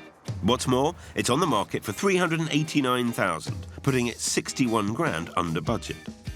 It boasts 2 living rooms, one of which flows seamlessly into the modern kitchen, a conservatory that could double as a dining room, and 6 bedrooms. So plenty of room for lodger Mel and all those wellies. Ooh. It is quite open. You know, you could talk to the family. Lovely. Yeah, no. You're very much involved in what's going on. But still, there is a lot of coziness about it still. Yes. I've really struggled to find old houses that have the character, like yours, that didn't have higgledy-piggledy rooms. Yes. Yes. This has got lots of rooms, but actually... it's free-flowing. It flows quite well. Clearly, Isabel likes what she sees. But let's be honest here, Louis is the one I really need to impress. And then coming all the way through, you've got the second reception room with its lovely fire. What's your take on it so far, Louis? It's okay. Okay, yes. Well, that's a little underwhelming, but I'll make a convert of him yet. After all, at a stage of life most people will be downsizing, Louis has to think about a large family and their lodger. Just as well, this property effectively offers 2 homes for the price of 1. Is it Melanie, your lodger? Yes. Yes. So 2 staircases, 2 front doors. I don't know, she's born. The 6 bedrooms are also complemented rather nicely with 3 bathrooms, so it really isn't a stretch to find room for the rest of the family as well, prompting me to ask, what's not to like? I do feel the ceilings are quite low, but I think... They're cottages, aren't they? Yes, but we have come from exceptionally high ceilings, I think. So, but again, it's not an unrealistic thing for us to kind of change our heads around, is it? You're not going to get any taller. Actually, you might get shorter. I think you might be right. I think yes, if anything. That's what they tell us. Whilst it definitely fits Isabel and Louis' wish list, I'm not sure they really get this house. Even Isabel, and she's the one who wants to move. I think I need to push this search a little harder. I kind of always expected that they would like an older house, but now what I'm going to try and do is open their eyes to the benefits and the ease of living in something that's modern. I, on the other hand, am determined to prove not even a new home can compete with Georgian architecture. I just need to give it a helping hand into the 21st century by opening up the ground floor as much as possible. For Isabel, this build is all about the family. She's the matriarch and she wants to gather her chicks around her and feed them on a regular basis. If the kitchen works, if the dining area works, then it works for her.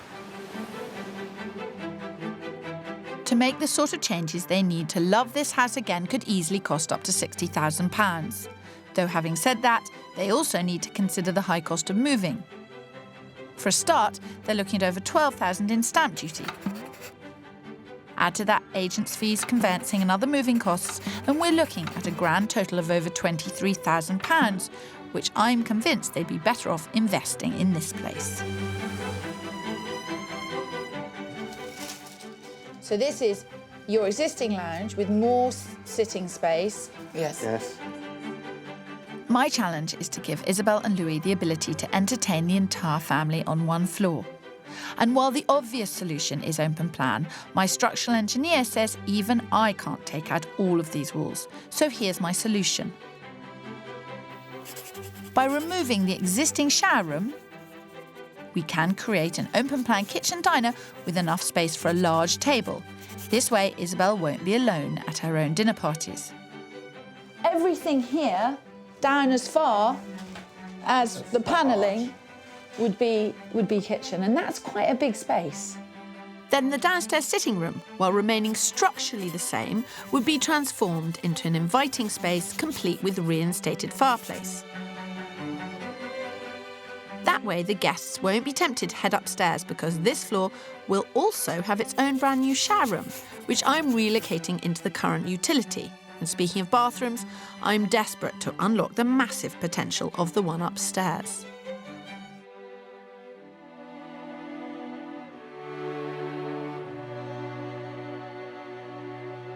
I do think it would be nice if your bathroom worked slightly better. It just more a useful space. If it was within our financial situation, I would go right with it. So, no bathroom, but given time, I might just win them over. It all quite rightly comes down to how much this is actually going to cost. With a reasonably high spec, £55,000, without the bathroom. Would we have to go with that? I think I can make this house so that you will never want to move. Though, of course, as far as I'm concerned, all Kirstie's really doing is getting the house ready to sell. It's about the family. It's about being together. It's about a big space. It's about coziness and the layout. family. Yeah. To be in a prestige village in an older house, I think it's out of budget. Yeah. To get that kind of space. Yeah. Which is why I've got something in my brain that's saying a modern, new build would actually suit them. Whether they'd like it or not, I've no idea. Do you know what? I feel I'm really happy we're doing this. They're such lovely people that if we can help them in any way, I'll be thrilled. Good.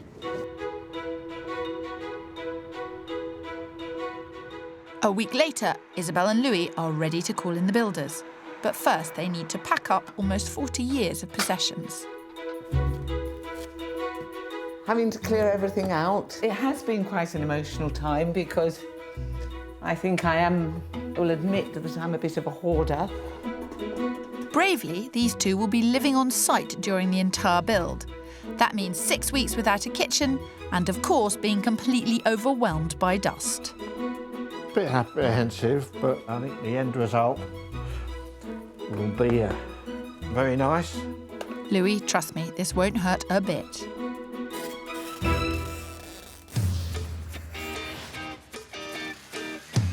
Thanks to an army of builders, it doesn't take long to plunge this house into a state of organised chaos. Out go those dated kitchen units, and we're cutting away our first section of wall to give the brand new kitchen diner a set of patio doors. And this is just the beginning. It's interesting to see, and to see how quickly things have happened. When you stop to think, it's quite frightening, but it's fun. That's the spirit, Louis. After all, this is in aid of a very good cause, getting Isabel to love this house again. With all of this work we're having done, I think that Isabel might decide to stay. Yeah, I hope so. That's the plan. While Kirstie spends the next 6 weeks renovating, I'm going to use that time to convince Louis, a man who's only moved once in his entire life, that there really is nothing to be scared of. How's it all going? Living in a building site? Exciting. Yeah? We get used to it. To be honest, the dust is phenomenal. Yeah. The noise is. The noise can be phenomenal. Yeah. I've even had visitors, Phil. You haven't had visitors? You haven't been entertaining, I certainly have. While the last house I showed these two was, well, an epic fail, today I'm really throwing caution to the wind. I'm going off-brief and showing them a modern house. We're off to Barbie, just 8 minutes from where they currently live, but somewhere you can get a lot of bang for your buck. I want you guys to try and look at this as an example of what a modern house could offer you. For a start, they could enjoy an impressive open-plan kitchen and dining area.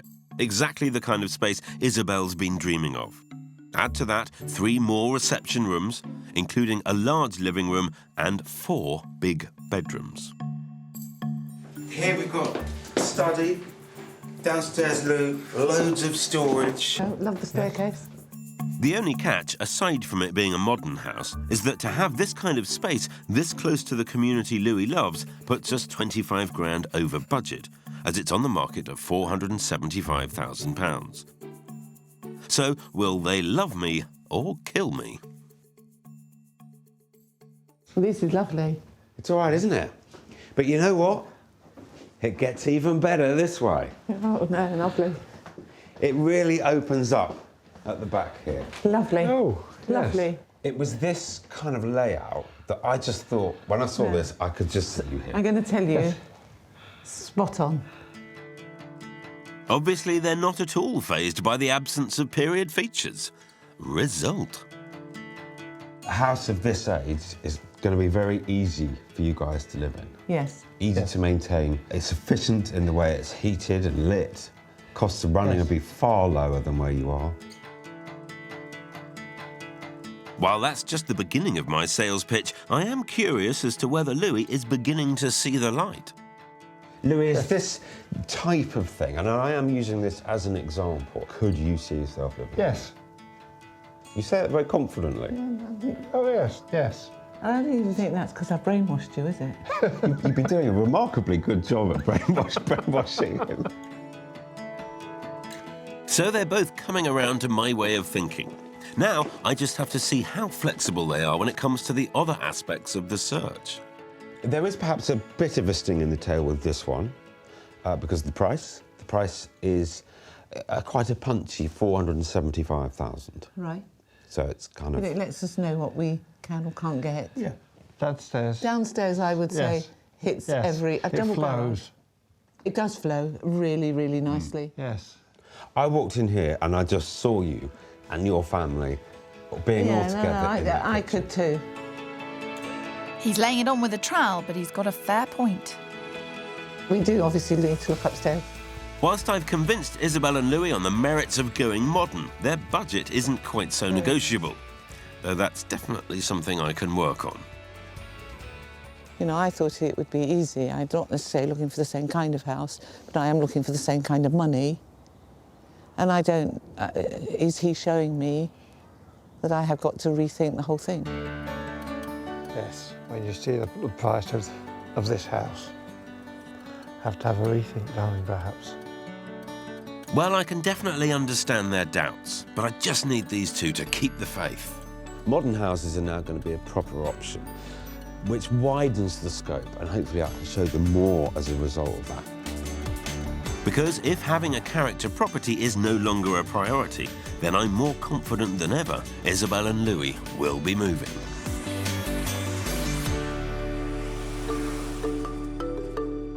When something gets on top of her, she says, where are we moving to? Whatever happens, it'll be better than what it is. We're helping Isabel and Louis Pra decide whether to love or list the Georgian townhouse they've called home for the last 38 years. So while I'm inspiring them with newer properties...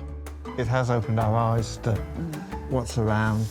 I'm tearing their current residence apart in order to create a layout that helps them to enjoy the family home they've worked so hard for.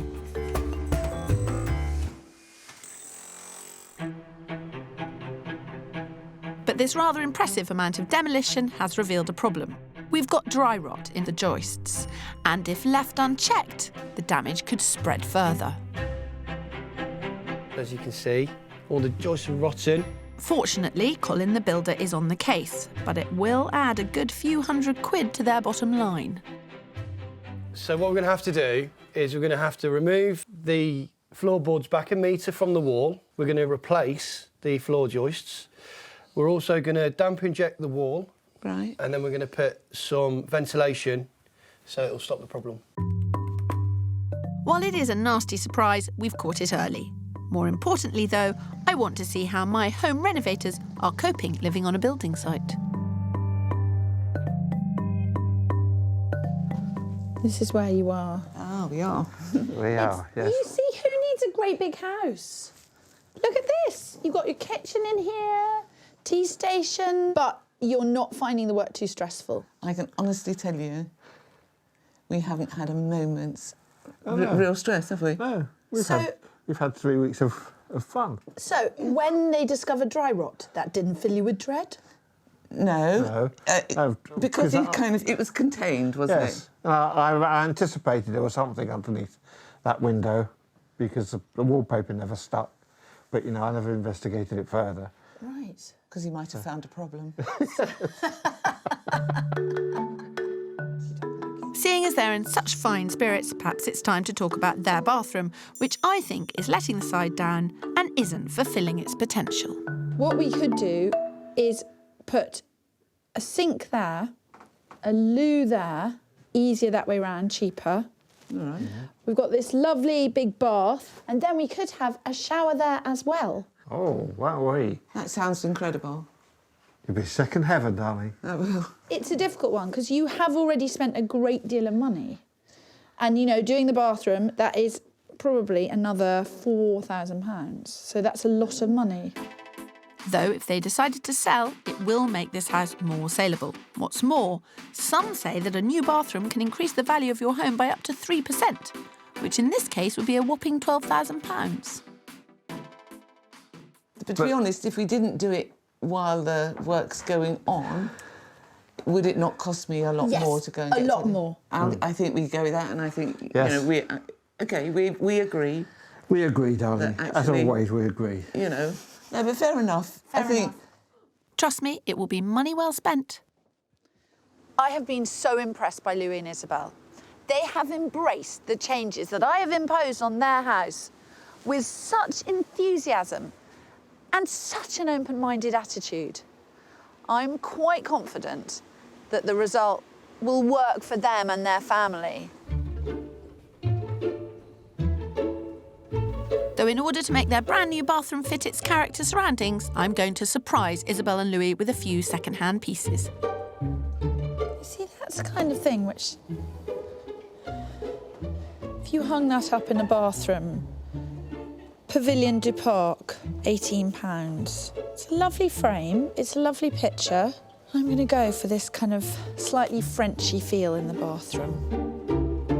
Another simple way to add character in a new space is by investing in retro lighting. Though if it hasn't been reconditioned, you will have to factor an electrician into the price tag. Look, that is a fantastic wall light. Just the thing for the boudoir bathroom. And seeing as I'm on a roll, I might as well start shopping for the downstairs sitting room as well. It's my mission to make it as inviting as possible. Look at this. There we are, you see, look. Little table, £32. Lamp table. I think that's really nice. We can find a home for that. As for the decor, I get inspiration everywhere I look, and so should you. Just because Louis and Isabel live in a Georgian house doesn't mean they have to stick with Georgian furniture, which will come as a relief to their bank manager. This is a perfect example of a modern room which doesn't look fixed in any time zone. Again, an old-fashioned fireplace, a modern sofa. Here, a coffee table, made from some old architect's storage drawers, is a fantastic example of how you can breathe new life into old items. But one of the most important pieces of furniture in the room is the fireplace. The right design brings character to any room, and by adding a beautiful convex mirror above it, you can also fill the room with extra light.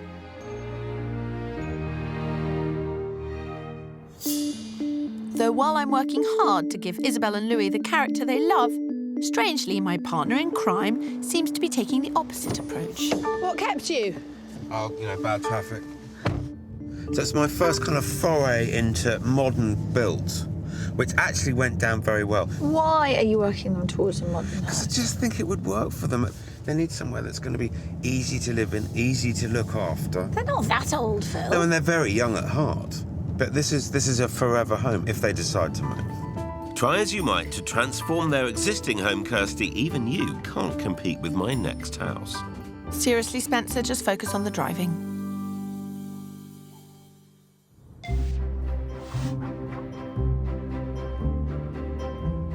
Having already embraced the idea of a new build, I'm taking Isabel and Louis to Corston, just 15 minutes from where they currently live, in order to show them just how much bang they could have for their buck.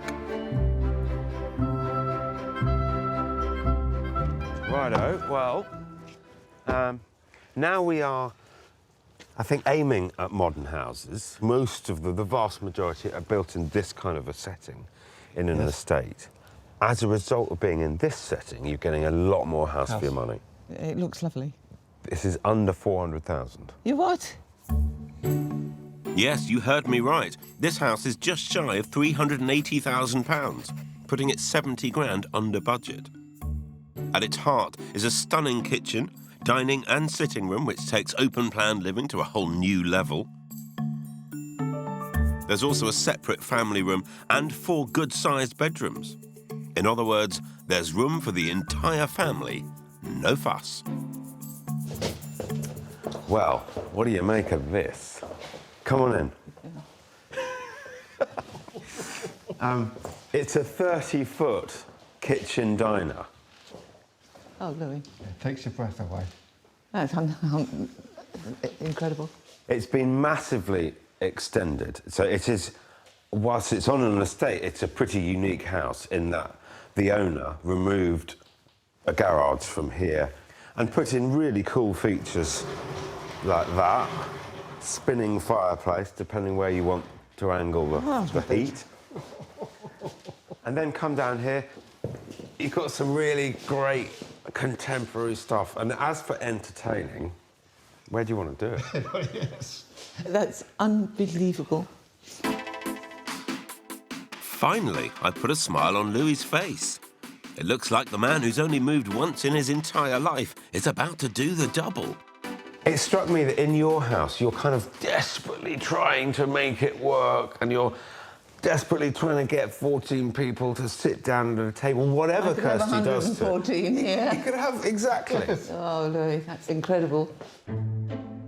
That's just the reaction I was banking on.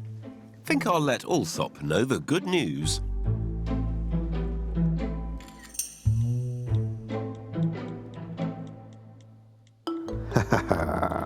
Gotcha.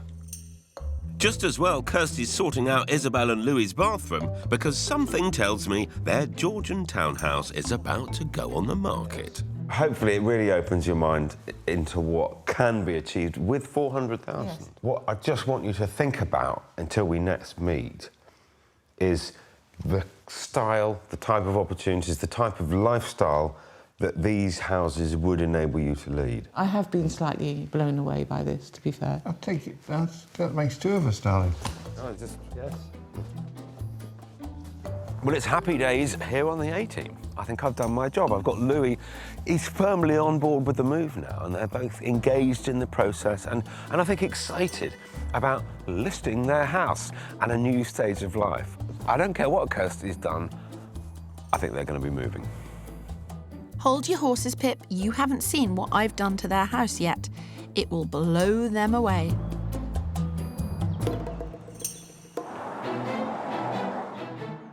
I'm really looking forward to seeing them. They're a nice couple. They're a fantastic couple. After 38 years here, Louis Pryor is extremely reluctant to leave the home they've worked so hard for. I'm quite happy staying put. His wife, Isabel, longs for a layout more suited to their large family. It's my time. There's nothing more to be said. And there we are. But today, these two will finally answer the question they've been arguing over for months. Will you love it? Or will you list it?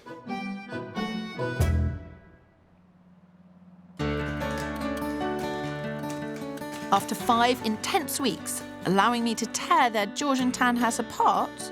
and getting my take on what the local property market has to offer, it really opens up at the back here. Lovely. Oh, lovely. We're hoping they can come together and make a final decision. I think they'll go.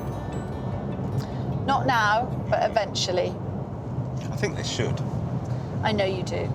I think they shouldn't. Still very hale and hearty. That's so the thing, they're yeah. so sprightly. Yeah. And the thing that keeps them sprightly is being active and doing stuff, and I'm sure that'll continue for many years to come, but you know, they will get old and it will get harder. Yeah. For nearly 4 decades, Isabel and Louis have lived, loved and raised 3 children in this house. But 5 weeks of complete turmoil for the Pras and thousands of pounds later, it's time for Isabel and Louis to see the end results. Oh, oh, table looks really lovely. Wow, darling. Not a snowball's chance in hell of Phil winning this. Ah, Kirstie, if I were you, I wouldn't count your chickens. Hello. Good morning. Good morning. And what better place to start than my favourite room, Isabel's brand new kitchen diner. It obviously looks fantastic. It must feel completely different. Yes, it's like moving into a new house, really. Oh, don't say that, Louis, you'll make me sad. While Phil has tried to seduce our homeowners with modern architecture, I, on the other hand, have introduced their Georgian gem to just a dash of open-plan living. By taking down an internal wall and removing the shower room, they now have this. A modern kitchen diner, perfect for entertaining the entire family.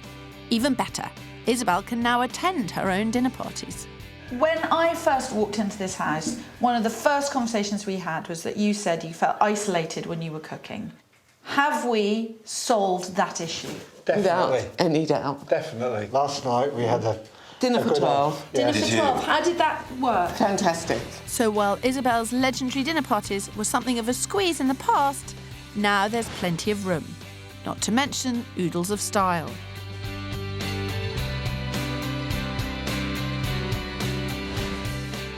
What was a small window is now a stunning new set of patio doors connecting the space to the garden. And while the downstairs cloakroom was indeed harmed in the making of this fabulous kitchen diner, the utility is now home to a brand new power shower. Right, Yes. should we go and look at the sitting room? Yes, let's. Before I intervened, what was adding to Isabel's isolation was the fact that her guests would often migrate upstairs. But now, the downstairs sitting room has been utterly transformed. What was an unloved space has become the most inviting room in the house, thanks to warm colours, a reinstated fireplace, and some of Isabel and Louis' favourite pieces of furniture.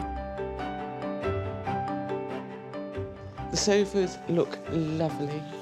It's very cosy. It's come out really well. Cozy. It's a lovely, charming room. I'm thrilled that they love this space. Previously, you'd often find these two in different sitting rooms on different floors. Louis, how about you? Are you finding that you use this room, or have you been up to your top sitting room? No, I spent more time down here. Have you?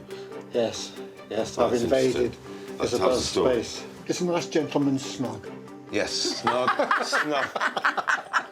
Look at Isabel's face. Let's talk about their upstairs bathroom. A massive but dated space that was home to 38 years of clutter, didn't have a shower, and was full of unused potential. Whereas now, this room lives up to that potential as a grand family bathroom, where you either soak in the roll-top bath or enjoy the brand new shower. And continuing its practical but fabulous theme, the entrance to the storage area has been moved. We've added a dressing table and the clutter is discreetly out of sight. I think I might have the grandest bathroom in the whole of the family. Really nice. Walking in on this, it just delighted me, and I'm so pleased they've done it. As for my piece de resistance, I bought that wisteria light, and if you don't like it, I will really happily take it home. No, please don't. Really, you like it? I would love, that is my Kirstie bit. Yes. Thank you. It's crunch time. While Kirstie's done an incredible job transforming Isabel and Louis' family home, And Phil's shown them some truly inspiring properties. What this has always been about is helping these two decide on where to spend the rest of their lives. But it's still a tough call, as what's really tugging at their heartstrings is having to compare all of this with the stunning open-plan layout of the third property I showed them. It takes your breath away. That's incredible. They were even more amazed by the fact it's £70,000 under their budget.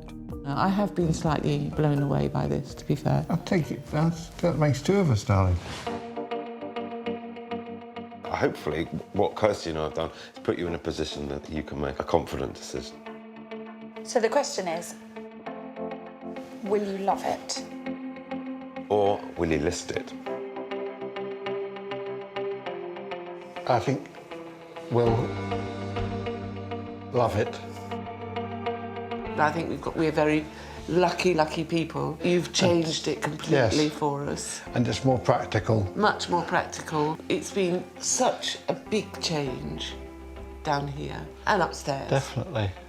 That yes. I'm surprised it's affected me to where I... Are you pleased you did it? Oh, yeah, Oh, without a yes. doubt. Oh, yes. Without a doubt. No, there's no doubt whatsoever. No, but not one We're thrilled that we did it. iota of regret. If you hadn't come along, We would have never done we'd it. have never done it.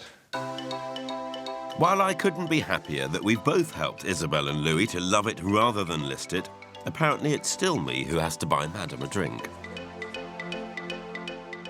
Cheers. Cheers, my dears.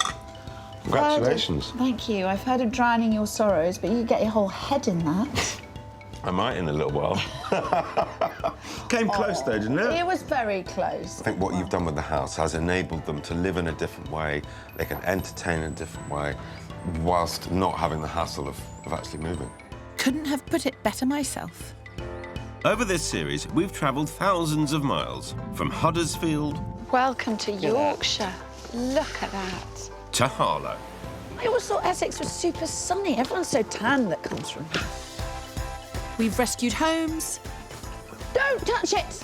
It needs a complete overhaul. And marriages. You need to have therapists, don't you, to your... Has been mentioned. As they agree to love it. Love it. Love it. Or list it. And we're going to list it. My victory today makes it 4 loves. Has Kirstie done you a really good job? Yay! To your 2 lists, Phil. Yay! But don't let it eat you up. Don't worry, it won't.